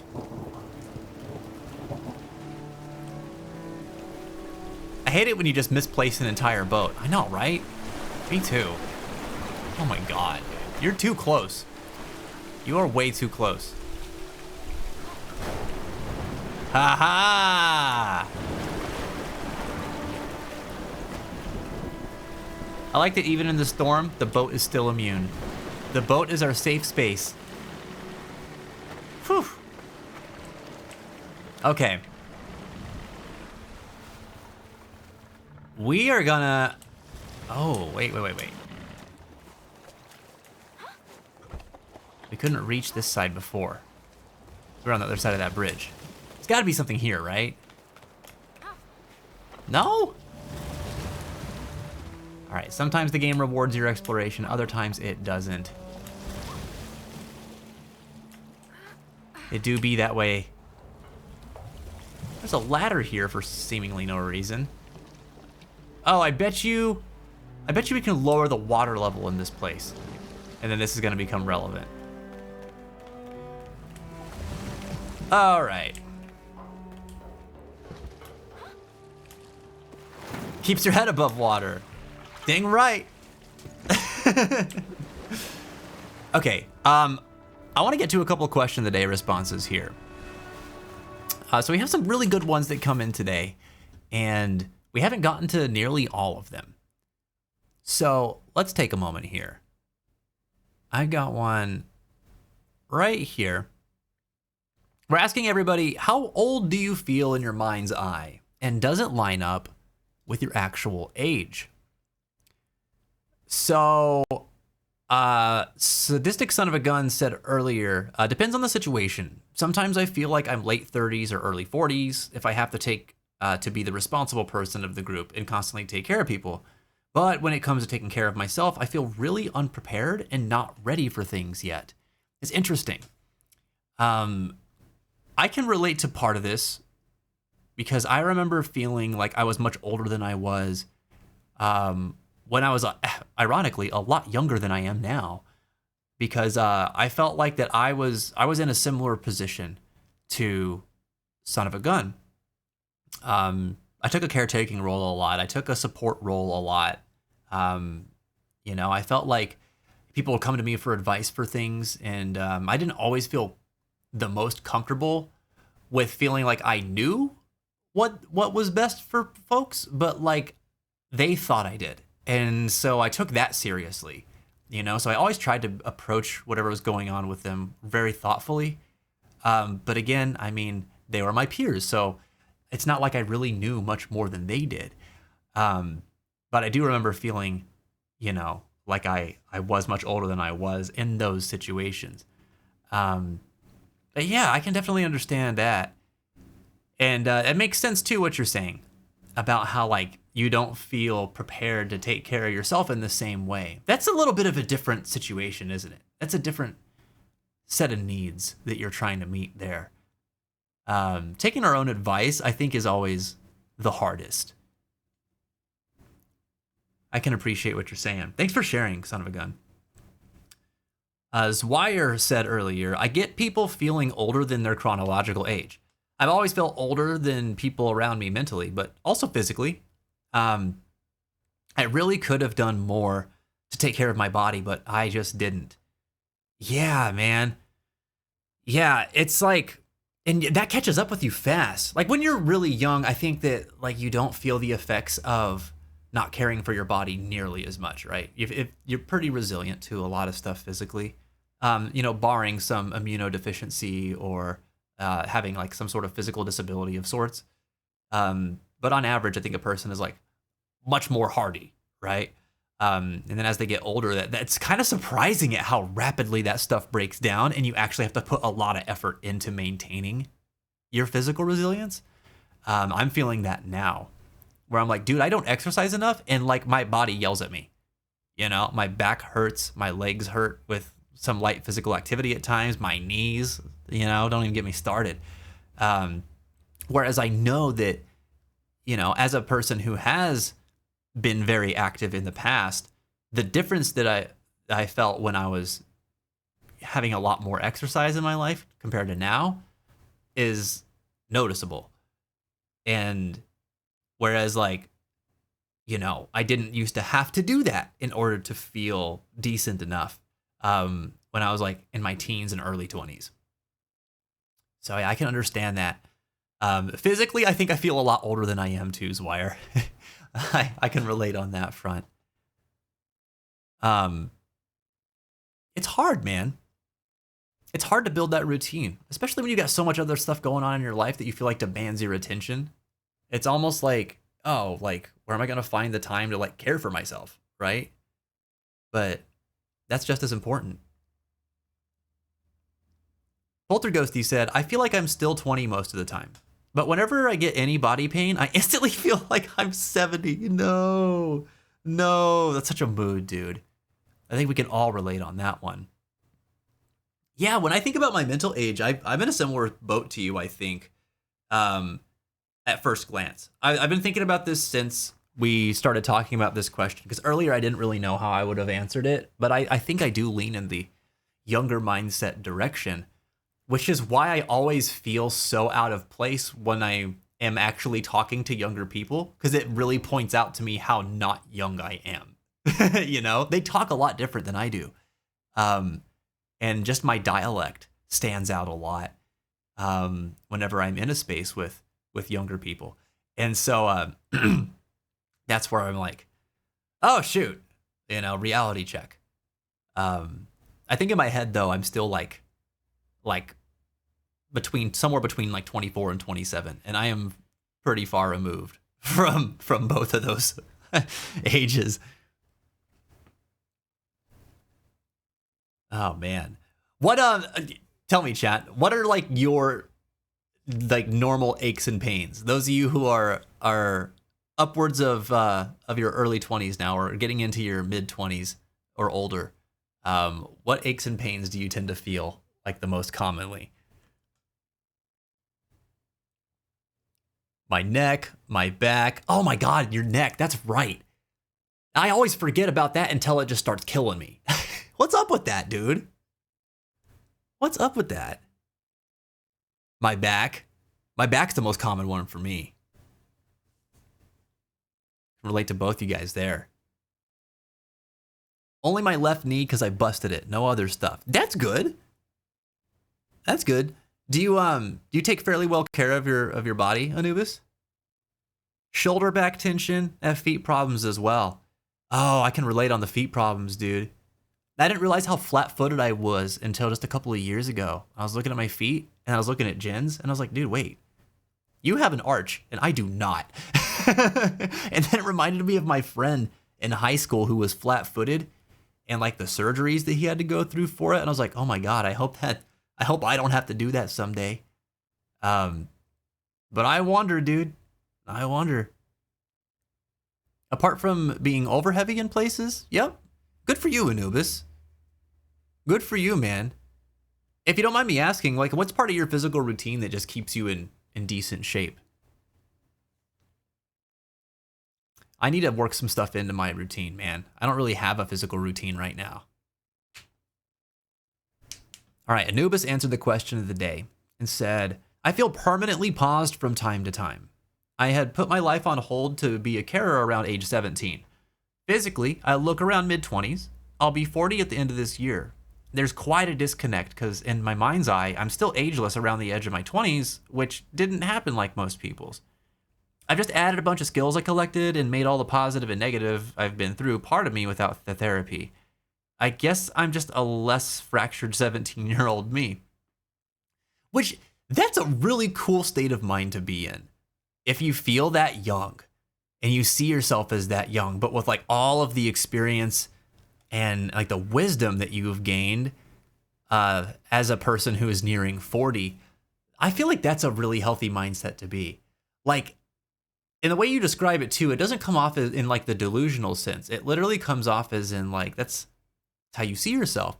But it's interesting too that some of that came from the fact that like you set yourself aside in a big way at a really young age.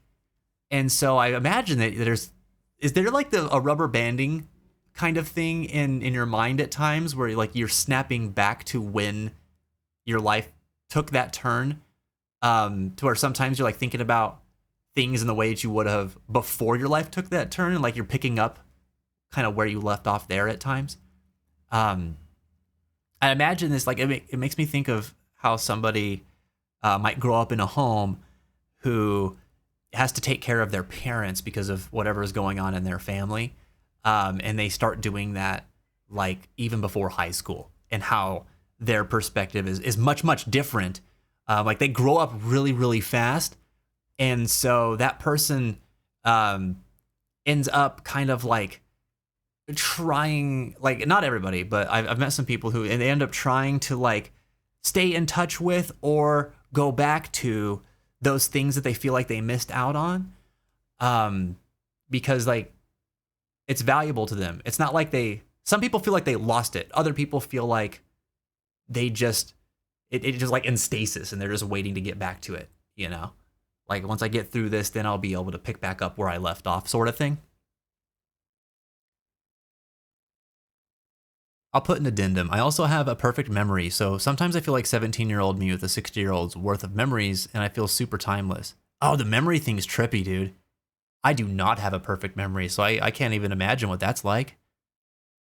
Yeah. Yeah, dude, man, if I could recall everything, that would be a surreal experience to like think about my life and reflect on things. You've got to have such a detailed like timeline, like mental timeline of your life because of that. That's fascinating, dude. Thanks for sharing, everybody. We've got one more response here too. This one comes from Not Huey. And Huey says, I don't feel an age. I think my sense of that only existed when I was in school and in a grade with people my age. It created a sense of comparison between others that hasn't been relevant for a while. That's interesting. I feel like I have a hard time getting away from the relevance of it at times. Like I'm always trying to not compare myself to other people. What is it that makes it so, like in your life, what is it that makes it so you don't really have that sense of comparison between yourself and others? If you don't mind me asking. I have such a hard time getting away from that. I guess it keeps the body young. Wait, what does? Never missed the dojo 6 hours a week, Sunday through Thursday, since I started in 2006, along with the seminars and hard training that I get a kick out of. Oh man, that'll do it. That's so freaking awesome, dude. Wow, since 06? Damn, dude. You're dedicated as all hell. I'm impressed. Consider me impressed, Anubis. That would definitely keep the body young. Maybe because I'm not around people much as well. Oh, you know what? I could see that. I could see that. I mean, when you're not around people that much, there's a kind of just, I was going to say lack of need for comparison, but I guess that wouldn't be it. There's just literally a lack of that piece. Like, who are you going to compare to other than yourself or whoever is in your immediate vicinity, right? Does that ever get tough in the sense that, like, because I imagine that's a double-edged sword. Like, you might not compare yourself to people in a way that, like, a lot of people get in their own heads, right? For being like, oh, how do I stack up to other people my age or to other people in my life? But do you ever feel like on the flip side of that it's difficult to, like, connect with people, to, like, understand where people are coming from or how they think or feel or anything like that?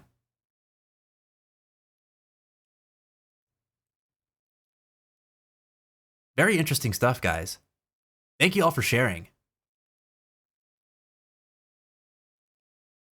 I work from home and don't go out, so there's no sense of comparison, perhaps, is why. That makes sense. Yeah. There's a weird detachment from humanity.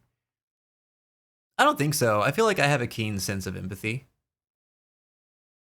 That's interesting. I wonder where that comes from then, because to me, like, my sense of empathy tends to come from my experiences with other people, right? Like, I can project and maybe, like, try to predict how somebody might feel from a logical standpoint.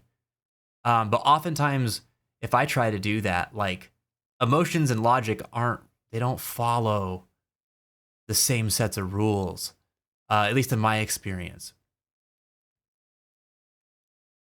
So a lot of my understanding of people's feelings and emotions has come from just the very many different people I've come into contact with who have either told me their stories or, I've witnessed events in their lives, and things like that. Also, I mean, it sounds cheesy, but, like, the video games have given me a lot of insight into that too. And again, I have to reiterate that it sounds cheesy, but people create these things. People put themselves into their creations, and I think that every game that you play is telling someone's story to some degree.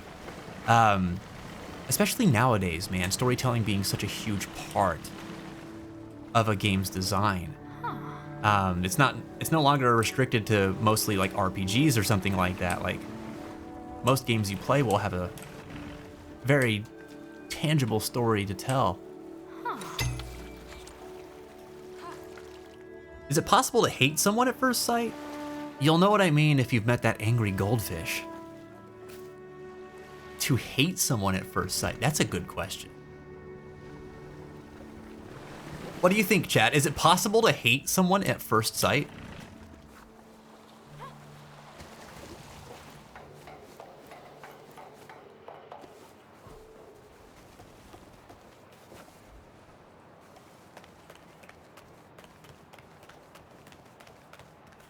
This looks familiar. Have we been here before? Is this an area that we lowered the water level of before? I think it is.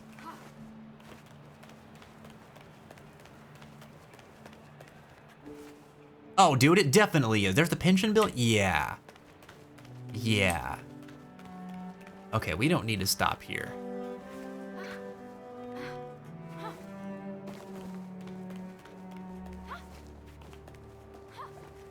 Whoop.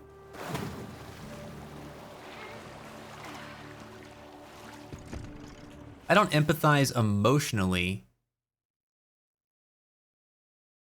It's kind of logical, so it could also be that I feel like I can empathize, but I actually can't. That last part might be a more accurate assessment. I'm not a psychologist, so I can't say definitively, but my understanding of empathy is that it is predicated on emotional connection. So, like, empathy being the ability to feel what others feel, or draw connection between a person's emotional state and your own. So maybe you're right about that, like, you understand what emotions look like, and you can, like, piece things together from that, like from that understanding. I don't know if I'm making sense. Like I said, I could be off base too. I'm not an authority on this matter. That's just my understanding of it. There's empathy just with a sprinkling of analysis, says Anubis. Maybe even a lot of analysis. I do think that people can understand emotions. Sure. Can understand like what emotions look like and how they affect people from a behavioral standpoint, right? Without understanding what it feels like. If that makes sense. I think most of the time when we talk about like what something feels like, we assume that like if somebody understands it, they feel that themselves, right? Or have felt that themselves. But I think that understanding something and empathizing with it are two different things.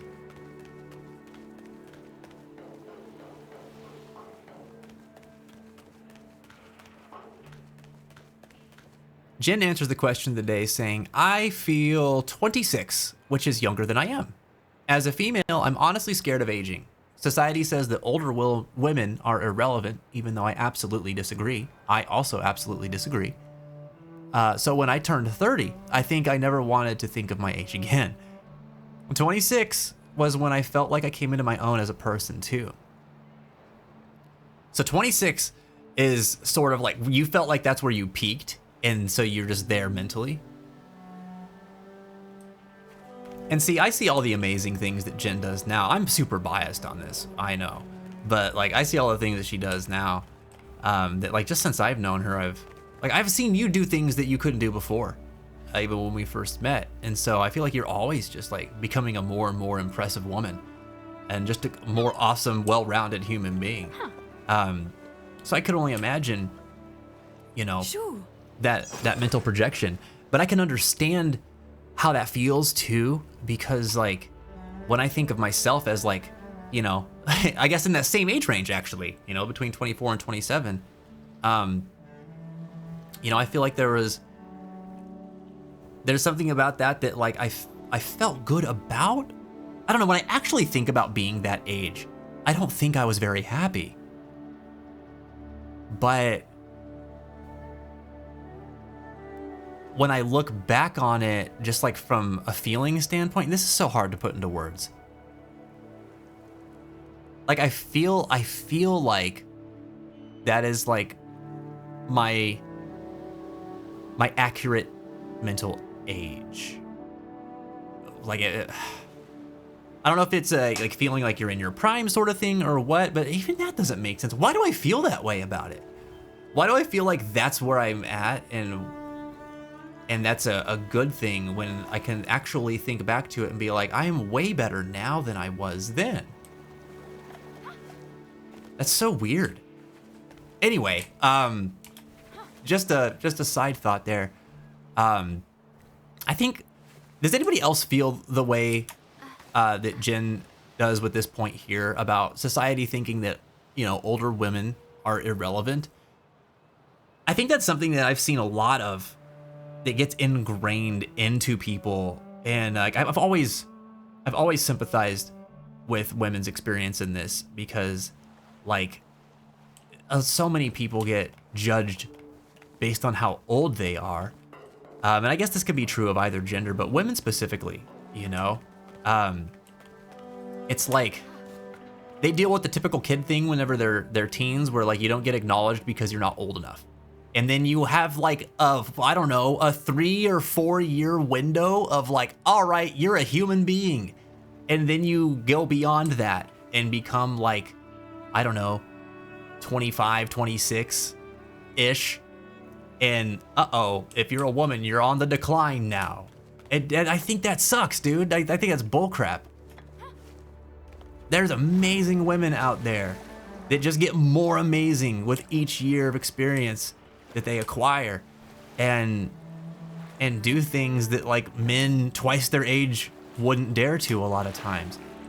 So I've just never really understood how people can get like find merit in that assessment societally speaking.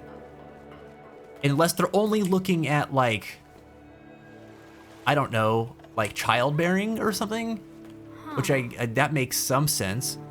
But even still, like, the amount of pressure I think that puts on women in the world is staggeringly unfair.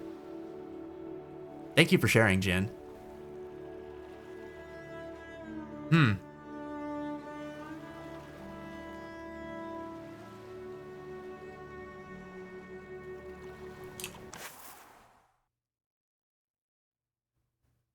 I wonder if it's because brains stop maturing at around that age. Oh yeah, maybe. You might be onto something there. It's a little different for women than men, I think. It's interesting. Like, women's brains mature faster, right? Because they reach that age of maturity earlier than men's brains do. And I think it's, I'm take what I say with a huge grain of salt. I'm ballparking here.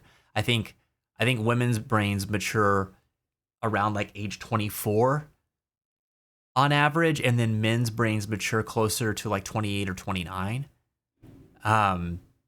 Which is not like a very like wide margin, I don't think, but you know, significant enough. And if that's the case, I don't know, man. I don't know. There might be some confirmation bias at play here for me, because that's a little bit older than my mental projection of myself. But yeah, that's interesting. Huh.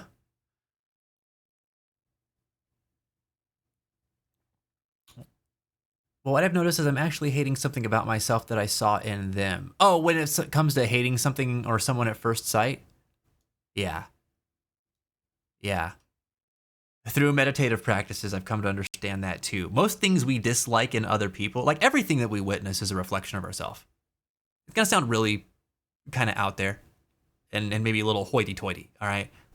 Or maybe hoity-toity is not the right turn of phrase. It might sound like a hippie kind of thing, but like, seriously, everything that you witness in the world and experience, the way that you witness and experience it is a reflection of your own self in some way.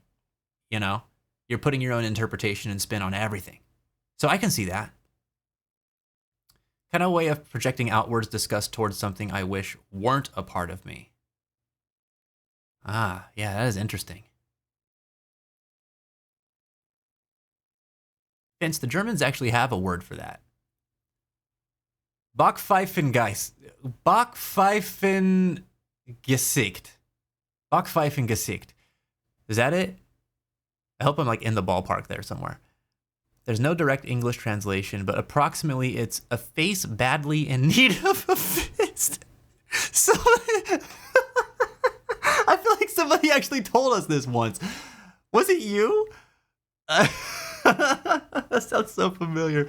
Somebody that instantly puts disgust and irritation up, even if you've not met them. That's so funny, dude.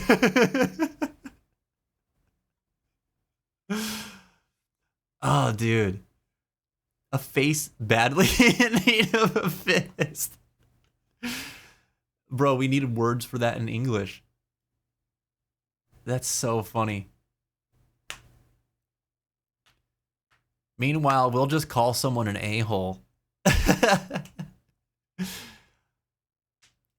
Yeah, I experience a lot of confidence about my ability to logically piece together someone's experience, but I've also been totally wrong. Llama wow. You can say Lamau. That's fine. That's fine, dude.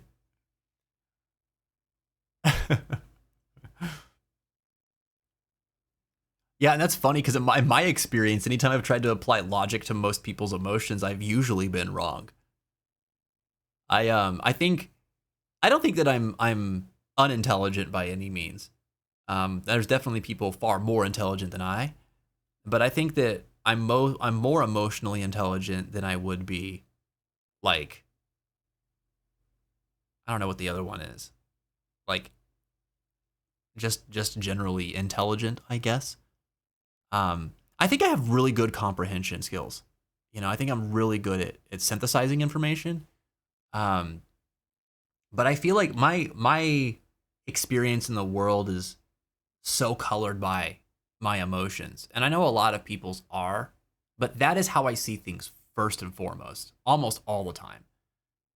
Even when I'm rationalizing things, like it's still very, very colored in a feeling that I have, you know? And I have to separate that like consciously in order to like see things more objectively, which is very important while managing my own recovery. But I think I tend to see things that way first. And I have a pretty strong understanding of my emotional states. And I spend a lot of like my social energy trying to understand those of others as well. And so I feel like that has kind of just, you know, made that something that is like a pretty good strength of mine. That's probably far above any other strengths that I possess. Not tooting my own horn, but just like, you know, if I had to have a proficiency in something, it would be that.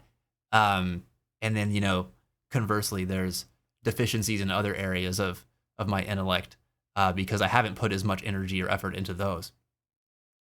So logic doesn't always win for me. But I feel like, you know, I've made it work for me in the emotional intelligence department. Which maybe that's why I spend so much time and energy like building things like socially in my life, you know? I feel like a lot of what I do or care about has to do with something social.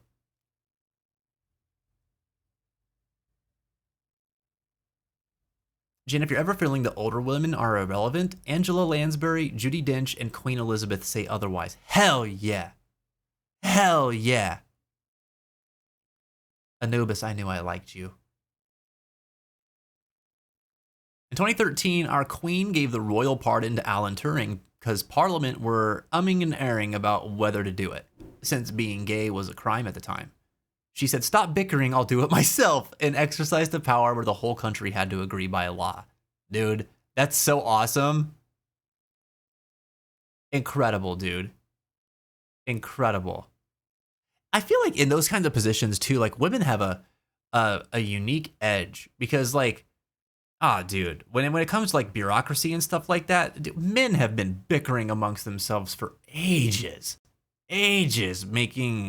just drawing out sometimes the most boneheaded types of decisions, and it's just needless, you know, a bunch of hemming and hawing, just wanting to hear themselves talk more than anything, inflating their own self-importance about things. Whereas women, I think, historically have always had to fight for their place. Not to say that men haven't in some ways, but like not like women. And so I feel like decisive action is one of those things that like, it's probably like a matter of survival when you think about it. Where women have had to do that to be taken seriously in any arena. And so like, I feel like that's a strength that they have as a result of just generation after generation of having to try to do that too. Generally speaking, of course, I'm not, there's, you can't account for everybody whenever you say things like this, but you know, I've seen it. I saw it with my mom, my aunts a lot, and they would walk into a room and just not get taken seriously with what they said, even though they had the skill set and the knowledge about what they were talking about, and a man would come in and say some boneheaded thing and immediately be taken at face value, and, you know, I'll be like, dude, what the hell is that? Why? It's not fair, man.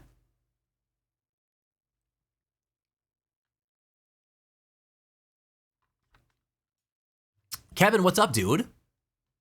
Just wanted to say hello, as I'm guessing your stream's ending soon enough. You're probably right. It's getting pretty late. Good to see you, Kevin. Thanks for stopping in, dude.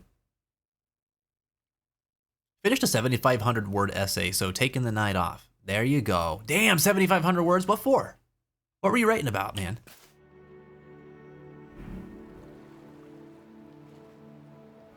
All right. The 15th message in a bottle says, this city feels like home to me. Every part of it. Even this balcony. Strange. I am just so mixed up on who could be writing these letters. Is it Sunny? Is it like another version of Kay? Maybe. There's times where I think it's like the monster that's swimming around, which is an extension of Kay as well, I believe. But I wonder, man.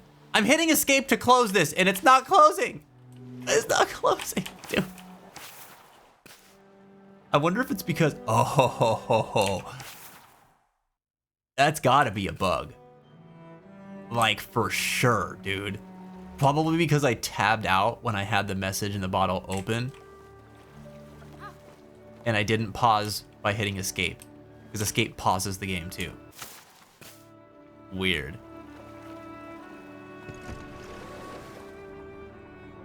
I have no emotional empathy, so logic is all I've got. You gotta use what you got. Gotta use what you got.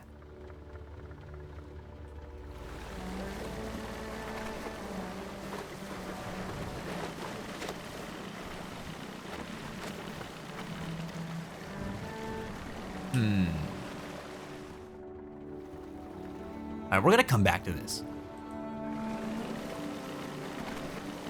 That's a big hand coming out of the water.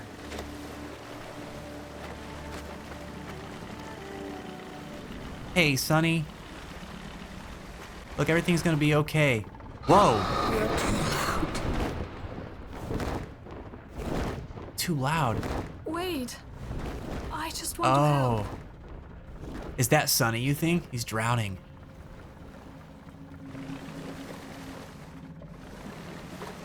Oh man, this poor kid.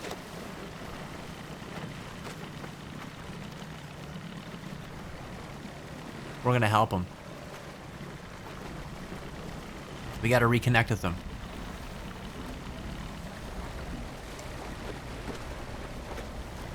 So often in streams, I'm finding lesser need to have the conversation and feel the need to contribute and just let what you're saying inform my own life if such happens. And if not, that to get to know you better is nice too.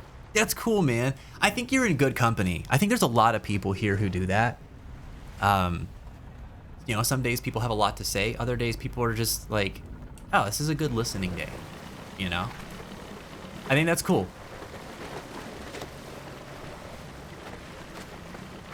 Have you been lurking for a while?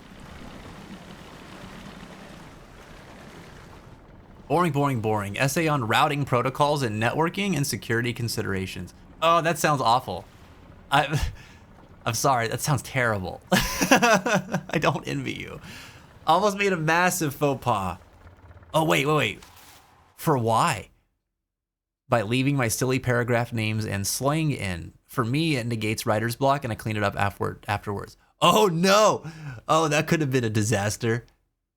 But you caught it though? Hashy cody, cracky breaky cryptography, sneaky buggers, network infiltrators, fat fingers and craters, configuration issues and area of impact, and nicked from references. I freaking love it. That's awesome. Dude, if I was a instructor though and I received a paper that had language like that, I would be so amused. That'd make my whole day, dude. Oh, man. That's why I believe in my ability to empathize so strongly, even though it's jank. If I don't believe in myself, who will? Who will indeed? Yeah, we got to be our own firmest supporters, I think. For sure. My grandpa gave me good words of wisdom once, though, in this vein of conversation, and it is know enough to understand you don't know enough. And he used to phrase it a little differently. He would say, "I'm old enough to know I don't know enough." No, not old enough to. I know enough to understand I don't know enough. So he'd use it like in the first person. And it always stuck out to me. So I try to think about that a lot. For as much as I know, there's much more that I don't. And it's kind of exciting in a way.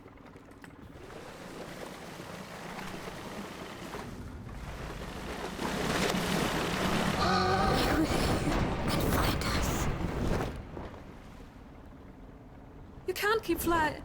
Well, okay, maybe you can.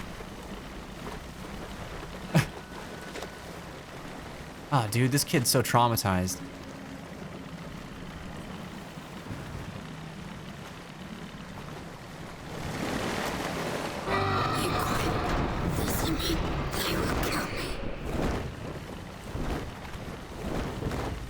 Oh. He's starting to scare me. Wait. Won't he let me get close? We need to approach without the boat. Oh, dude. Oh, dude.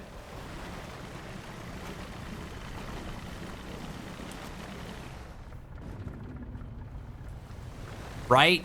Right? That's what we need to do, right? Oh, we can't though. There's hands.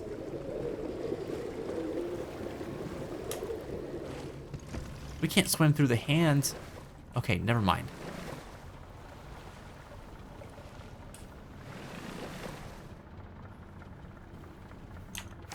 Wait, what?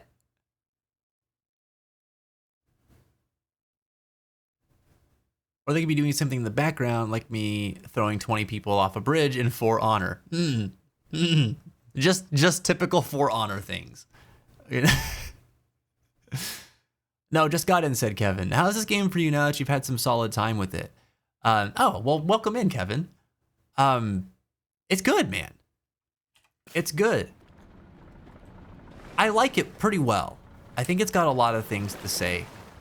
We've had dude, there was a whole sequence where it was just about bullies, dude. This character in particular, this bird that we're chasing right now, they're not... Oh, I just made another connection. The bird's portrayed as a monster. Just kind of like the sea monster is. All the monsters have feathers, right? We have feathers. So, like... Dude, this person is in the same space that we are. Like, Sunny's in the same space that we are, but for, like, different reasons. Is this place that we're in, like, connected? Is it like a connected world? Almost like a collective consciousness thing, but for, like, depressed people? Or is it just all a reflection of Kay's experiences and people she has valued in her life? Either way, the feathers, I think, are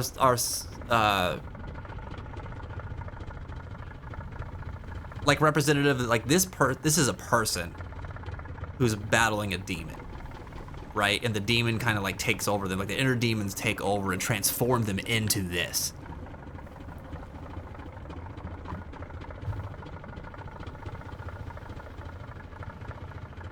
But yeah, it's been a really good game, Kevin.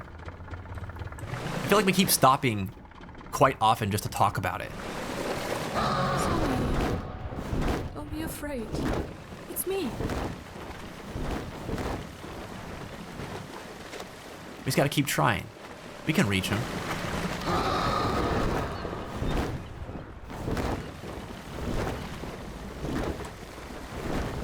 Oh, okay. There's a bridge there.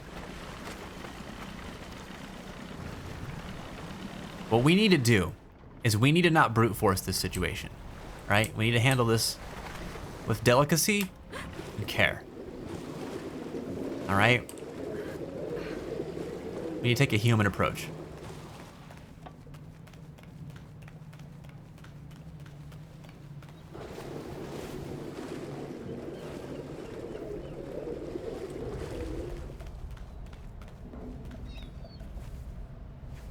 Sunny, He looks so sad. I know you're in there.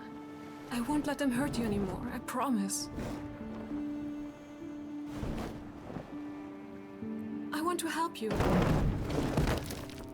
Okay.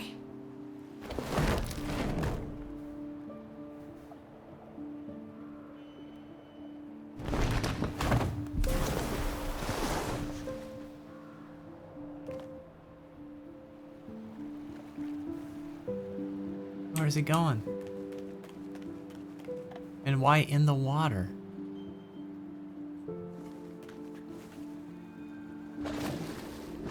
Well, there's no way to approach him now but with the boat. Alright, let's see what happens.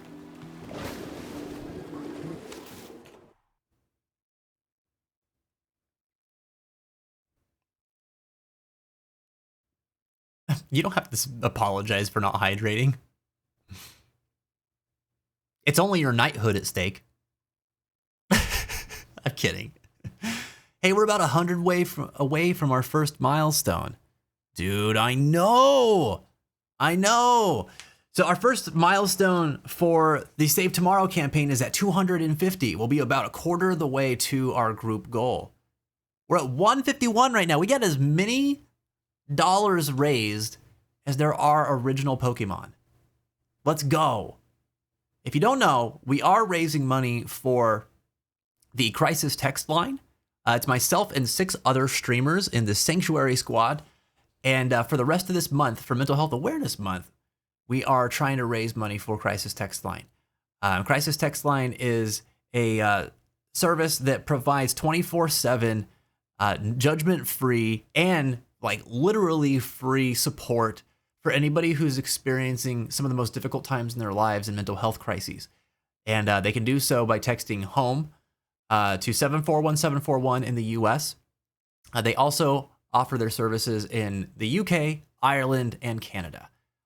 One of the big reasons why I'm trying to raise money for them this month is because in the States, they are doing a lot of cuts to government programs that involve DEI-related topics.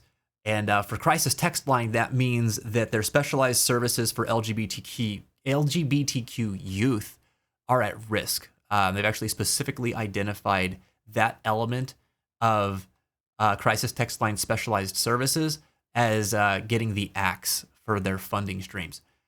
So they're potentially going to lose some of the funding that they have to operate, and it's going to make them less accessible and less effective with that affected age group and that already marginalized social group, which sucks, man. It's hard enough for kids that are in the LGBTQ community as is to be at their worst moments where they're not able to receive relevant support.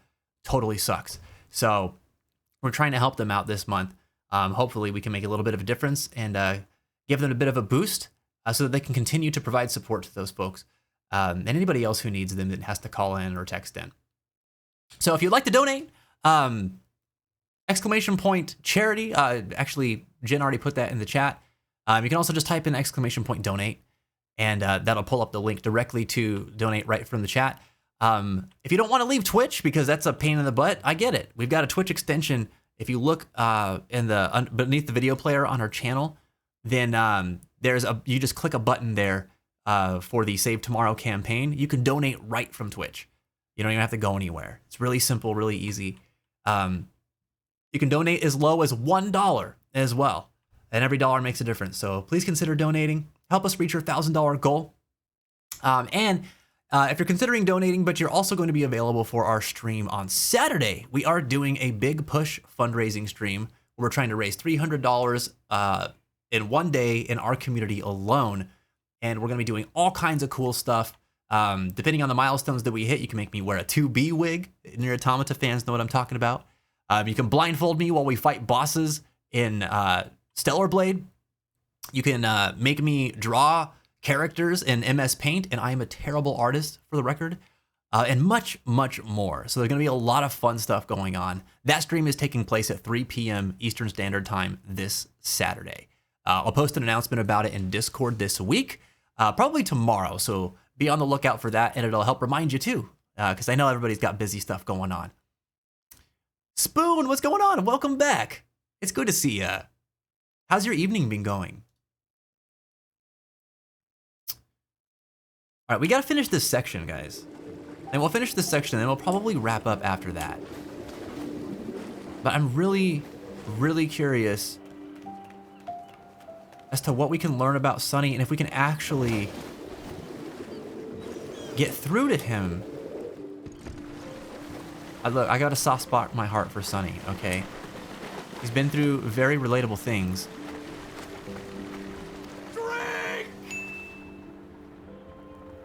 Thanks, Sadistic. All I can donate is my love. Listen, if you can't donate, that's totally cool. If you can share out the information and the fundraiser to folks that you know or friends or family, that also helps support a whole lot, man. Just spreading the word and raising awareness for it makes a big, big difference for us. It was a good day for real. All right, that's what I like to hear. Sonny? Where did you go? Whoa. Oh no, Chloe. I left you behind. Let me help you. He had a glowy with him? Whoa. Okay, there we go.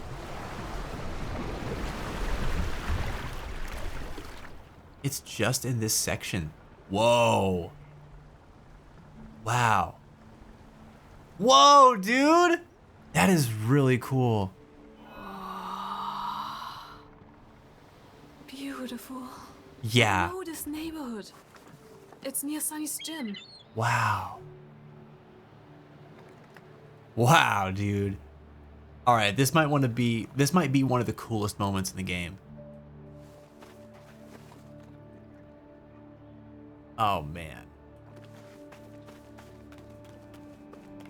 Okay, she said it's near Sonny's gym. Shoo, shoo.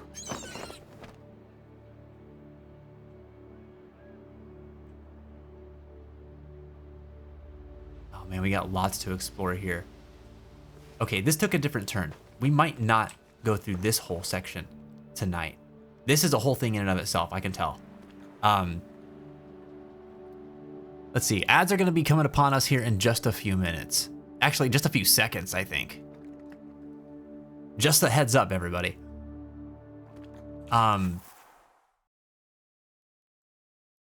Good evening, Vincent Chat. What's up, Kevinix? How are you doing, buddy? Welcome back, man. Spoon, I'm glad to hear that you're feeling a little bit better. I don't know if this was like affecting you strongly earlier or if you were just talking about it, but I know that you were kind of worried about, you know, the way your friends were thinking about you or might be feeling about you and stuff. It kind of spurred us on a pretty good conversation earlier, so I appreciate you opening up about that. And thanks for being vulnerable here in this space. It's not always easy to do online, you know? Oops. Why are you mad today, Kevin? What happened, dude? I fear that when I go home, my mood will crash and I'll crash out. Oh man, why do you think that? Dude, yeah, okay, we have to save it here.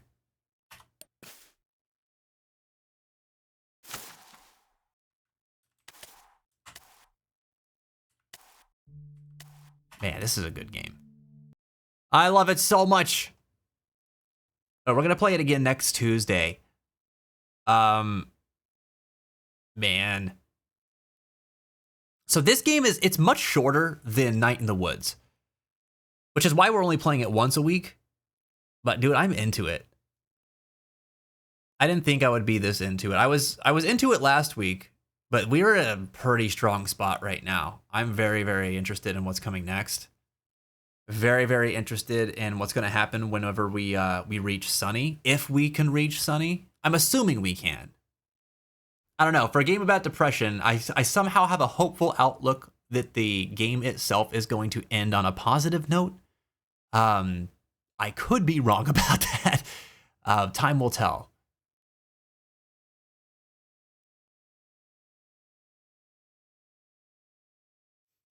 Got a good emotional song for lunch, too.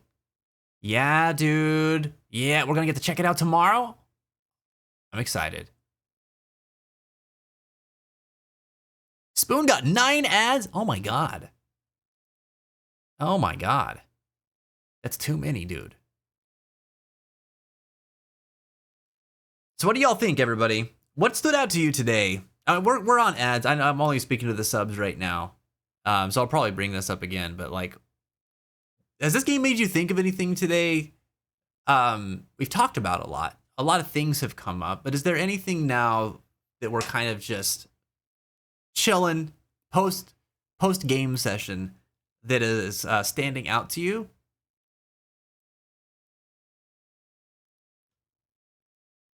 You could have still gotten seconds. You said you loved the noodles. Bro, I can't be eating the whole stream, man.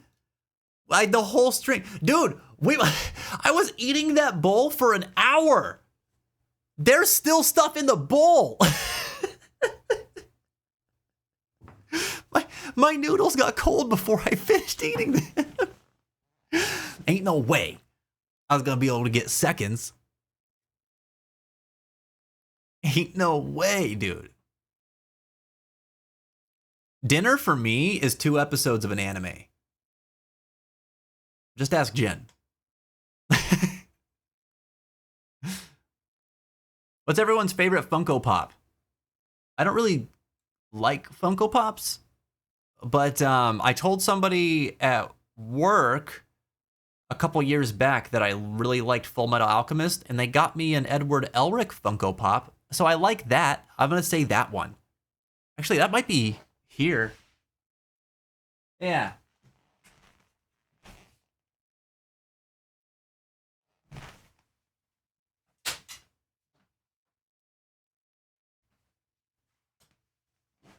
Yeah, here he is. I got this guy. He's pretty cool. But yeah, I can never start collecting these things, man. They just take up too much room. But I like him. He's like super cute. Look at his face. It's adorable. Edward Elric's the man.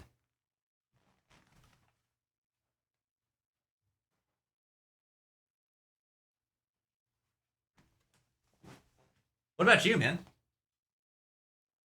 What's your favorite Funko Pop? Welcome back from the ads, everybody. Some of you got hit with a lot of them. I'm sorry for that. 9 is too much. That's crazy.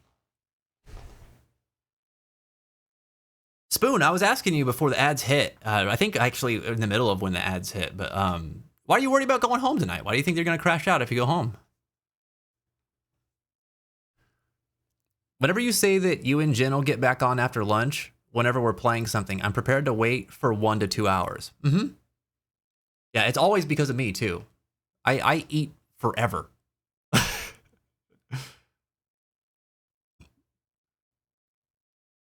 Okay, dude, you need to get a bigger fork. Bro, I just chew my food, okay? I just chew my food.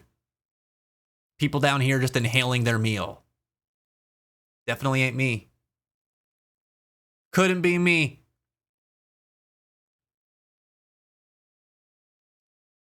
I only have 1 or 2. Which ones do you have, Spoon?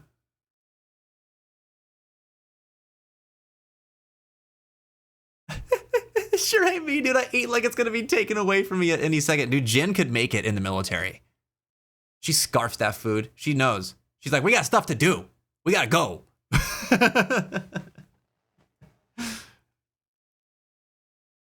I feel like, and it's not just her, man, dude. I am the slowest eater of everybody that I know. We go to like dinner at her family's and stuff. I'm always the last one to eat. I'm always the last one to finish eating, I should say. And the same is pretty much true with my own family as well. I eat so slow, dude. But I like food. I like to savor it. But it's funny, when it comes to treats, I'll wolf them down. My thing lately has been those like frosted animal cookies. Oh, dude. I will eat those circus animal cookies by the handful. I will just chow down on those dang animal crackers, man.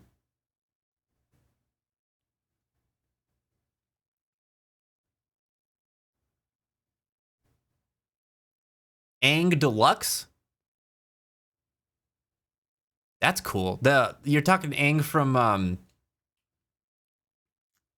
Last Airbender? So the Elric Funko is $13 MSRP. Here's the real question. Would you pay $20 for it? I would never pay money for a Funko Pop. So you're asking the wrong person. Yeah, I would give you $0 for a Funko Pop. Also, you can keep the Funko Pop.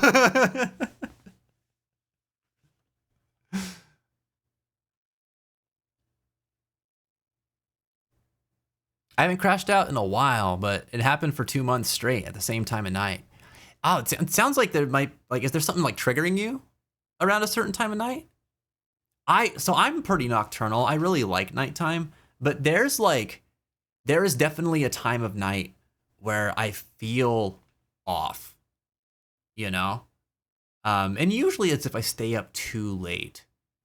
And I don't always feel this way if I'm up that late, but like, if I'm going to feel bad at night, it's usually around 3 a.m. Which to some of you might be like, Vince, why are you even awake? Listen, that's my nighttime, okay? Get off my back, you 8 p.m. sleepers or 10 p.m. sleepers or even the 11 p.m. sleepers. All right? I'm winding down to get my like recreational time in most days around like midnight.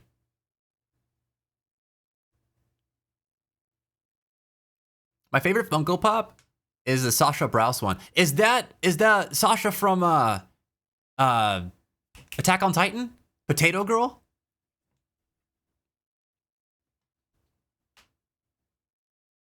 She has a little potato in her hand. What? No way. No way. Don't look her up? Why not? Now I want to look her up more.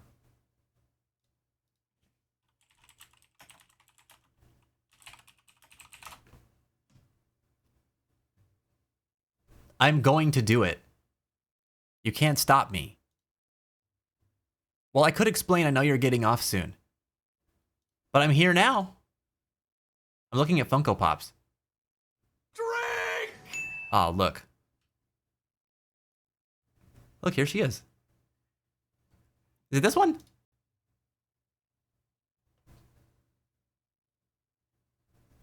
No, it couldn't be that one. Where's her potato?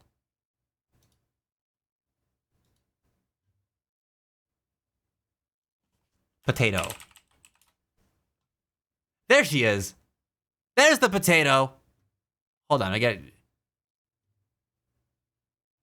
all covered up by freaking chat here. Nice. Nice. That's the good one. We like Potato Girl. Sasha farted. We all know girls don't fart. Come on. Come on. Also, I didn't get to tell you yesterday. You're cute and cool and amiable. Thank you. My wife agrees. I appreciate the compliment. Dang it, Mikasa. What'd she do? This is about Sasha. All right? This is about Sasha. Potato power! You could kill someone with a potato.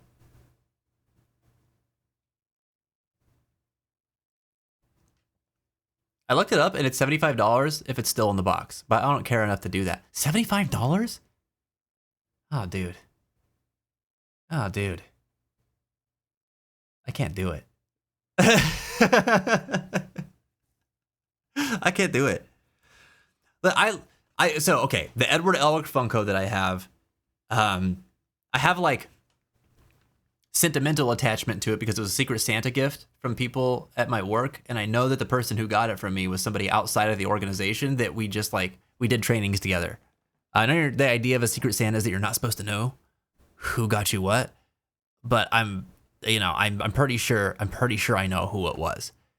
And it was this lady that we did suicide prevention efforts with while I was working there. We had this project called I Didn't Die But, and I was the host of a series of interviews where I interviewed survivors of suicide, and they told their stories, and we like made like a little like documentary about it, and then we turned around and presented that collection of interviews to people all over the state. It was really cool.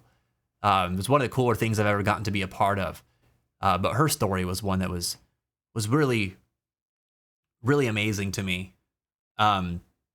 Middle-aged woman who had had multiple attempts that never talked about it to anybody until this project. And so her interview is actually the first time she ever spoke on it publicly or to anybody. And she did it in such a brave way where, like, as direct and straightforward as it was also such a good example of, like, recovery and personal empowerment and deep, deep understanding of what a person goes through who feels that way. And I was like, dude, her story is one that, like, I know that everybody who listens to it is going to feel something and is going to, like, feel seen. And she's just a cool lady, man. So I think she's the one who got me that Funko Pop. So there's sentimental attachment to it. Especially too because I know she has no idea of anything anime related. But she took note of one of the things that I wrote down on my interest, because we did that so that people could have some assistance on, like, what to maybe get for their Secret Santas. When we put our names in for the drawing, we also listed out a few things we were interested in. So it's kind of cool. Also, I love Edward Elric. Give me more Edward Elric stuff. Not Funko Pops, though. Just other stuff. All right, I'll take a figure. Square Enix got them good figures. I want them. Give me posters. Give me posters so Jen can tell me I can't put it up in the living room. And I'll stack more things on top of other things in our office. More Edward Elric, please. I personally refuse to ever take a compliment saying I look good. I look terrible and I'm fine with that. Listen, man. Listen. Accept compliments. People give you compliments for a reason. Accept them, dude. It's much more flattering.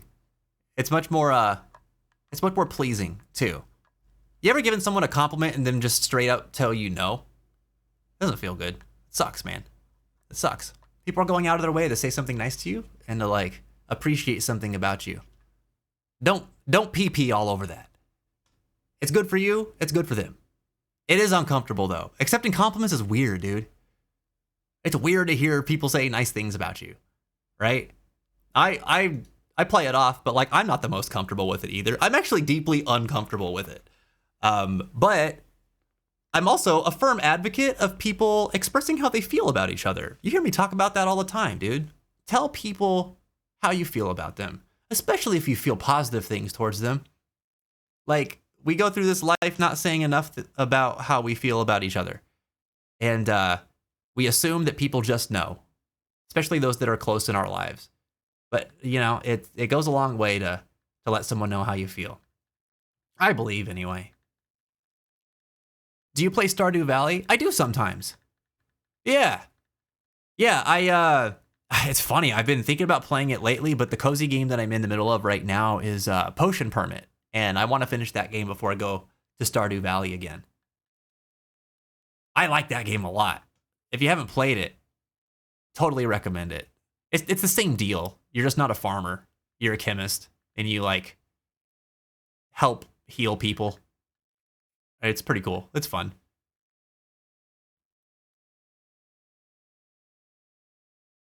I have Sora Valor and Wisdom Form figures, the Japanese ones, as the birthday gift from my cousin. That's awesome. Oh, man, that's so sick, Kevinix.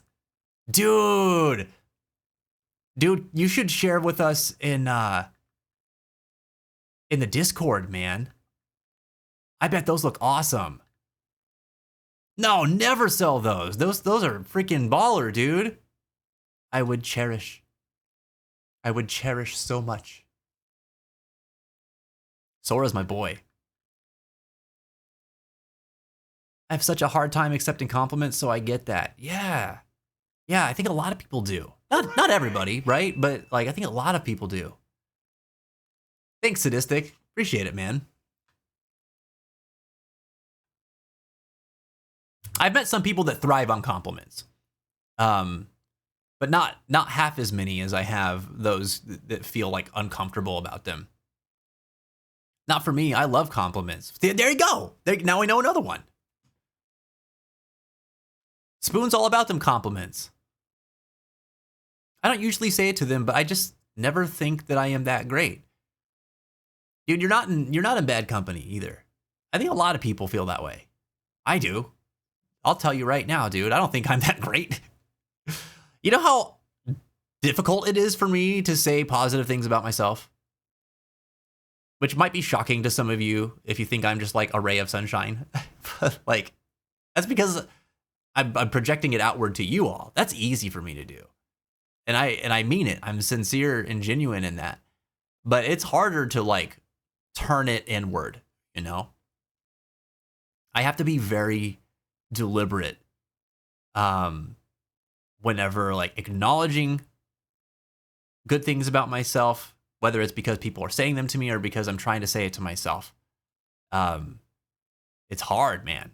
It's hard. I really have to think about it. I really have to try and let compliments sink in so that it hits. Yeah, me too. Me too. It's very easy for me to just be self-deprecating, right? Jen, do you feel like that kind of lines up with you too? Oh, and a confounded heartless. Oh, like a shadow? They're so cute. The cutest of heartless. Whenever my girlfriend compliments me, I'm always like, oh my God, thank you so much. I love you. But whenever anyone else does it, I just think, okay. Just because I have no idea how to accept a compliment from other people. It's hard. It's hard. I would encourage those of you that feel the same way that like Ghosty does. And Ghosty, this is for you too. Like speaking as your friend. I know that, like I kind of know this about you already, that's kind of how you react to it because, you know, I know that I've given you compliments before because like, I want you to know how I feel about you as a friend. But I also like get it. It's like weird to hear. You don't have to have like, you don't have to be able to just like accept them super graciously or gracefully, right? It can be awkward. It's okay. If you don't really like know how to accept them, but I would encourage you to think, like reflect on it, you know? Like just think about like, they said something nice to me and here's the thing that they said. Maybe like think about why it was said. And I say that because that's something that I try to do and it kind of helps me accept them a little bit better. Like I'm still not very great at accepting them, to be perfectly honest. But I noticed that I'm better at that now than I was like 3 years ago. And that's around the time that I really tried to start accepting them. And funnily enough, my friend Tristan was able to, like, I'm trying to remember the specific thing that she said that kind of helped me reframe it a little bit. She had a really, really hard time accepting compliments too. And I gave her one day and she told me, you know, it was kind of awkward. She kind of like chuckled at it. And then she was just like, well, thanks. And she paused for a minute and said something to the effect of, you know, I don't like being complimented. And I was like, really? And she was like, yeah. She's like, it's not because I don't appreciate it. She's like, it's nice. And I don't want people to not compliment me. I don't know how to accept them. And she's like, I'm making a conscious effort to just like I automatically want to like deny the compliment, but I'm trying to just say okay and thank you instead of no and giving a reason why I'm not whatever the nice thing that the person said to me is. I'm just trying to say thank you. Because regardless of how I feel about myself, that person felt that way about me. And when I think about that, I do appreciate that they feel that way about me, even if I disagree, right? And I was like, huh. And I was like, that's a really good point. I wouldn't want them to think that I'm annoyed at them for feeling the way they do about me. And I wouldn't want them to think that they can't tell me how they feel about me either. It's just what I'm actually uncomfortable with is the idea of accepting that there could be that good thing about me that they are saying. Because maybe it doesn't line up with the way I see myself. But that's a me thing. That's not a them thing. So I can work on that. And at the same time, just say thank you to somebody who tells me what their truth is about me, right? And so I've thought about that a lot since then. And that helped me a lot. So that's kind of why I offer this food for thought for y'all. Because it's like, oh, I just never thought about it that way before, you know? I think I always thought that I was being pompous or something if I thought good things about myself or if I just openly accepted a compliment that someone gave me. But, you know, agreeing and saying thank you are two different things. Feeling the same way as what someone said and being appreciative that they said it are two different things. And I just never really separated those two things before that conversation. So, I don't know, some food for thought. Maybe that helps some of y'all too. Hopefully, if anything, it just kind of inspires a little bit of a different line of thinking. It's hard, dude. This stuff's hard. Tamashii Nations Bandai Figure Arts Sora, Final Form, and Kingdom Hearts 2 action figure. Those are what you have? That's cool as hell.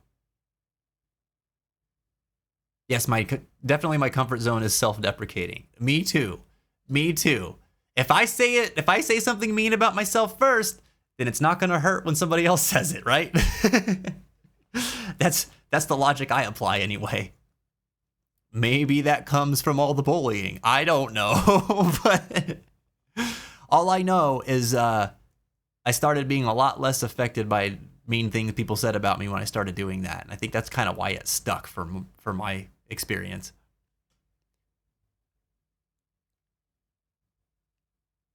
How long you're going to be awake up tonight? I don't know. It depends on the night. I'm trying not to stay up super duper late. I got to get in a better routine so that I can get up a bit early for orientation for my new job that I start next week.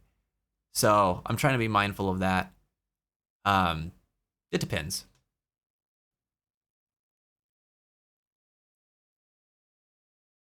Oh yeah, for sure, Jen. A lot of people would love to see that in Discord. Bunch of Kingdom Hearts fans in the server, dude.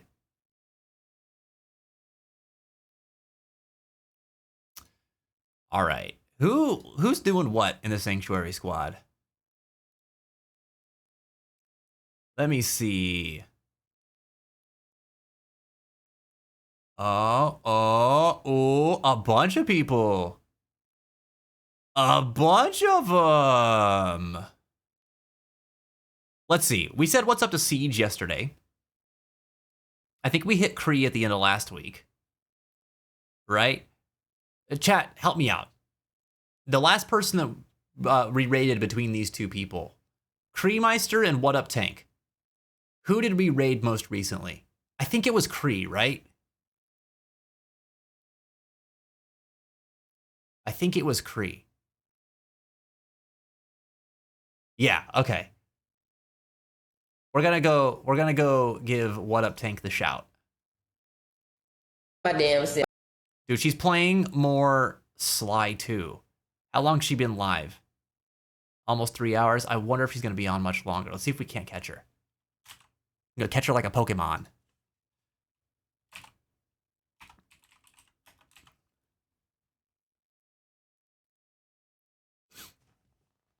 If I crash out, can I text you? I cannot. I have to draw a boundary there. I unfortunately can't be there for crisis response in that. However, there's a bunch of resources that you could reach out to, Spoon. One, if you type in !help in the chat, there's a really good resource there that's supported in over 130 countries. Whatever you happen to be crashing out about, you can search for that subject and you can get connected to somebody who is going to be able to like talk with you through it, which is really, really cool. When you're not in points of crisis, you can always reach out in the peer-to-peer channel in the Discord server. We're not able to provide crisis support, but if, barring that, if there's stuff going on in your life that you need to vent about or you want to like get some advice on, or, if somebody has some shared experience, You can post there, and then if somebody's available in the community, they'll be able to reach out to you about it. It's just peer support. So again, it's not like a counselor. It's not like a clinical mental health professional or anything like that. It's just people who have been through similar things that'll be able to offer some of their support and insight. So you're always welcome to post there too. But no, I don't do that. I don't do the direct crisis support thing. I'm sorry.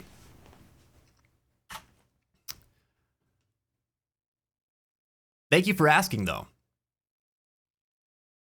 So we are going to raid What Up Tank. Again, she is a member of the Sanctuary Squad, our stream team that is raising money for Crisis Text Line and our Save Tomorrow campaign this month. She's an awesome possum, one of the most fun creators that we've been able to connect with, especially in this past year, man. She's doing such a great job. I think you're going to enjoy her content very, very much. She's freaking hilarious.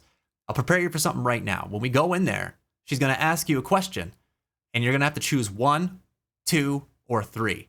All right? Be prepared. Be prepared. Hit her with all the different numbers and see what happens.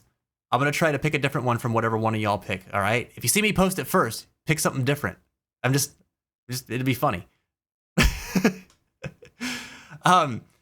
If you're not already following us on social media, check out the social links in the chat. Follow me on Blue Sky. Follow me on Threads and on Insta and on TikTok, man.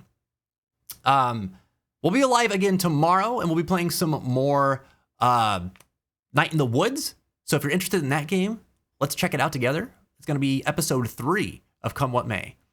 I look forward to seeing y'all then. I hope you all have a wonderful night. Thank you so much for tuning in. Keep your heads up and your hearts strong. Please remember that you matter and you're not alone. All right? Have a great night.